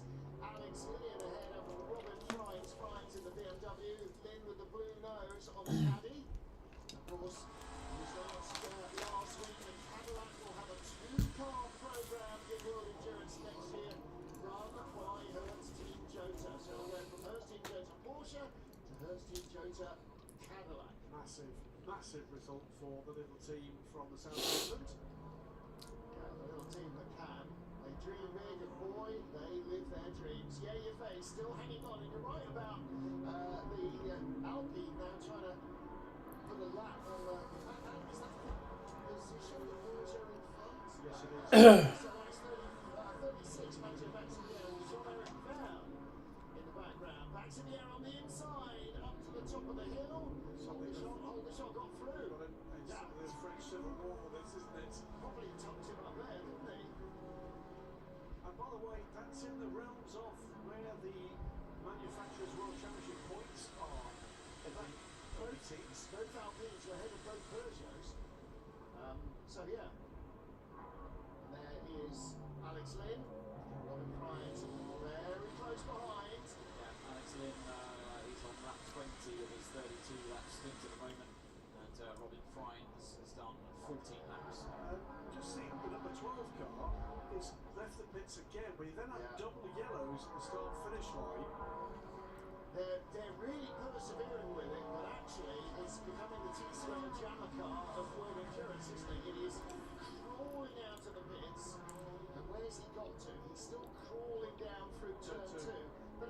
left behind comprehensively by the GT3 car, so it's not running at all well. That's it. I think possibly the message from race control will be, okay guys, please stop doing this now, because you are going to cause an issue. I wouldn't be remotely surprised to see a team manager car 12 onto race control. I think the message will be on Discord going, okay, you've had enough road, now just stop. Back with our lead battle, Nick de Vries. Now the real issue is, although he's being told that he's free to burn up his tyres, it still doesn't give him any physical advantage. He's caught the Ferrari, and now he's stuck in the rhythm of the car in front of him. It's so hard to overtake him with this anti-clockwise circuit, both of their right-hand tyres are the same age, so all of the left-hand corners that they go through, it's not, you get a bit of advantage by running a fresher set of tyres on the left side of the car, but ideally you want it to be inverted, you want to be every single left-hand corner to have that advantage of the tyre grip, but de Vries is driving an absolute cracker of a stint here, and well, both him and Mike Conway so far, like you said earlier on, that car number 7 Toyota, they are flying and doing unexpected things, I'd say, for the Toyota today. This is where we thought the Toyota was going to be, with Brendan Hartley fighting the Porsches. For 6th place, that's the battle with Andre Lotterer for 6th position, but even them from 12th on the grid, they'll be happy with that progress so far. I'll take it. Yeah, AFA, by the way, notably having to take more risk in traffic here to stay ahead of the Toyota. Well, another dive there where it was safe and it was fine, and it was marginal. I was going to say, you know, for the performance of Nick de Vries, Nick de Vries is doing as good a job as keeping his nose in front. He's got less grip, obviously the car is a lot harder.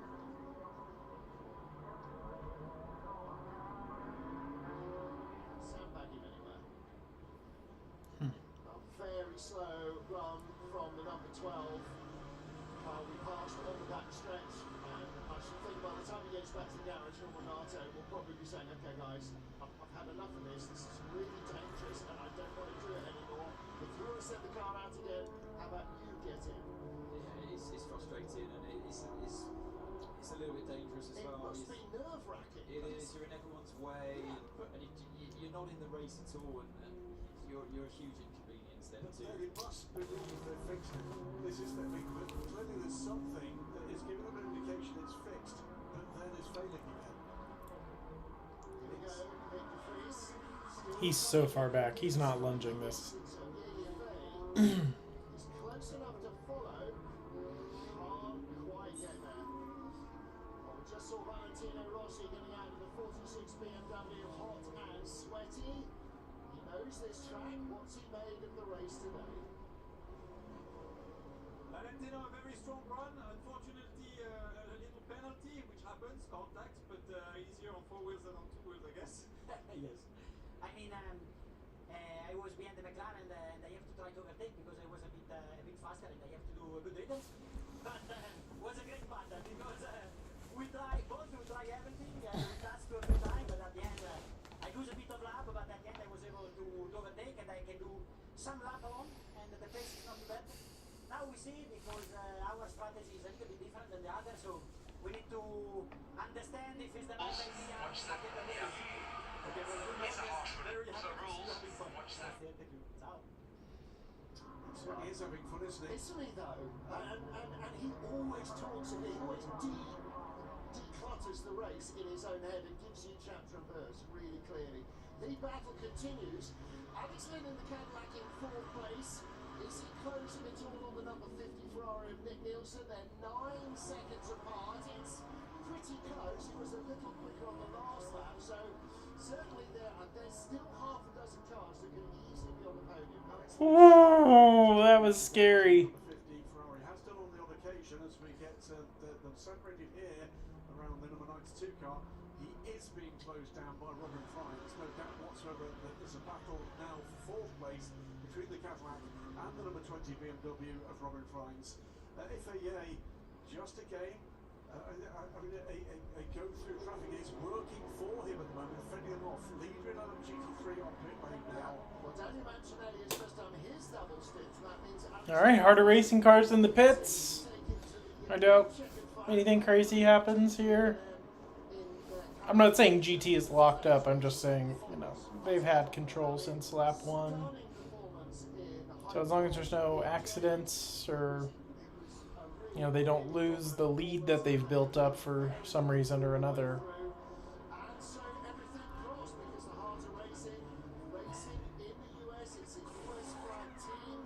Ian James was born in the UK, still holds a British passport, but has lived in the US for 30 years. He's also an American citizen, so it's an important race weekend for them. And Aston Martin looking for their 8th victory, 10th victory in the GT cars this year. 10th victory in any class here at COTA in the FR1 Endurance Championship, and of course they will be back next year with the target of overall victory. Looking for wins number 11 and 12 because they'll have the Valkyrie and the GT3 program. That's when I was 21. Forward again with Nick de Vries. Front by Lee, and de Vries sort of spotted that through turn 13. But nothing you can do around this slow section of the circuit. You've got the GTs in front, and I don't think so he's going to have to go around the outside here and potentially pick up a hell of a lot of marbles on the tyres. But no, the GT stays to the inside. All okay for now. Good question. What tyres that Lamborghini number 63 on at the moment? Is again showing good pace in front of this battle. Similar age tyres actually to Nick de Vries. That's impressive. Yeah, he's had a set of old or used medium tyres went on the last stop. He's had 21 laps as Mortara. And they're just going through the 4th and 5th place battle in LMGT3. We saw them going around as Maxime Martin held the 46 BMW tight on the inside. And he's chasing down the remaining Vista AF Corsa Ferrari and Alessio Rivera. They're about 5 seconds apart. That's an awkward place to overtake a GT car as well. No, be okay. Be okay around the outside of turn 6. It's normal, but it's not ideal, and that's a more tricky part to try and stuff your nose down the inside. And now de Vries once again gets the raw end of the deal through turn. He's taking some risks. You don't know what those corners are like. And yeah, he is pushing absolutely to the maximum in terms of, and then defends for good measure. He does not want that Alpine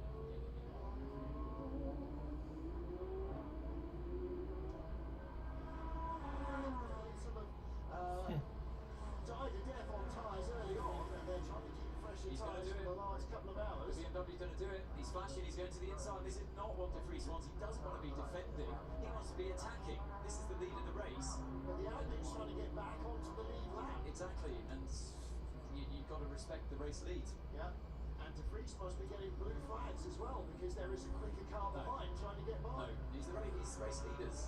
You don't get a blue flag just because you've got a car close behind you. If you're going to say there's a quicker car behind, why wouldn't you? No, it's when you're a lapped car. That's what the blue flag is about. If you're the lapped car and you've got a faster car coming up that's leading the race, then you get a blue flag. That's the Nick de Vries is in front. Modern blue flags. Blue flags means there's a faster car behind you.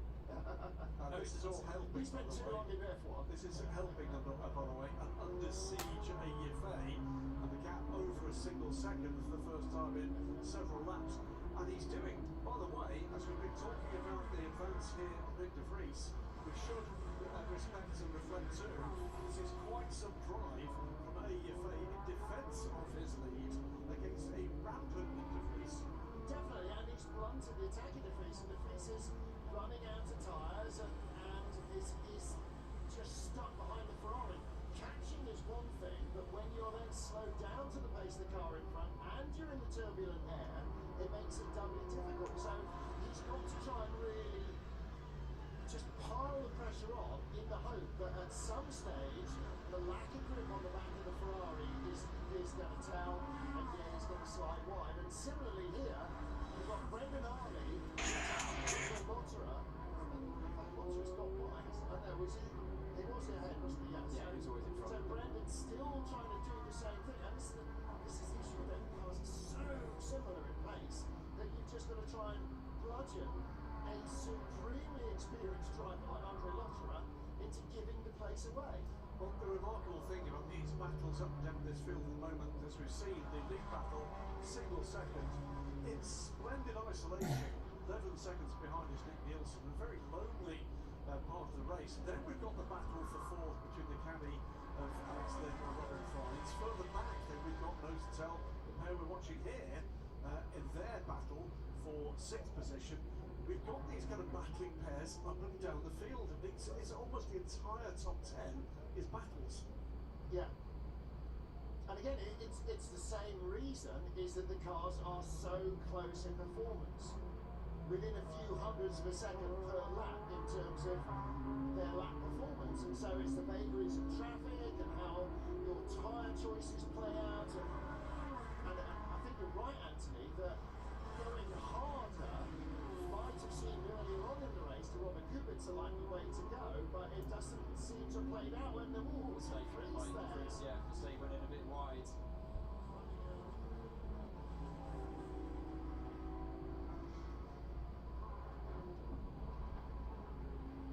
It's not the happiest car on the curves, the drivers are saying. You can sort of take them, but you can't really monster them hard. Some of the other hybrid cars are definitely a bit more comfortable.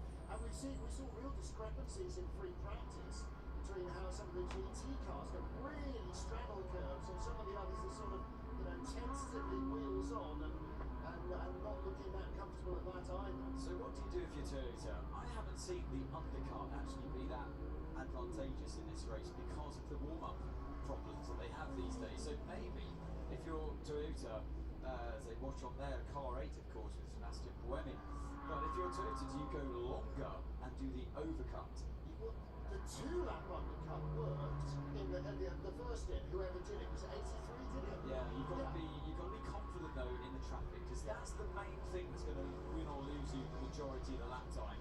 When you're only talking tenths of a second in the pit stop, the speed of your crew around your car, the efficiency there, also the speed advantage of being on a slightly warmer set of tyres compared to a fresher but colder set that's gone on your competitor. So if traffic gets in your way, you're going to hemorrhage 5 or 6 seconds on that. So there's the difference. You've got to be a bit lucky as well. Maybe use a bit of strategy if you're going for the overcut. Excellent job, Jeppe. Excellent job. Toyota's overcooking his tires. Okay. Yeah. Copy says here that he throws a stream of sweat pouring down his face, and they will all be the same.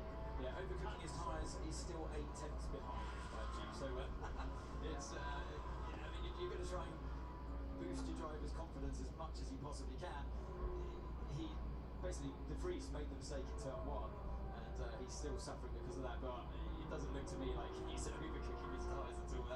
That's wishful thinking from his engineer there, I believe. But again, when you're in the turbulent air, everything starts to get a bit too hot. The airflow to cool the brakes isn't as clean as it should be. The airflow to cool the engine, the transmission, none of the coolers are working optimally. And the airflow into the cockpit isn't laminar airflow either. So any airflow they've got to try and cool the drivers is going to be hot air coming off the car. In fact, so superheated air coming in instead of just really, really hot. It'd be really, really, really hot. So on the flip side, the message to Toyota would be, we're going to try and go 2 laps longer here and overcome They're going to have to, aren't they? They're going to have to do something. Because if we assume what you've seen has been seen by AF Corsa, that going back to mediums is the way to go, then there's not going to be a performance advantage for Toyota because they're already on mediums. They can't go anywhere from there that would work for them. So potentially the balance of power should swing back to the yellow Ferrari. So a moment there for the race leader and the class leader in LMGT3 together on track for the moment. Alex Riberas at the wheel of the 27 car, just passed by this battling private car. But Alex now with a 24-second advantage of the chasing Porsche and class battler. Now then, there's going to be a splash at the end of GTs here. Because we've got 2 hours and 5 to go, and the last driver is already in, so we didn't get to 2 hours in 4 stops. So there will be a significant shortfall in fuel at the end of the race, not just for Heart of Racing, but for everybody in LMGT3. So it's not a 5-stopper, it's a 5 and a splash. And we've had, what did we have? 1 lap of full course yellow so far? Everything's been throttle welded to the floor. Yeah, very through traffic by the Lamborghini, the yellow Lamborghini, and now just being overtaken on the inside of the turn by the Alpine. So yeah, this is the closest that De Vries has been for quite some time. He's got a couple of percent of energy advantage at this point, but he has done one lap more than EFA. So I think he's going to go one lap longer. That's my prediction. Now, is there a way they can squeeze it out to 2 and still keep the pace up? And that might make the advantage. Now, the real problem for him still is that wretched Alpine right on his gearbox, because if he makes a mistake or has a lunge and is rebuffed, you know the Alpine's going to appear underneath it. It is a problem, and it's probably why De Vries was put off into turn 1 as well, with the Alpine lingering. So that problem will be gone in a matter of 4 laps for De Vries. Yeah, for 1 lap. This has been a really engaging battle between this pair. I can't believe we're watching this. I never thought that we'd see a Toyota going for the lead into turn 1 this time around in this race today. I thought Ferrari had this, but De Vries ever so close this time. He's going to not think about it. You see that he had to turn in a bit early. He wasn't sure what De Vries was going to do there. Look at the way the Alpine closed on the Toyota there as well, up into turn 1. Who's in there between the Alpines? Is that 36? That's, yeah. Cheers, Francis, yeah. It's really... Just a point on the Alpine. We'll keep watching as we watch the number 5 Porsche on pit lane and this battle. So it was a pretty much disastrous. That's a change. Hartley going by the number 6 Porsche. Yeah, for 6th. So he's ahead of Andre Lotra, and the pit stop for the number 5 car. Andre went long at turn 12. He's done a brilliant switchback here. Lotter defended on the inside. Look at that. The open door on the right hand side. Beautiful judgment by the Kiwi. And like everybody else, they're right at the end of their tyres, aren't they? These tyres have been absolutely run ragged. Lamborghini just pulling away. That is probably impressive at this stage. Just a quick word about Alpine as we watch this driver change with Scavenestro again aboard the number 6 car. So Lotra in the pits. That was his in lap then that Brendan passed him on. Alpine pretty much a disaster, as I say, at Le Mans. Engine turbo issues there. Lots of internet gossip about what won't happen. Oh, look at this. We go, side by side. I'll get to the point eventually. No, never mind that. Here comes De Vries. We'll be back into the turbulence round here. One of the highest speed parts of the track. And yeah, unfortunate. He's just going to have to wait it out. Something is going to happen here. Turn 19 as well. Back to you, Graham. Yeah, well, there was a theory. They've got a management strategy at the moment. This is a surprise. Now, this is the undercut. We'll keep an eye on this pit stop. They've been necking on pit lane today. How sideways was he coming in there? That was very aggressive. That might have been a pretty late call. Right, well, let me finish this point while we've got relative calm at the front of this race. There was a theory, there is a management strategy for the issues that Alpine know they've got for probably the end of the season, with a full fix coming for 2025. The theory was that might affect cooling here. It doesn't seem to have done so far with 2 hours to go. This is a really good step forward in performance for Alpine. Right, De Vries out. Finally, the boss gets it. His Zoom meeting has finished. He's finished his spreadsheet. He's taken the suit off, put his race suit on.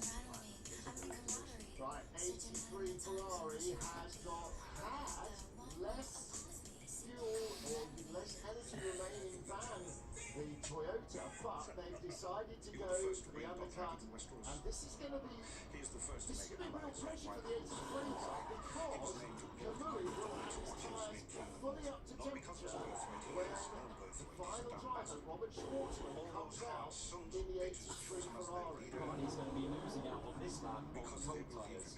That looks slick from Tony Gazoo Racing. What is his time that pit stop took? That's 1 minute and 17 seconds. That's a good full service stop from Tony Gazoo Racing. So they De Vries only did 29 laps, and we've seen cars doing comfortably 31, 32 laps this race. But he only had 2 laps of energy, so that would have taken him to 31. Yeah, which is normal. I was sure that they were going to go for the overcut. Now we see the 83 coming up. I think there was maybe a change of tack there from So will it be a full service here? Well, it has to be because that's done. All four tyres have done a double stick. They've done most of the miles on their tyres, and they're the wrong tyres, they're the hards. And as the temperature is dropping, they'll become increasingly the wrong tyre. You were the first So to bring Dr. the Evan freeze West is Coast. already out and up at the He's the turn first to 11 make a hairpin. use of riding. So watch him on the tracker. No, like Kobayashi rather. Under investigation for technical infringement, that means they put on tyres with too low a pressure again. Because the 80, well, the 83 car was under investigation for that earlier in the race. They've got a yellow turn 11 at the moment. That's the 94 Peugeot by the look of it. So we'll come back to that at some point. We watch AF Corsa go to work on an upgraded new car, creating more pit stop for them. Number 7 car by the way, that is. Yeah. Set mediums waiting for Ferrari. Is it going to be a full set or is it going to be a hard right rear? It has to be a full set because that's going to double stick those hard tyres. It was Ferrari with 3 mediums and a hard right rear. It'll be a full set, full service, yeah, full medium. So the right rear is going to be a hard. So they've reverted back to how they were at the start of this race. Turn 19 as the 83 car starts to roll into the final straight for the Toyota as the 83 comes to the end of pit lane. Look to the left. Where's the Toyota? There it is. It's going to be a lead for Toyota. Toyota will take the lead around the outside. That worked well. That worked well. Now 2 hours, 2 drivers, 1 set of tyres each. Away we go. 4 seconds quicker on pit lane for Toyota. That's what did it. Yes, the focus. Yeah, no, they're happy with that one. And that's teamwork. That's where you get the lap time. That's the mechanic smiling. Ketchup. That's what that was about. They turned it round and looked really fast. On top of that, Kobayashi's outlap on a cold set of tyres must have been something meteoric. Kobayashi's lap time was 3:09.7. Keep an eye on how that compares to. Highly flexible down. They are very happy with themselves and they're right to be so. Now then, the car that we have not talked about with regards to You know, it could be sexual battery, right? It could be taken, yeah. I asked you. There you go, another lap longer. Hey, no kid. Can change as well. Alex Lynn is out. Earl Bamber is in. We'll say, by the way, leading up to this pit stop before the other 2 cars engines stopped, has been closing the gap again. Nick Nielsen to the lead there. I don't think And I his don't average fine. understand what McLaren are doing. I genuinely don't, and I haven't now for From months. Corvette, Because none of the it makes sense. 81 The car only thing that with makes all that sense is damage that from contact with the Oscar's 85 car got earlier Trevor on, in his song it starts to where have an it says effect. that Car he has starts to to have number one. This is why Zach keeps on on saying the we've got 2 stress. number 1 drivers. Mark Webber's his manager. Mark very famously didn't like that for the two stages in a row. They can't wait until it's mathematically impossible for Oscar This to fast change. tyre, yeah, they've You have to be gone for sensible. that. You So have to be Toyota smart. able to run the full set of mediums. Caddy, are they on mediums as well? Yeah, Yeah, they are. So nobody else is really doing it apart from the Peugeot. So the 50 Ferrari comes back out in 3rd place. That's where they were when they pitted. Right now, it is Robin Fry's leads the BMW, and that's 5 minutes beyond the end of the hour. Excuse me? I'm booking a ticket to Scotland. And so, a fuel advantage has to only play out for BMW in the very final pit stop in an hour's time. And that might be enough to bring them back to the top of the pile.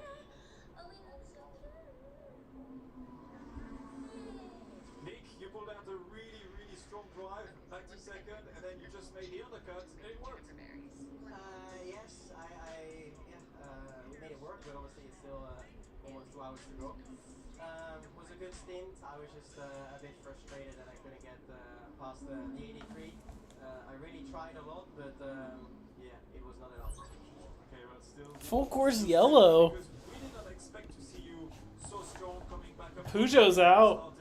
At the beginning of the race, but you pulled out some really great performance. Yeah, I think it seems like we are gaining performance throughout the race as the track conditions are changing. So I think the conditions are coming a little bit towards us, and some others had some issues. So we need to capitalize on that, but it's still a long way to go. Okay, thank you very much. Good luck. Thank you. Again, on the medium tyre, the Toyota really seems to be in its happy place. And again, they've been able to hold it all the way through the heat of the race, where Ferrari went to the hards and it didn't work. So listen to what happened here for the 94 car, Paul di Resta.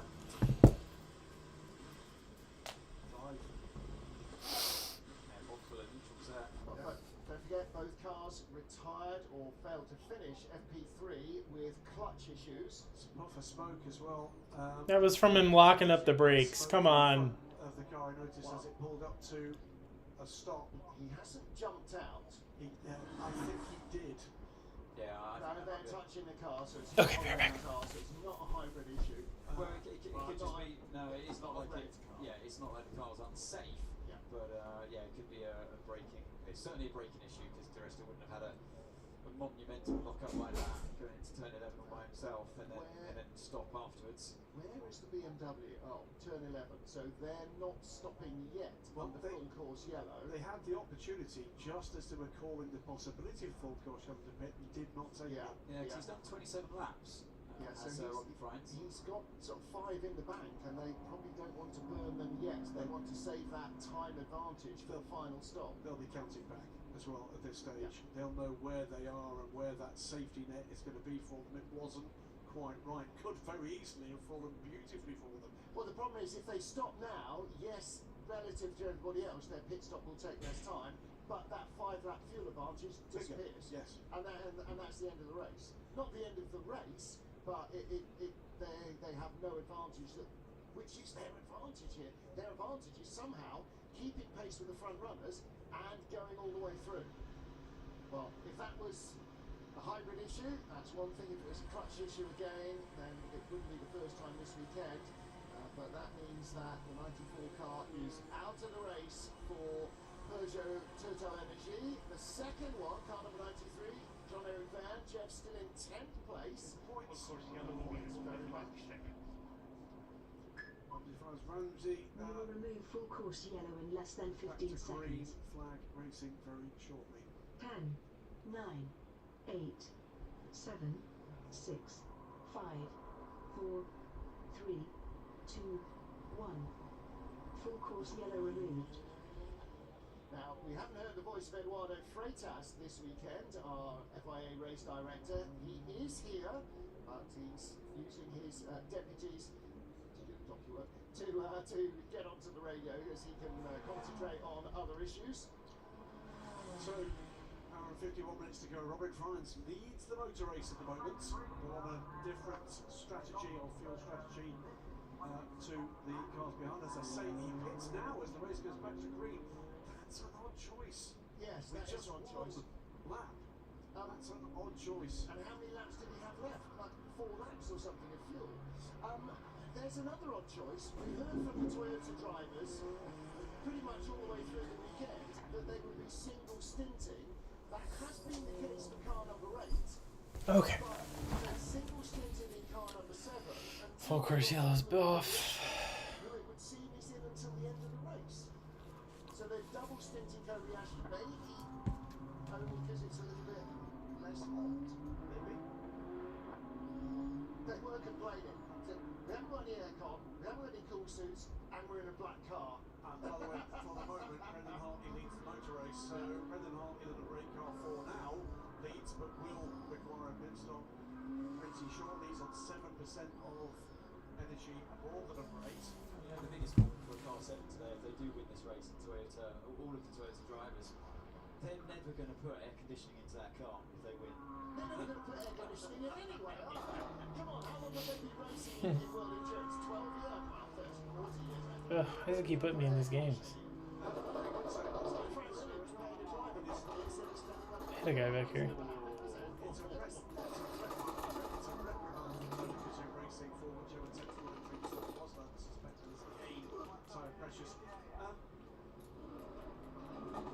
Move.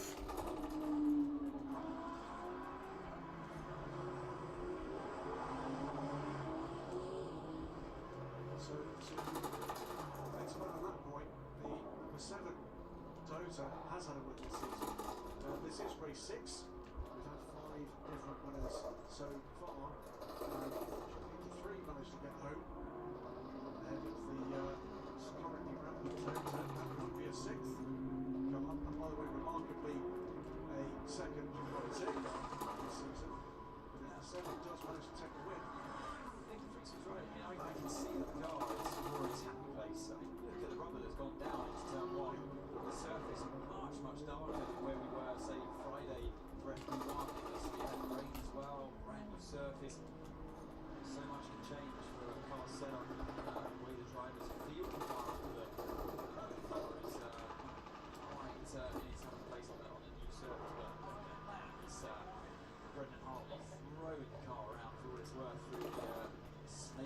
section from turn 3 all the way to this point here, turn 8, and then it's turn 9.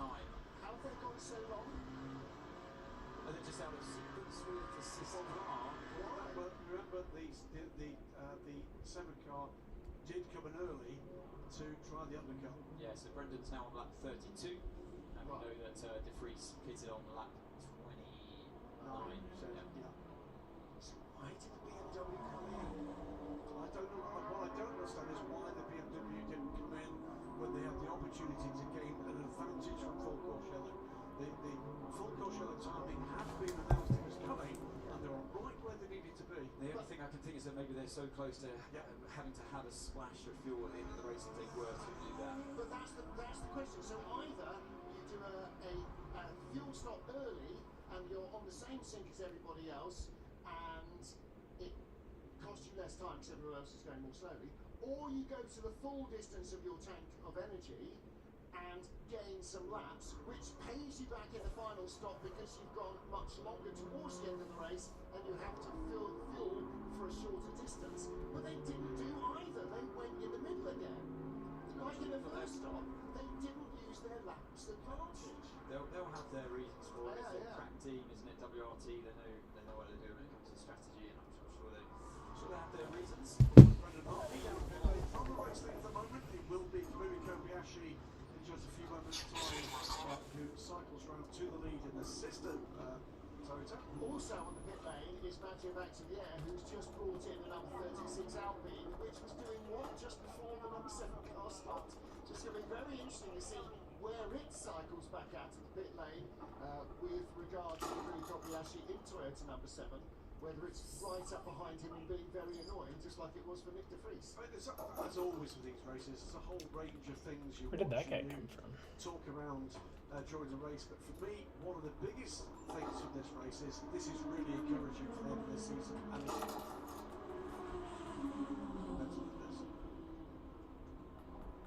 Tyres ready to go on at Toyota number 8. Brendan Hartley at the wheel. That is a well-practiced team, isn't it?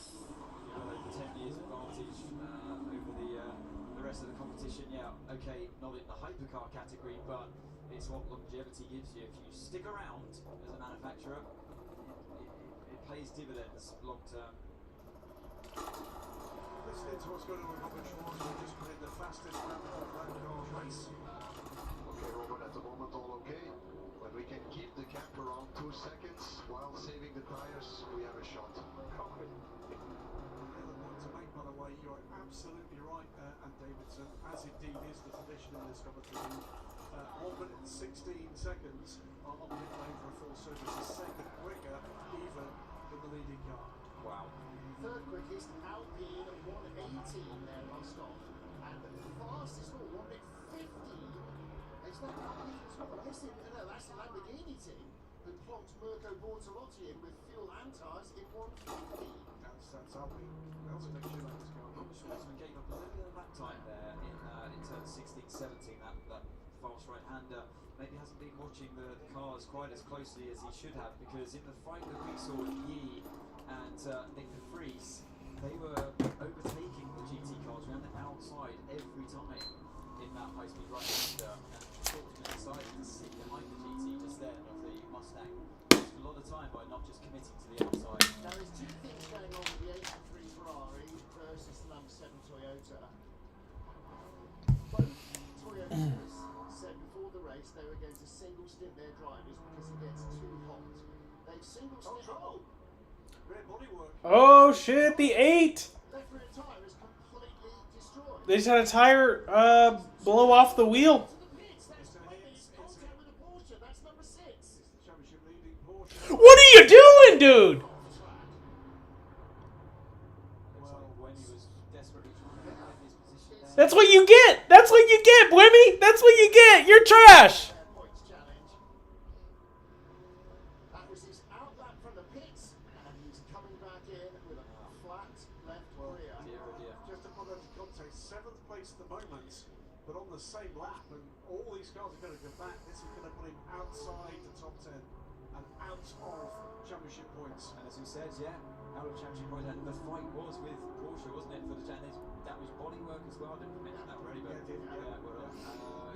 that was. It looked like the Porsche had a run on him, and Seb has squeezed the Porsche over to the side of the track, and Estra hadn't backed out of it. He continued moving off the track. Well, he continued to move off the track, and I think that might have aggravated the Swiss driver from inside the car, and thought, well, you're going to, I'm just going to carry on squeezing then if you're only taking it all four wheels over the white line, but that's the price he's paid. Where did Estra have to go? Seb was just moving out on the straight. I'd like to see the run-up do that, and this might be that run-up. So Estra does the switchback, and there was already contact straight away. Yeah, it's aggressive, isn't it? It's aggressive. I have to say it was aggressive. It is, you know, and that was the end of it. And somehow Estra got through without a puncture. It's funny, you don't see the initial contact, do you, on the exit of 11? Don't see the initial, you certainly see the second part from the team radio now. Copy, come back, find speed.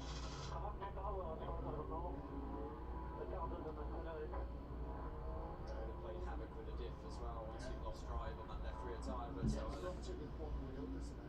While we're watching him Droby coming out under pressure for the BMW, new fastest lap of the race has gone to race leader Kamui Kobayashi, having none of the challenge from Robert Schwartz with a 1:52.853. So I said to myself in these races, Excuse me, but 91 has made a good jump up the field, 5th place. you just don't want that something that happens to happen to you. And then you've pretty much always got a shot at the podium. Right, while we watch the GT battle between Maxime Martin and Richard Leeds, Richie in the Manthey EMA car for the first time in this stint, I was going to make a point about Toyota. The number 8 car has single stinted its drivers all the way through. We saw Brendan Hartley with Rio Hirakawa in the garage. Rio's only driven once. And the number 7 car single stinted its drivers all the way through until the end, when they put Kamui Kobayashi in for what is probably going to be a double stint. Is there a minimum that Platinum has to drive? So he could do a single stint and then put Mike Conway in at the end? Yes. Okay, so that's not an issue then. He doesn't have to double. So as long as he gets in and drives, they can still put a fresh driver in afterwards. Another new fastest lap of the race, and remarkably, it's just come from Charles Malaysia in the Alpine, that's running 8th at 1:52.584. This is great stuff. I'll repeat what I was saying a little earlier in the broadcast. This is great news for the end of the season and into 2025. We've seen BMW competitive all afternoon. We've seen Alpine with great speed here. That's 4 more cars that can be competitive with sharp end of these races. Yeah, it's going to get tougher and tougher and tougher, isn't it? So the track temperature dropped over 4 degrees since the start of the race. So that's why you'll be seeing more rubber down and a cooler track. That's where your faster lap times are coming. So 4 degrees Celsius, that's about 10, 11 degrees Fahrenheit. So it is, a significant drop. Sorry, I keep ignoring the imperialists out there. I understand the numbers, but I don't know what 30 is in old money, because I grew up in old money. Trouble for the 81. Pre-metrification. We're looking at the front right. Well, this is the car that had that hit, isn't it? And so they were saying it was pulling to the right on the straight. Now that's not the side that got hit, perversely. It was a bit of a wiggle, I'm afraid, on that right front wheel. Great bit of circuit design here, isn't it? From turn 13, the double right-hander, into that double left of turn 15. It's one sweeping arc of a corner from inside the car, but it gives the opportunity, the way it's designed, for cars to have a bit of a sneak down the inside. Often you get into trouble, as we saw with the Iron Dames car earlier on. It always deals a good amount of, or serves up a good amount of racing in that section of the track. Stewards have announced they will be looking at the Buemi Estra incident. Really? I'm not surprised. There you go. And the team manager of Car 7 to report immediately to race control. Hello. Right, well, there's what remains of the gaffer tape on 81. It is back in the garage. It is still Harter Racing that leads in LMGT3. Harter Racing leading in LMGT3. Manthey Pure Racing, the points leaders, up to 2nd place, and they didn't qualify strongly, but they Alex finished race strongly. That gap, by the way, now GT3 has been consistently edging downwards. We've got well over an hour and a half to go. To take terribly much of a lap by lap gap to be coming down for that to be significant. It is Alex Riberas fending off Paz Backler. The gap's still 16 seconds, it's significant. And then 28 seconds to Alessio Rivera. Got 16 managers race control immediately too. Right, well that's Kevin Est. I think they mean car 8's team manager and car 6's team manager, possibly. I'm not sure what Kevin Estre could have done other than pull on the brakes. Yeah, stand on the anchors. Well, this is his point of view. Yeah. He was. Okay, never mind this bit. No. It's the first bit. It's the first bit, yeah. So in that initial move from Seb that he didn't react to, that's what they're going to be looking at. And but yeah, as they say, it always takes two. But that's going to be a one for the stewards to really analyse it. Well, they're clearly not happy. The fact that they want both team managers to explain what went on straight away. Unfortunately, they summoned the wrong team manager because car 7 was not in that shot in any way, shape, or form. It's difficult. It's always more difficult from inside the car than it looks from the outside because the overhang in the rear is incredibly hard to sense and to see from on board, and that's what Seb would have been looking at. And also, the front of the car is unsighted from Estra's point of view, and Nakajima will be potentially heading up as well. I honestly don't know what's going on. It's very easy to bounce off axles and like overheated. I don't know. Copy. Very easy to lock up both axles. Schwartzman suffering just a little bit, so the gap creep up to 5.5 seconds to himself and Kobayashi. They seem to be sort of in a position, the Ferrari, where they're neither fish nor fowl. They can't make the hards work, and the mediums are. I couldn't imagine being from two of the most unlikable places of all time. Brazil Toyota produces speed from the medium, the Ferrari produces speed from the hard. If you know, you know. Ferrari presumably is on mediums as well. They've got a medium, 3 mediums, and a hard right. I think that was where they were going. Quick word about this 83 efforts. It is not the factory car. There's very much some factory influence in it. It was run by Earth Corsa. It's a privateer effort from Earth Corsa with an identical Ferrari 499P to the 50 and the 51. What is this all about? Well, it's all about learning more. Ferrari would actually tell you that this is about developing their next generation of hypercar driving talents, and their intention with the most pass is that we'll see this car back again within season with the sensible drivers.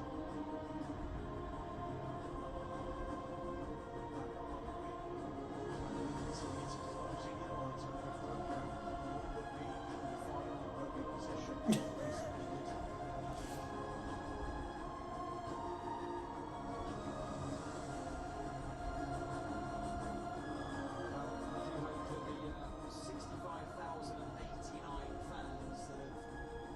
Participated in the grandstands and enjoyed this race today. Really? Yeah. 65,089 people. Looking at those shots at the start, actually, I was really surprised at how full the grandstands and the hillsides were. I mean, all the fans that we've met, all the fans that we've seen have been super excited, really switched on, and actually, you know, very knowledgeable. There's quite a lot of first-time fans at the track, but I don't think they've... Harder Racing has a 15-second lead. It was like 21, almost 22 seconds a little while ago. So they could be backing up just to keep things safe, but who knows? One of the races has been dull in any way, shape or form in either class, so it just adds to that snowball effect. Martin, a couple of evenings ago, you and I had the pleasure of conducting a couple of tours with the help of Jota and United. Of those 20 fans that we picked up through the social media channels that follow, I think only 2 are from Texas. Yeah. New Jersey, Philadelphia, California, Wisconsin. Amazing. Missouri. Great to see everybody here. And what did we say to them at the end of it? If you enjoyed it, bring friends. Because we're building here and we'd like to see more. But that is a remarkable total of well done to everybody concerned. Bushwani down in the pit lane. If we could get the other Manti car up there into the podium, that'd be amazing. Well, it's clutch related this time. The car was suffering electric motor. So yeah, the hybrid system defaulting. Yeah. As ever, Anthony Davidson was correct. I'm just putting that tick in the box. Racking them up to that somehow. I don't know how you do it. Racing drivers see things that normal people Hey, baby. watch racing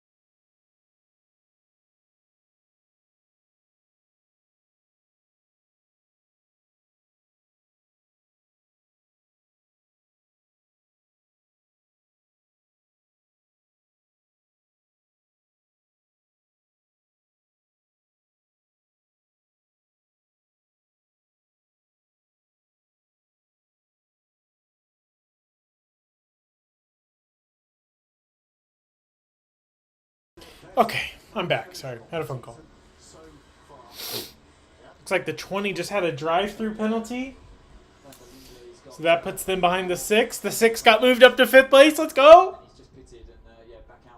We're still like 40 seconds from a podium. With Kevin Esther in front of him in car number 6. Alex, you happy to double stint these tyres? Question. I am happy, but I am concerned about the rear end vibration because it's getting worse and worse. Copy.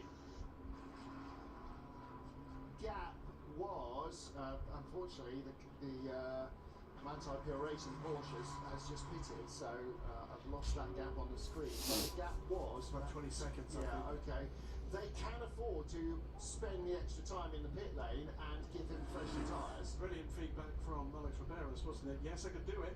Oh! Woo! Doriftito from the 95 McLaren. Who's aboard the 95? That is Marino Sato. Okay. Well, there you go. Proper Tokyo drift. Those marbles you were talking about. So his cowboy hat, his newly purchased cowboy hat, not helping him there. But he did ride the bucking Bronco and kept it all on the island. I was just looking down at where the various teams sit at the moment. Remarkably, as I say, if you flag this race right now, BMW would match their best results of the season, 6th place, and so would Alpine. I don't know if it's, sorry, Graham, I don't know if we covered this, but Van der Linde.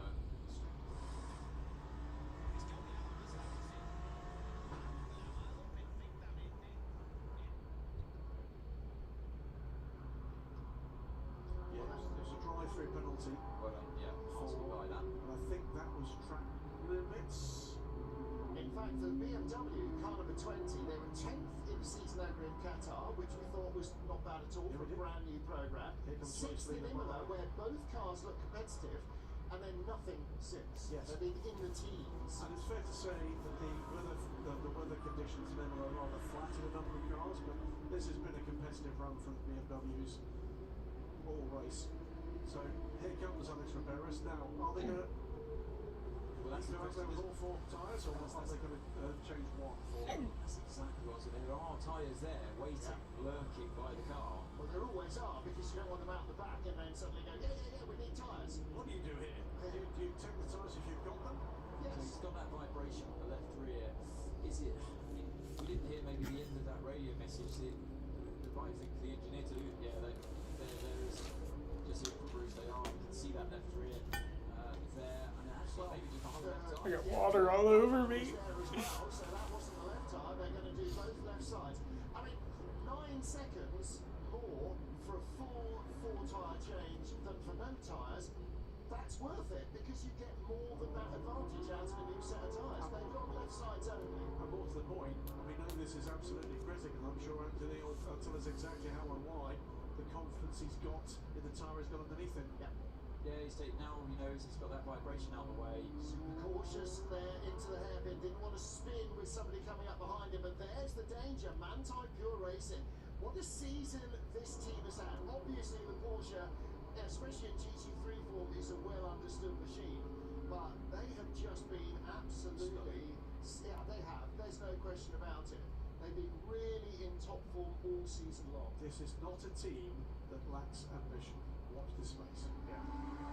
So they started with victory in Qatar. They were 3rd in Imola, 2nd in Spa, 14th at Le Mans. It's the real plot of their copybook. But they won last time out again in Sao Paulo. So their 4 finishes in 5 starts have been on the podium. That's pretty impressive from a driving team that's been put together for this championship. Now, again, it's not untalented, but not too many people in World Endurance knew of Alex Malikian or Joel Sturm before this season. They really work well together. It is, and talking to the team owner Edgar, there's a man who's got a competitive spine, absolutely not a flicker of anything other than we're out there to win. We're out there to win. We're out there to win. No matter what has been thrown at them, it's a joy to behold a pursuit for excellence, and they've got that running through every pore. Now, knowing what we know about Jota's plans for next year, That means 2 customer 963 hypercars are going to be redundant for 2025. Okay, something else needs to happen to Buemi for his antics, besides hopefully finishing outside the top 10. Will be redundant for next year. Matt Ty looking at those with envious eyes. I think the answer is, remember this, for the most part in sports car racing, the cars are owned very often by investors, and what they've now got are both of those Team Jota cars. In one case, a winning car that won, of course, at Spa, and in the case of both the cars that raced at Le Mans. And now that they've got a significantly more valuable Porsche in their investment portfolio, why should they sell them on? There are potentially other cars available via Porsche themselves. I do not expect either of these cars to race again next year. We are going to see some of those Team Jota Cadillacs. I think we will see some additional Porsches racing around the world. Whether or not there are any additional ones in the WEC is going to be quite an interesting one. It's a 30-second stop and go. Penalty and 2 points added to the license for causing a collision. Car 8 gets a 30-second stop and go penalty and 2 points added to the license for causing a collision. You've got to say, in Buemi's defence, really hard to know where Estre was. There is no defense for that. Alongside the cockpit, look at the overlap. It's just not in Buemi's view unless he's staring at the mirror. But he did move over, and by accident or design. In defence of the decision, I would say he'd already hit it once and kept moving. Yep. And where else was there for the Porsche to go? Yeah, he wasn't going to cut back from there, was he? No, 100% agree. Meanwhile, back to this battle, BMW versus Hertz Team Jota. This is for 8th place, and actually the Hertz Team Jota car is already 2nd in the World Cup for independent teams, privateer teams. It is the less well-scoring Hertz Team Jota car, of course. It's not had terribly much by way of great results this season so far. It's a 10-second penalty as well, by the way, for car 81. That is the less well-placed of the Corvette, standing 16th place, Johnny Eastwood wheel. That is for abusing track limits. Sorry, apologies, causing a collision. And that must be the one with the James. With Sarabovi, 2 hours ago. Okay? Well, again, the stewards have, via the FIA bus, access to every single bit of telemetry coming out of the cars, so they can see steering angle, braking pressure, related to what had happened on the previous lap, what the previous racing line was. It might well be that the stewards have decided that, in fact, the Corvette driver tightened the line and left the Iron Dames nowhere to go. But, there we go. Here is car They had a clutch issue on the prep lap, like when they go to stage up on the grid. I don't even think they made it to the top of the hill. And then they sent the car out and got a lap in, and then I think retired the car. It's been a really topsy-turvy race for a lot of these cars. This is going to drop September meeting the last car running in hypercar. As he does so, his team car, the number 7 car in the hands of Kamui Kobayashi, puts in the fastest lap of the race, a 1:52.564, pulls the gap over the MG3 to over 10 seconds. Well, that is now going to flip back the inequality in Constructors' Championship points, manufacturers' points, between Ferrari, who've got 1 dog in the fight, and Toyota, who had 2 in the points. Now they're going to have 1 in the Penalty for the 8. God, we love it. Still get to make some valuable championship points for the constructors at least. Is this car that we're riding on board with now, with Matt Campbell, as he 30-second stop and go. the Woo! car number 20, car number 15, so he's through. That was him going by right there. Yeah, and every single championship point you can gain from here for the manufacturer is critical for that Porsche team. So next up on his list is the Hertz Team Jota car 38. Which irritatingly for him, not earning an additional manufacturer points, because it's a privateer car. Out comes Seb Buemi, he's dropped to the centre 15th place. Car 78, meanwhile, from Akodis ASP, 9th in GT3, 5-second stop and go for a technical infringement. All right, so that's not added to a pit stop, that's a 35 5-second drive through the pit lane, basically. Lost to the points finish. The number 5 Porsche has had 3 podium finishes, 3 third places. They've added a couple of extra points from the 2 pole positions in Qatar and Spa, and they finished in the points 6th place at Le Mans. But retirement in Spa for that car is what sort of dropped them a little out of the lead championship battle. It really is liquid type stuff, isn't it? As always in sports car racing, you want really bad result away from a disaster in championship terms. That right board here with Kobayashi, the car he overtook before turn 11 was his teammate. A lap down, or even a further lap down after the escapades from earlier on. A day to forget for car number 8. Yeah. Well, again, you know, so similar performance across the 2 cars, and it's so often just luck that makes the difference, or one tiny incident, one tiny breakage or mistake, and you're out of the game. One quick change, by the way, I hadn't noticed is here was the 55 car in the hands of Alessia Rivera. It was in a podium position. We're talking about this being potentially the first podium for a Ferrari here. No longer. Nico Costa may well be out of sequence here. Wake up. Wake up. It's the first of the month. Rivera under pressure here from Ricard Leitz. The chasing Ricard Leitz? Contender and Le Mans winner, remember? Yeah, exactly. I was just thinking about Le Mans. Richie does love a last stint, doesn't he? No, he does. He loves a last stint with a big carrot, and that's what he's got now. It's not quite the last stint, but the carrot is there. This car, the Manthey EMA car, could easily finish on the podium here. One of the most experienced drivers in the World Endurance Championship. May well be the most experienced now with his old boss Christian Reed at the wheel anymore. Certainly catching up that total for Christian. How did this get shared to... This is the battle for what may well be ultimately a podium place. Yeah, Rivera, the number 55 AF Corsa, with Ricard Leitz behind, piling on the pressure. Great stuff between these two. Like you say, Graham, fighting for that last podium spot. Meanwhile, in the hypercar category, it's pretty tight between still the El Bamba and Antonio Fuoco. Ooh, free wide here as the Lamborghini goes through on this battle.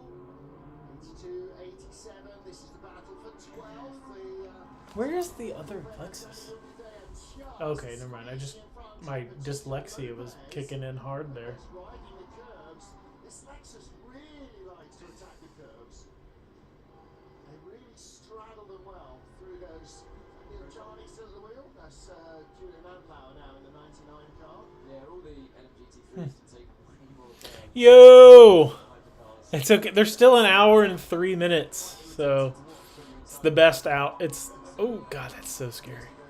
Wow. There's still a lot of race left.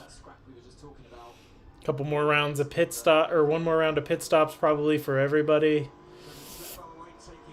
Because I don't think the GT3s can go an hour and 20. I think they can only go an hour and 5. So it was a really last minute thing for me to even stream this today. BMW in the hands of Dries Vanthoor on pit lane now. Yeah, Dries Vanthoor had a set of mediums with one hard, the right rear, and yeah, 33 laps for Vanthoor in that stint. Yeah, Dries has been the man that's unlocked the pace so far till today for the BMW. But really sit that field as well. Oh yes. Haven't seen anyone achieve 33 laps yet in this race. So yeah, how's this going to unfold for the fuel efficient? Yeah, I noticed the other day I was streaming something, and no, maybe it was the F1 race this morning, and I went on. I had like 2 laps to go on my feed when it said live, and I went to vote for driver of the day, which I never do, but I decided that Charles needed an extra vote from me, and I hit vote, and it was like, no, it's too late. But it's like you can vote until the second to last lap, and I had like 2 or 3 laps to go. And I was like, huh, my live feed is like significantly behind.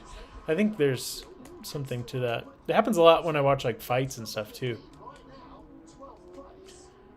Or like my feed is like way behind everybody else's.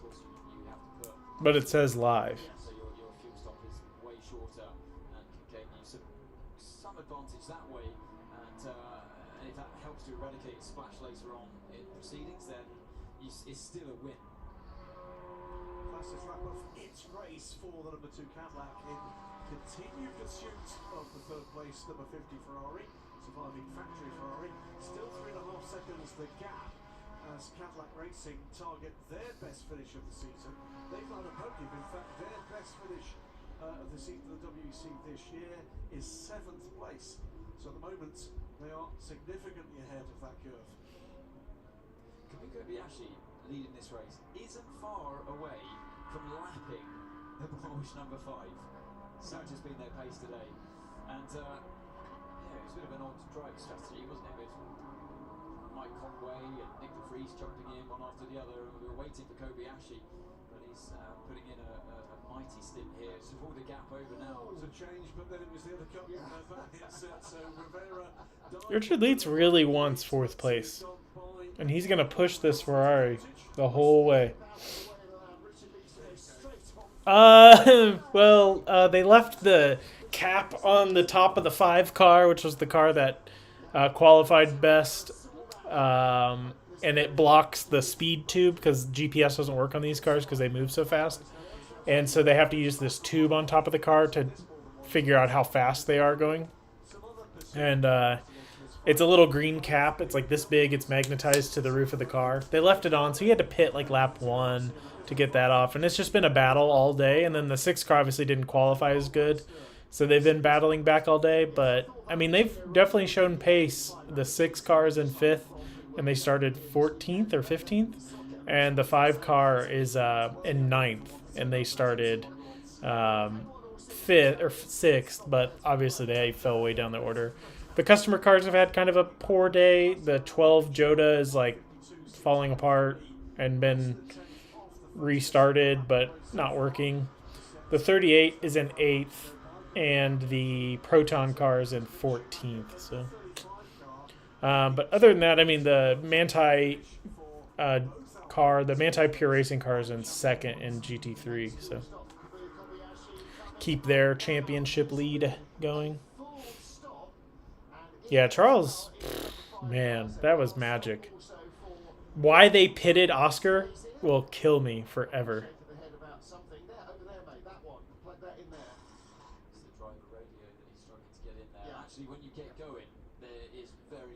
I don't know why they took Maddie out of the car. Oh well. Why they pitted Oscar? Like, that's one of those things where it's like, that was a good versus great driver moment, and he decided to be a good driver still. So, and Lando did Lando things. He was certainly fighting for all his worth, wasn't he? Kevin Estre comes in. On 5th place. This is the championship leading Porsche. 783 also coming in this lap. That's the Kamui Kobayashi car. All right, I'm going to make one more pit stop, get a snack for the last hour of this race. 58 minutes to go. And, yeah, it's going to be freaking great.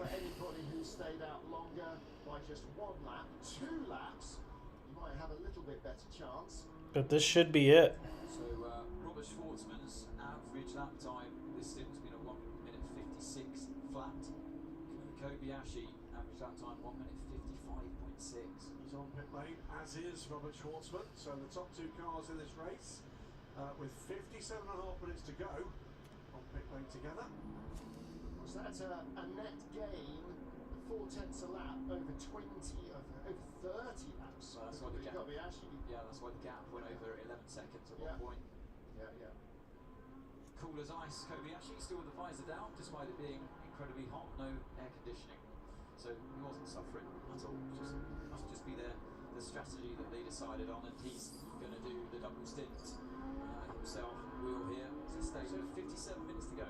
Very impressive indeed. For the moment, Tony Farr and Tony Fuoco cycles round to the lead in the number 50 car that's had the loneliest race in the field in the second half. 6% energy might just be enough for them to do 2 more laps rather than 1. I'm not quite sure how it slices. Haven't really seen that.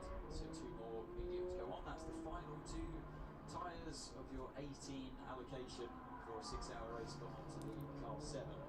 Yeah, I'll be a petite. I gotta figure some of that out because I'm supposed to move around that time, but I'll be there.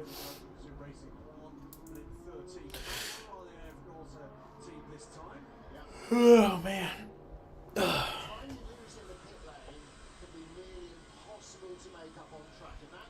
Yeah, I will say this kind of like last like 9 races, 8 races have been like some of the best. 2021 was really good. Obviously, I have my feelings about that, but you know, whatever. But this year's actually been pretty good. Everybody, the gap has closed, and you might have an idea about who wins, and then something like today happens, and you're like, what the f-? So, you're like, huh? What? Who? Because I thought today it would either be Ferraris or McLaren, but I didn't know who. I was like, Mercedes is probably too far off. George did George things. And just... he's gonna... I have this like really bad feeling George is gonna get washed next season by a rookie. Like, when Kimi keeps it on the track and out of the walls, because it'll happen. Inevitably, it'll happen. When he keeps it on the track and on the road, like, I think he washes George. I have this feeling that it's not going to be really even that close, maybe. Which is then why Toto will try to get Max again in 2026. But Max probably retires at F1 pretty soon. Everybody's used 16, so you're going to cycle on the last 2 remaining of your allocation, because you will definitely win back the time loss from what's about to happen. Right. Wait for it. Fuel man goes off right now. So this is your time loss of a little bit slow on the left rear there. A little bit slow, but still those new tyres on that left side. Okay, Ferrari's out of the pits. I'll be back by the time they finish up pit sequence.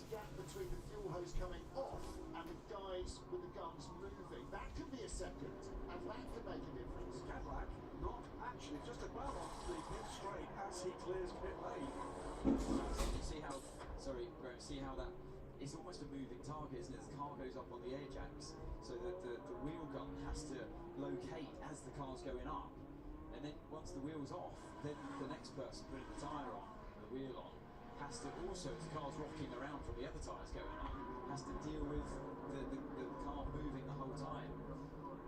And that was slow on the left rear again from the Lamborghini team. Which is why when they're doing a 4-tyre change, most teams do one side and then run round and do the other side, not diametrically opposite corners, which would really make the car roll. So it's the final hour here in Texas. The sun is starting to sink in the sky, the clouds overhead giving a little bit of respite from the heat of the day. Right into the final stages here. A scintillatingly hot day as we got ready to start at 1 in the afternoon Central Time here in Texas. The Circuit of the Americas welcoming the World Endurance Championship back for the first time in 4 years, and what we believe will be the first of a run of races at this circuit. All the big hitters were in town to watch the action in our 2 classes. 65,000 plus keen fans from all across the US throughout the weekend watching the cars here on track on Friday, Saturday, and finally race day on Sunday. And it was a Ferrari on the front row of the grid.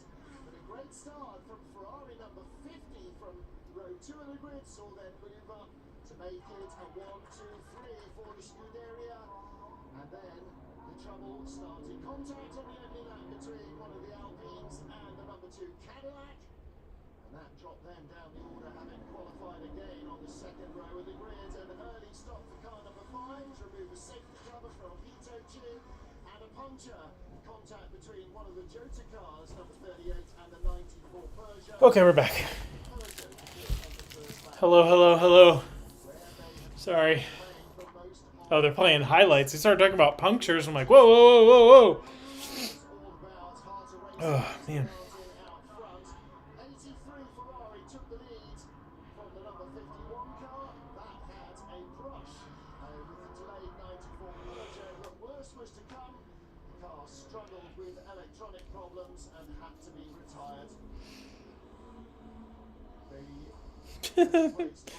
Ferraris in the championship was still out there though.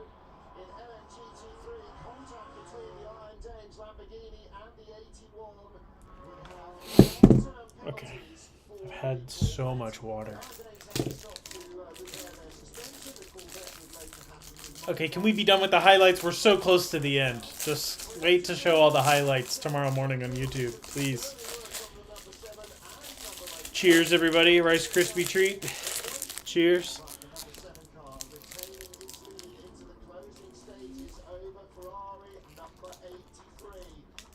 Sterling work by the drivers in a falling heat and by the pit crew as well in similar conditions. 94, a race that was not ever looking like a good one for Peugeot after the lap 1 puncture. For the rest, it was forced to park the car out on track. Number 6 Porsche in the battle, 4 points, and then trying to get by Sebastian Buemi, who was just out of the pit. Buemi forcing the car off track, causing himself to pick up a puncture, and then subsequently a drive through. In LMGT3, it's still hard to racing at Leeds with the Aston, and the number 7 Toyota is out front. A gaggle of warnings for track limits as we go into the final 50 minutes of this 6-hour race. 49 minutes and change. Aston still leading GT3 with Manti Pure Racing in second and one of the United McLarens in third. They're either off kilter or I haven't been paying attention and they've just found pace. Car 31 getting a drive-through penalty, so it's the second of the 2 BMW GT3s.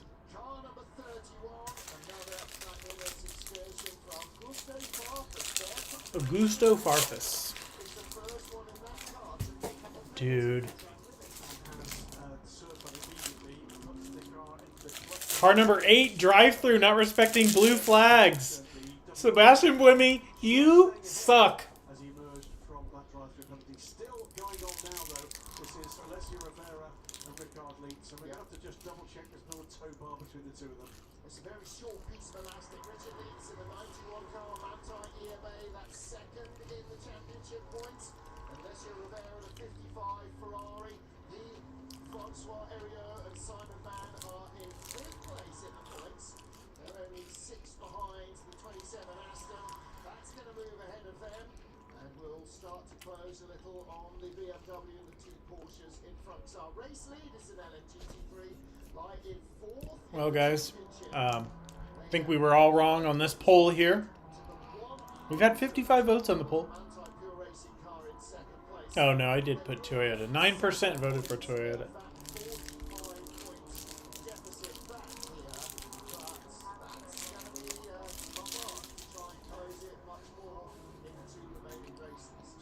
Again between the Ferrari and the Porsche.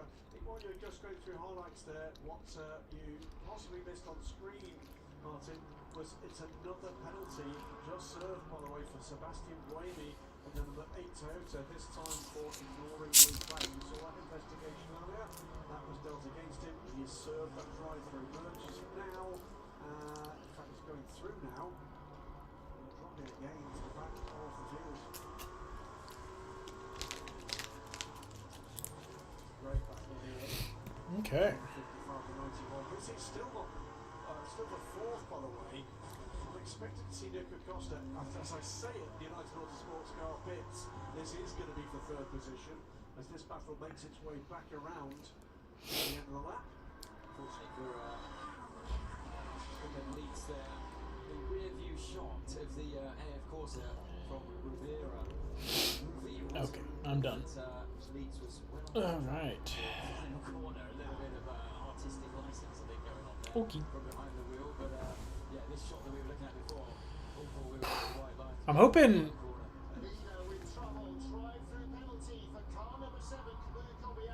Drive-through penalty for car number 7, the leader. Ah! Yellow flag infringement. Okay, I almost said something there because I can't speak because I just ate. Jeez, I'm gonna get canceled. The 83 AF Corsa Ferrari is gonna take the lead when this happens. Gets a drive-through penalty for not respecting yellow flags. Car 7, drive-through penalty for not respecting yellow flags. I mean, a drive-through penalty here takes 15 seconds, 16 seconds. I'm really hoping, though, the other Manti car can make it onto the podium. That would feel like a successful weekend for me. We got the 6 and the 5 back in, the points. I don't think they keep their championship lead. They may. I don't know. I would have to look at the point system.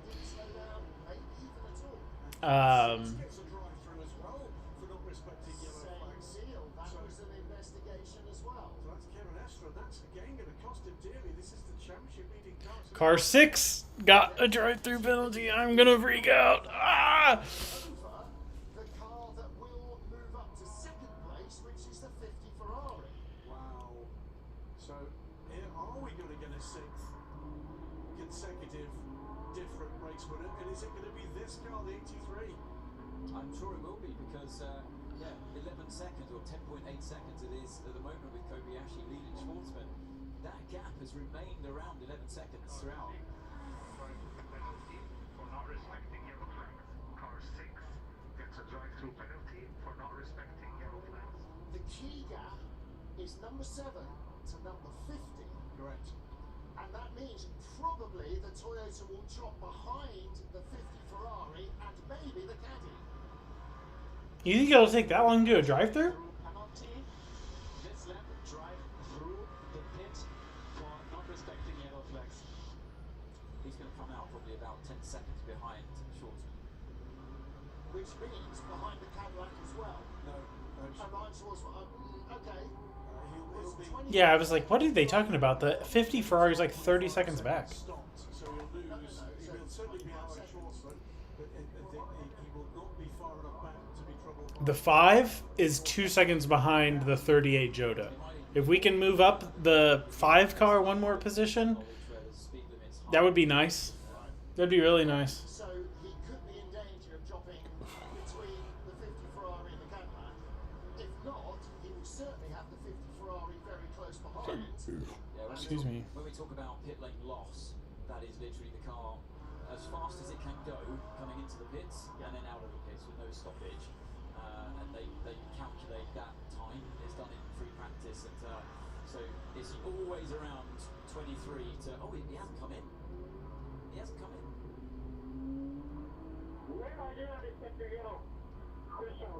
Kobayashi just didn't serve the penalty? But it's not clear for us. Car 6 also has a drive-through penalty, so drive through the pit lane this lap. Drive-through penalty this lap. Correct. Not the message on here from inside the car, and it's so tempting when you're in that fight mode to say, let's discuss it afterwards. I'm going to finish, but the problem is you can easily get black flagged. Absolutely. Yeah, because there's more than 3 laps left, so it won't be commuted into a 30-second penalty after the race. It'll be commuted into disqualification. Now we'll see some pushing. 42 minutes to go. You're going to see what this Toyota car number 7 can really do. Absolutely right. Kobayashi leads the motor race, but will. And he had a brand new set of lefts that went onto the car. He's done 4 laps compared to a used set that went onto Schwartzman. And disaster for the car 55. They are not going to finish on the podium for Ferrari.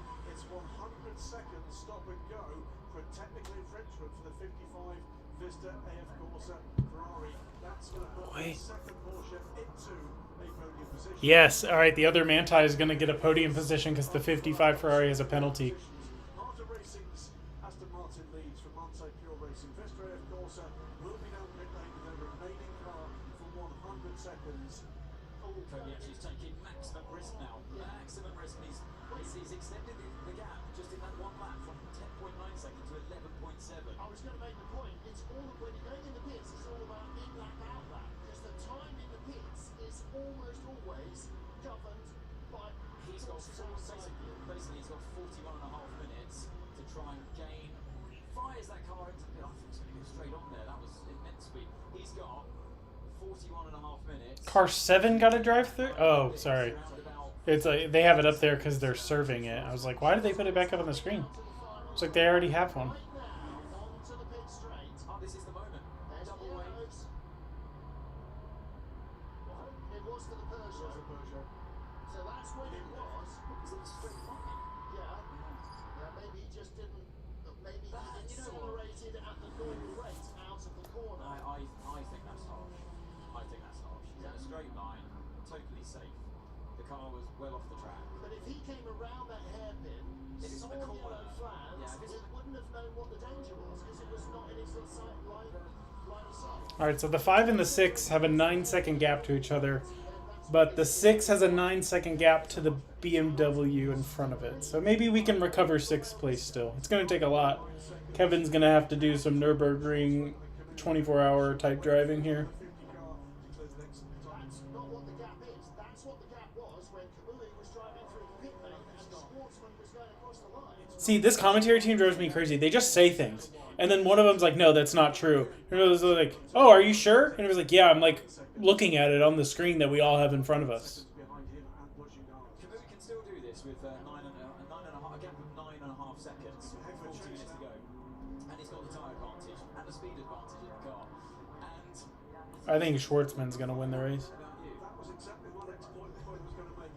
The reshuffle, by the way, in LMGT3, it is indeed the two Porsches now, the Monte Pure Racing 92 and the Monte EMA 91, second and third, behind Harbour Racing, as we watch the Toyota pushing on.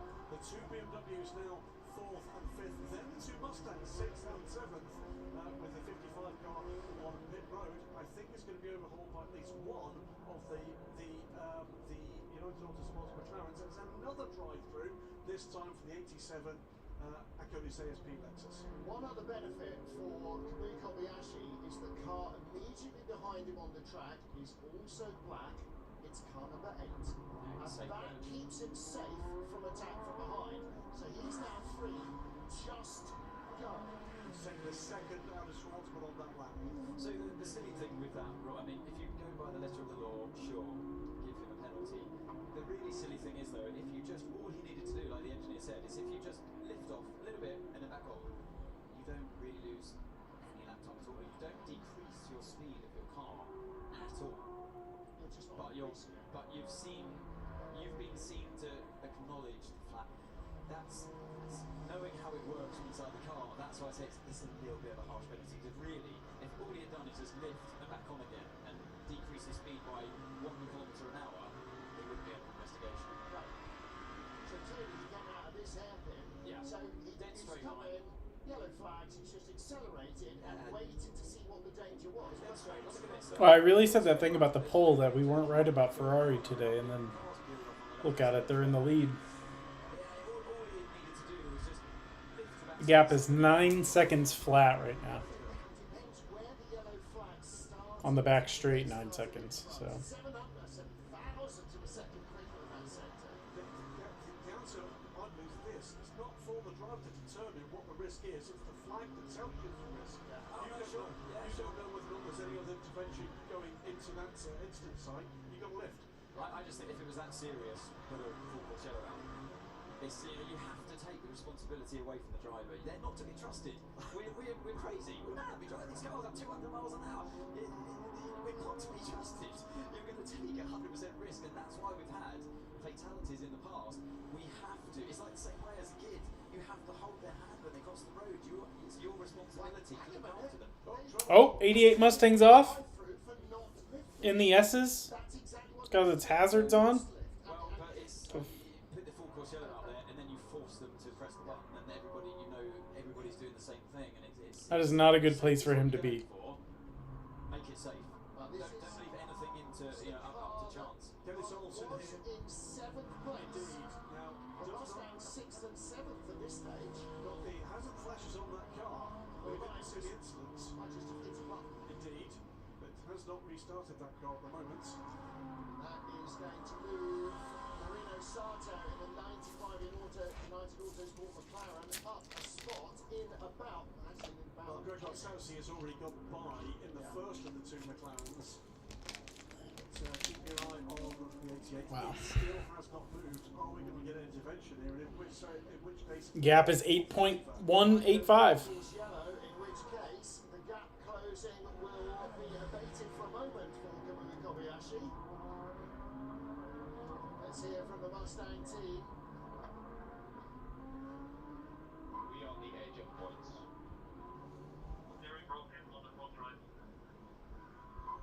Steering broken. Steering broken front right for Dennis Olsen, and you could hear the tone that he knew that was that is a result that's going to wipe up. Presumably, is that from clattering the curbs or is that contact? I was just thinking it could be talked about it. We have seen this track be a bit of a car killer in the past, but that very reason, those orange curves in the middle of the S's, particularly as we've seen the GT cars really monster them continuously through the race. You gain performance that way. It's gonna, I think, broken the. I think that it's probably the thing that's broken the car. It's going to be full course yellow, isn't it? He's not going to drive that back. He hasn't moved in 3 minutes. They just need to pull it behind the wall. Get the tractor's right there. Not that far away from the place of safety, but he can't get there. In and out the pits, by the way, comes the 31 car. That was drive through for track limits and use, and that has dropped him down the order. That's a full pit stop. That's a 1 minute 1 second on pit road for WRT. That's a splash. Oh, well, that Toyota went straight on there, didn't he? Car 7 straight through the chicane. He had a drive through though, Augusto, for track limits. A while ago. Yeah. Okay, so that will be their last stop then, and most of our other LMGT3 cars will still need to make their last stop. Here's our race leader, Alex Ramirez, Marta Racing, and here is the chasing Kamui Kobayashi.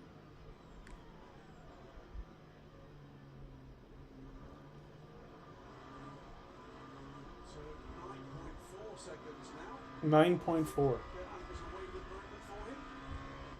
Yeah, and if that's where the yellows are, where he went off the track, now that would be something worth investigating. If he, I think he overtook. Did he overtake the car? So another Let's have a one. look. Oh, he went straight off around the outside Where's the yellows? and overtook off He the did, track. he Now that's did. going to be a penalty. That's On now board. that's. Where do you see the glare of the flags? And Well, there's there's yellow flag as well. yellows down there. Now you're in trouble. How far back were the yellows? I think that might have been why the GT car was lifting as well. Caught him out, but either way, it was an overtake off the track, and we've seen a lot of penalties given for that. So this might go from bad to worse for Kamui Kobayashi. Oh dear, oh dear. Full course yellow is coming. Kobayashi's going to get another one. Second start for recovery of the other Mustang. 77 on pit lane now. Fifth position. I'm about to put the full course yellow graphic back up here. Well, that's a real shame for the Proton team because Ben I'm just going to go ahead and put it up. Now, some of their rivals get a chance to stop up the full course yellow. Might not be all of them, but it might be enough to cost them the place or soon. Just came away from that onboard just as the yellows were coming, but Full course yellow. Full course yellow. Well, it's chucking stuff at us at a rate this race, so we're not even in the last 25 minutes, which is traditionally the time for bonkersness. But 33 minutes left, gentlemen, and I think you're right. I think it's going to be in trouble. I think it's going to be a Ferrari 1-2. It's going to be a Ferrari 1-2 with potentially even Alex Lynn on the podium. I think you're right. Kamui in maximum attack mode may just have tripped himself up. Well, Again, from the onboard, it was really hard to see. We could see clearly to the driver's right, but we couldn't see quite so clearly to the left where the yellow flag sequence started. But there are going into corner 6. It's not yet. It wasn't shown as yellow in turn 5, the left, where he flew around the outside. But you're right. May well have been that the taking no chances. Like, oh, Come on, just go ahead and serve the. Go ahead and give him the penalty. You're either looking at 2 penalties there, overtaking under a double wave yellow, and lasting advantage, which is really bad news, and or just overtaking off the track that we've seen other drivers penalised for already this race multiple times. I think I'm correct. If you're penalised for a second time for the same offence, that's a bigger penalty. UVE just tried to put bunny ears on Robert Kubica. So I think a drive-through. He was like this behind, like next to his head. And then a stop and hold. I think he may have not passed the yellow before he because this happened. This is at turn 6. Yes. The first yellow I could see on the board or the lights, I think, was after the overtake off track. After turn 5. Yeah. You might well be right. So I think that might save his bacon. So another 5 seconds added on top of his time. The gap's already gone up to 17.5 seconds. Remember. So well, but don't forget that you get winners and losers under full course yellow. Absolutely right. So if he was caught in an unlucky moment in a high-speed part of the track when he had to slow down, actually no, he was going through the S's, wasn't he? Yeah, we saw from the onboard he had a lock-up because he was leaving it to desperately the last moment. It depends how soon we go green, but Schwartzman is in turn 19 at the moment. If we go green now, he's got the straight in front of him, and Kalui is in 15, 16, 17, 18. So yeah, Schwartzman's gained around 8 seconds from that. Yeah. And that's before any potential penalty being applied. So it has been a bit of a pressure relief valve. You saw though in the air, of course, the garage, Yiffy looked pretty happy, but Robert Kubica was not counting any chickens because he knows what happens when you're in the lead on the last lap. And 5 stops. 4, 3, 2, 1. Full course yellow done. Cool guys. Yeah, well, look, and now the bonus here is that Kalui was midway down the straight when it went green, whereas Schwartzman was down into turn 3. You actually gained. In fact, at the top of the hill, so he's gained a little back on Schwartzman there. 6.7 seconds the timing beat. Almost exactly half now to go as we went green, and now we're in full Kobayashi mode. Look at the marbles flying from the wheel arches there, the open gaps, the wheel arches. They're picking up the speed again. Just been a little bit more circumspect in the GTE traffic that time round, but then, you know, if damage has been done, it has been done, unfortunately. Full attack. That's all you can do right now. Full attack. 8 seconds to gap. Yeah. R83 crew looking pretty cool. Cool and calm. Kubica. And Okay, 29 minutes. Schwartzman does all he can. It's Ferrari, Toyota, Ferrari, Cadillac, Alpine, BMW, Porsche. Okay, Kamui, in terms of championship, we are quite happy with this result. So when it comes down to fighting the Ferrari in front, take a margin, think about the championship. We are ahead of car 50 in P3 with a gap of 19 seconds behind us, okay? So it's quite safe. Yeah. I'm sorry, I don't see, but I want to know why what to I don't understand. Yeah, it wasn't overtaking because that's what he's thinking. It must have for the penalty to be that harsh. I must have overtaken someone under the yellow flags, but it wasn't. You were just in a dead straight line. Oh, and he really is pushing, isn't he? So. We just locked up brakes, pushing too hard. When we get to the Ferrari. They saw that on the data and immediately went over the radio to him. Unlikely they will.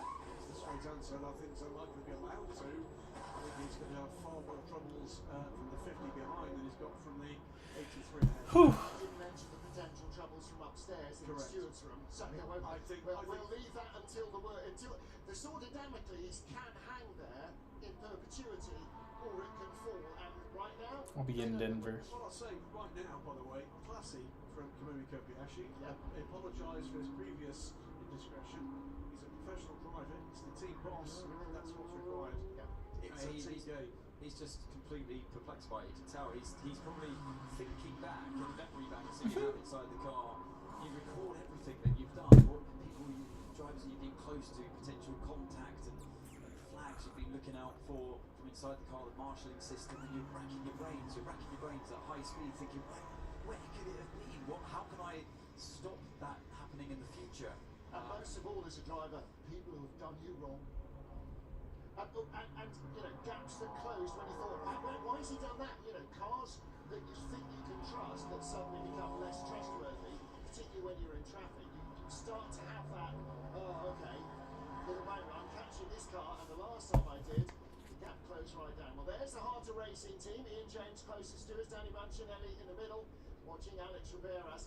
The real problem here is they're on top four, but second and third are the cars that are first and second in the championship.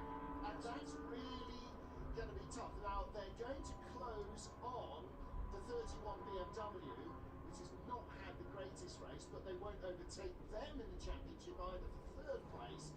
So it's squeezing the gaps a little, but they are still large. Valentino looks like he's been in the Sahara for 100 years.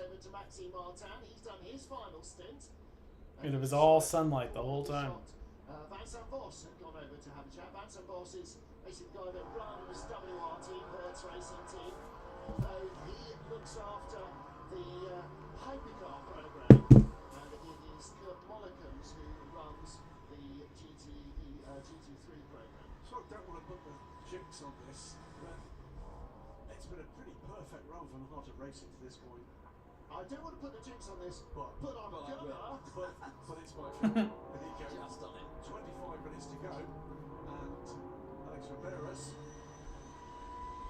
pushes on. Yeah, He will have to have another stop. Yeah, so pole position, wasn't it, for the car 27 Harter Racing team, and they've driven a really clean race today so far.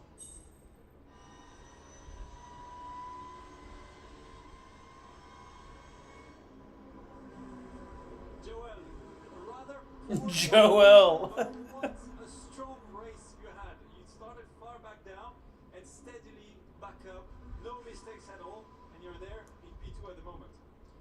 Yeah, for now it's not looking that bad for us. We're currently in P2. We're not having the pace for P1 today. To be honest, it's been quite a tough weekend. It's quite a tough race for us. But yeah, we're getting there and we're picking up the points. So in the end, it may be all be good. Did you expect P2 this morning when you started the race? Did you expect P2 when you started the race? Of course, you never expect something, but for sure we tried our best, and being P2 is always nice now. So we're happy, I think. Okay, thank you. Good luck for the last 20 minutes. 24 minutes. The lower end of the hypercar order, as Julian Danbauer goes by the Peugeot number 93 of Jean-Luc Verne. And that's the 12th place, which means a point, because two cars ahead of them don't score regular World Championship points. They're the World Cup drivers, so they won't get points in the 12th place. No, they're effectively invisible for manufacturers points in the other way around. Yeah, the team. So it's points for Alpine, or a point for Alpine. But they're looking to... That's a project, rather. They're basically looking to take names here and scalps, and there's another one gone there with the Peugeot. Away goes Julian Danbauer, and up the road in the number 99 car 12th place. Well, they're racers. They don't just drive, they race. And if there's a car in front, then that's wrong. They should be in front of the car in front. And right behind, actually, here comes... in fact, the Alpine is a lap ahead of them already. Best of the Alpines, is that Charles Malaysia behind them right now? Yeah, there's 35. He's in 5th position at the moment. Cracking run for them. We've said it all afternoon. Great run from Alpine this afternoon. Great run as well from BMW. Their form has just dropped off a little in the last hour or so. In fact, this will be Alpine's best result in the season. Oh yeah, yes, absolutely. If they finish 5th, absolutely. The previous best for this car was 7th place in Qatar. They were 9th in Spa, and the sister car finished 10th place and got a point in Sao Paulo. Their only points finished with 36 cars, so this is Alpine definitely scoring stronger than at any stage this year. Of course, it's 83 Ferrari leads towards the final 20 minutes of the 6-hour race. race here. The Lone Star Le Mans. That's not a bald eagle, is it? I'm not very good on the. That's not actually a live pigeon, is it? Oh, right. Oh, okay. It's been done from above. It is. Final driver change in the number 60 Lamborghini. Claudio Schiavone out. Who got out of that car in a pink overall? Well, it did look like a pink overall, didn't it? But it's apparently Claudio Schiavone was in the car when it came in. Rahel Frey is in the Iron Dames Lamborghini, but that's not that colour. It might have been Michelle Gatting's overalls because the only other possibility is too wet or remember cold. you are allowed a driver as a driver helper. Oh, okay, yes. That doesn't. I don't know if it specifies it has to be for the same squad. No, that's true. So I wonder if that was what the explanation was for that. Yeah, they could have used ace driver helper extraordinaire to step in when needed. I was thinking that's like when you're injured in cricket and you can have a runner. I don't think a driver helper is allowed to do the driving. It's only to do the seatbelts and slam the door shut. So that it did sort of look like Michelle Gatting, but okay. Why are we showing this car? With something slightly more solid, by the way, which should recognise. There you go. It's Michelle Gatting. Yeah. With the helmet on. As a driver helper. Well, she's just helping Claudio out because he's the team boss, basically. Yeah. Should mention, by the way, it's been a sad couple of weeks for the Iron Links team. They lost their principal driver coach, Luca Persiani, ELS race winner back in the day, last week in a horrible off-roading accident over in Italy. Just to run up to the star in the best round. It was a very sombre pit, and good to see them coming back and bouncing back to the form. Yeah, it was Michelle Gatting there helping Matteo Cressoni in after she helped Claudio Schiavone out. Final stop then for Harder Racing, and the closer we get to the end of the race, the less time. 20 minutes. So they are back. Oh, I gotta plug my computer in. 6-2 for Manthey Pure Racing. Manthey EMA have made 7 stops, so they should be good to go. And it is Harder Racing that rejoins in the lead of the race. Have we noted the retirement of the 81 TF Sports Corvette? No. But as a retirement, joins the 777 car. Electrical problems for the East Asian Racing. 81 car retired. So Mark of 2. That is one of the Corvettes. 94, 777, We're gonna talk to Ye Yafei here now. See what he has to say for himself. He's about to be a race winner again. There at Ferrari F Corsair with Ye Yifei, you did an amazing drive in your stint. You resisted the Toyota super well, and the race went back into second, and now you're leading again. How is the pressure going at the minute? We have had a great race so far. Robert did a mega start, got us lead. Unfortunately, I had to do my double stint without changing tires. So it was difficult compared to all the others who had fresh tires, but I managed to hold off the lead. I would say the number 7 had a better pace on us, but we managed to do a clean race without penalty, without mistake. And that's how we are in P1 right now. Still 18 minutes to go.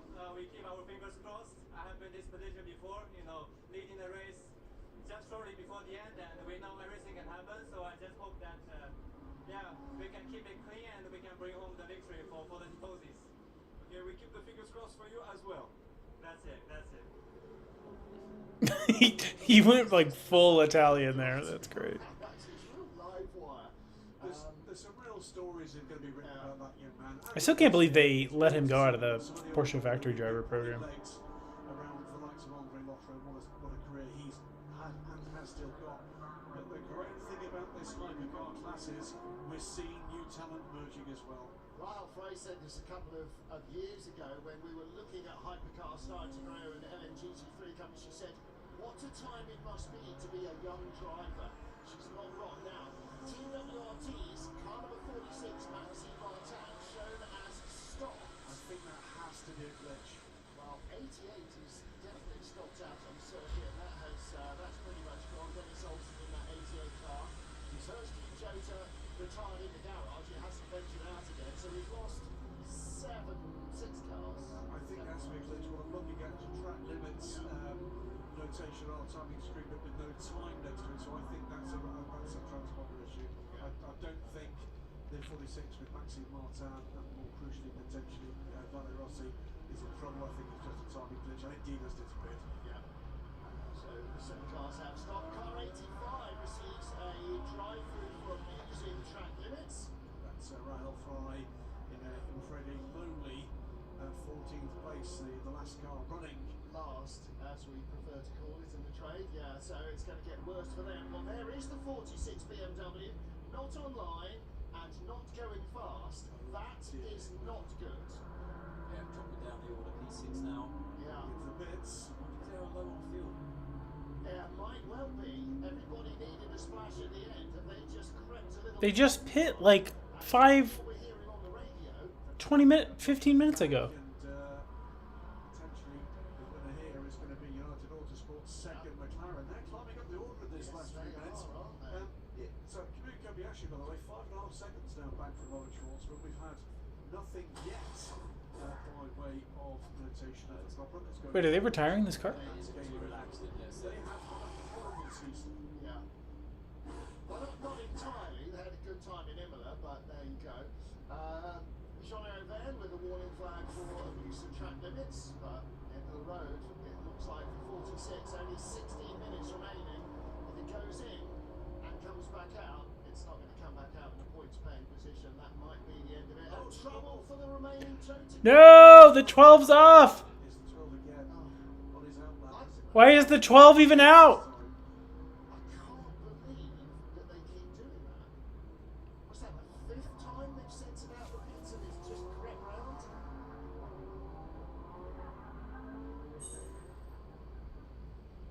Right, let's catch up with the number 6 Porsche team, our championship leaders, and a young man called Andre Lotterer. Andrea, you had you had a good race today up to the drive-through penalty. Started far back. Again, the three of you guys had done a super strong race, managed to go back up the field. It's not great, but got some points. Yeah, not ideal, obviously. I think we could have done 5th, but at the moment we're 7th. So, considering that we started 14th, it's quite a good comeback. But yeah, you're always a bit upset if you don't use your maximum potential. But we have a good race car, so we were able to move forward. We did some good strategic decisions, but still difficult to drive. It's quite hot out there, but yeah, now Kevin in the car, 50 minutes to go, and looks like we're going to be the championship, but yeah, if I would have been better. Are you looking forward to racing Japan again with all your fans there? And you had great pace today, so it must be like another push for yourself. Yeah, definitely. It was really good today, so we showed again that we can do good stuff in the race. So yeah, Japan is my second home, so I lived 15 years there and really great memories. And it's a race I never won in WC. I've won many sort of Formula and Super GT races there, but this one's still missing, so going for it. Yeah, can't wait. Okay, thank you.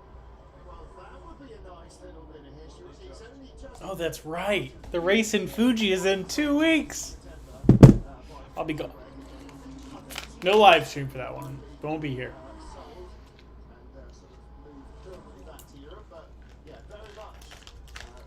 They gotta fly these cars there. And all the equipment.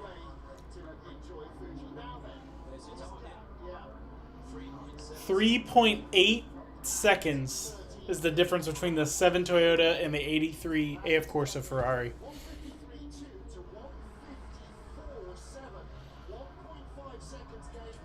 We'll see how good Schwartzman is here.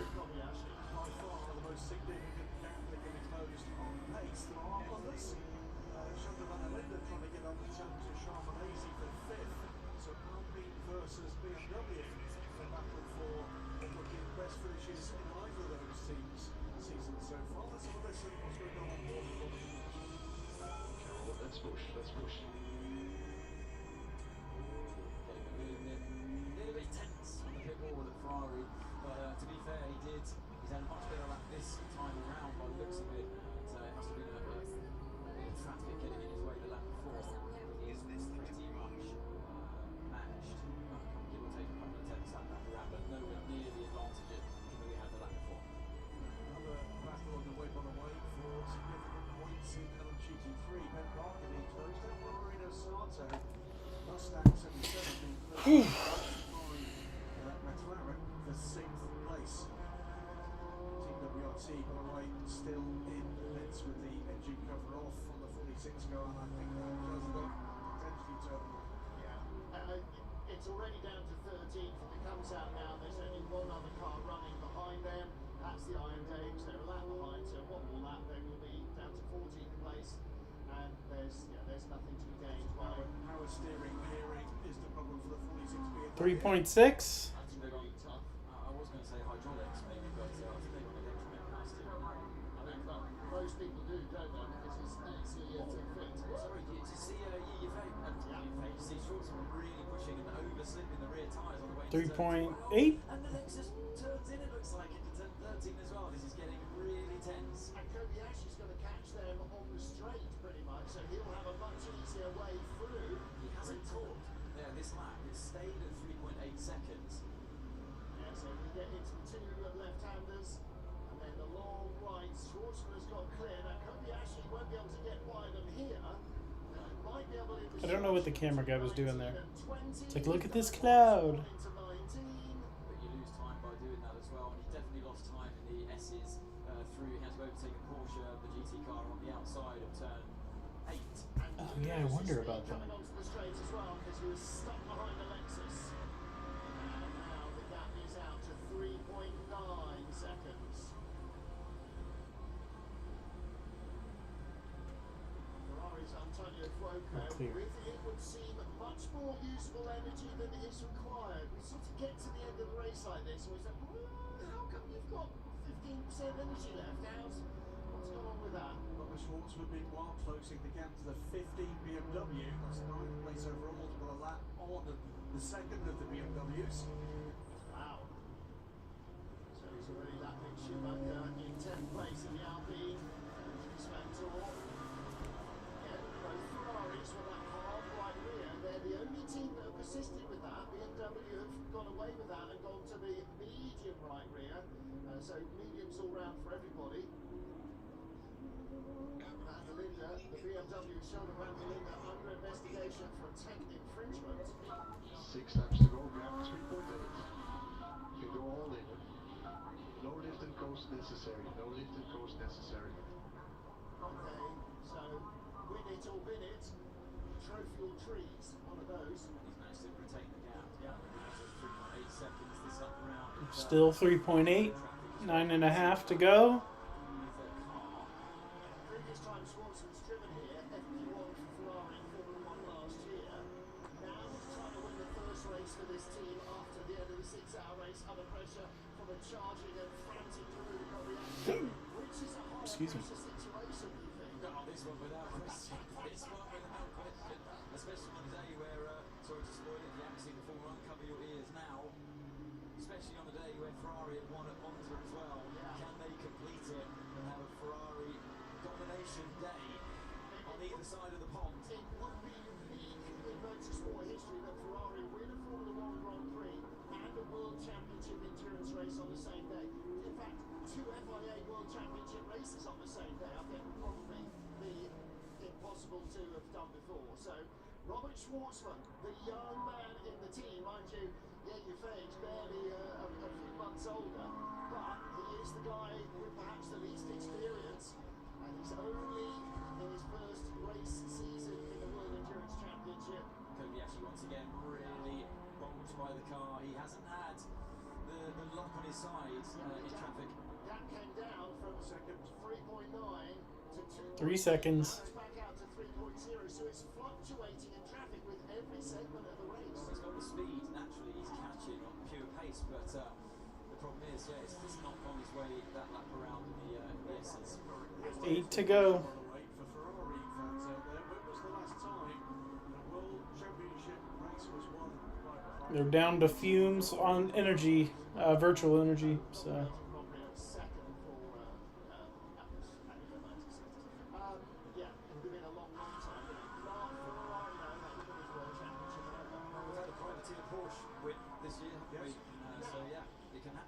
One other thing that I will put in front of you is we have had the situation where the yellow Ferrari on old tyres had Schwartzman just got a warning for track limits. Toyota on fresher tyres behind, and the Toyota could not get by. So catching it might be one thing, trying to get by will be entirely another. We've now got two bits of further potential drama. 2.6. We've got potential for the big dramas coming from race control for the second place car. Still closing that gap, 2.5 seconds now. It is a warning flag for Robert Schwartzman, the lead in this race. He has to overtake this Lamborghini into turn 3, has to do it. Yeah. And he does. He knew that, to butt in there, Graham, but I could see what was happening there. Schwartzman read it as well. Spot on. And Davidson, he did it beautifully as well. Stayed within the right lines. And with Kobayashi, 2 seconds now. Look with the car between them. That could be critical at this point. And again, has to go around the long way of turn 8 before turn 9, loses time there, but still catching. Yes, Schwartzman with a warning. And 3-4 laps to go after this one. Oh, little take. One little lock up. One little lapse of concentration. 1.8 seconds. Glance in the mirror at the wrong time. You know you're under pressure. And this is pressure. It's going to be 3 to go after this. Under 2 seconds the gap, 1.9 seconds, 6 minutes to go. How has Robert Kubica not got jiggly leg? How can he just be sitting there, just doing nothing? He's tie wrapped himself to his hair, I think, with the help of some mechanics. God, he's got Up to 2. legs, hasn't he? And yeah, you think, that battle where he held off the Toyota, that could be the battle that's won them the race potentially. General Vanderman will not be finishing 6th place. 100-second stop and go penalty for a technical infringement for car 20. Oh no, the 6 and 5 get moved up. Let's go. 6th place. Yeah, they might well need them this afternoon. And the number 5 car will move up as well, because they are well within 100 seconds. The 20 BMW just got a 100-second stop and go for a technical infringement. So it must be something pretty serious. Tire pressure or something.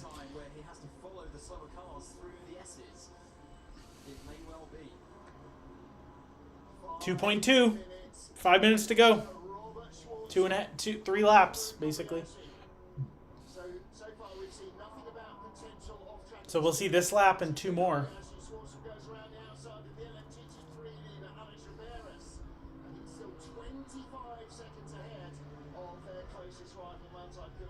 Here comes Kobayashi.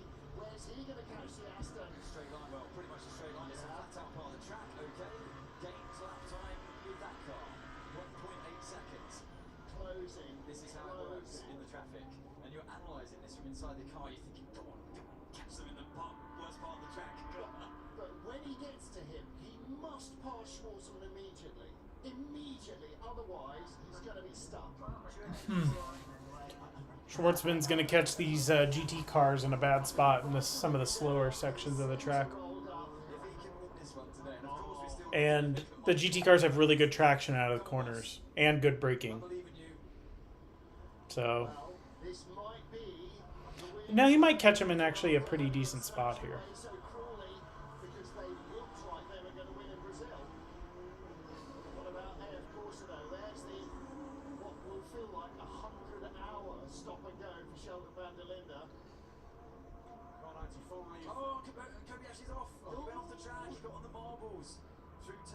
Car 95 drive-through penalty. That's the second of the 2 United McLarens.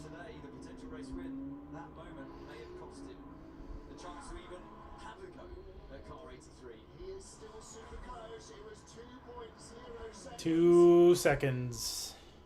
2 seconds at the line. 3 minutes. Oh, he's losing tire. That was the nail in the coffin for turn 1. Overpushed it. He tried everything. He gave it his all. Now, on the radio to Schwartzman. Okay. 90% charge. Just keep it on the grey. Wow. That's how hard he's trying. Yeah, it's the marbles you carry as well from having gone off the track. We talked about him earlier on. Mike Conway knows exactly what I thought as well. That moment, that is it. Done. Here's Robert Kubica about to join a very short list of drivers that have won both the Formula 1 Grand Prix and the WEC race. think I'm right. It's just Fernando Alonso and Mark Webber compose that list at the moment. Wow. Unless I've forgotten one. Yeah, until the arrival of Sebastian Vettel. and actually, how close could he have been in that season with BMW where he was in real championship contention and then they bailed on it to design their new car? You know, it's all the ifs and buts of life, isn't it? And there's been a few of those for all of our teams in this race.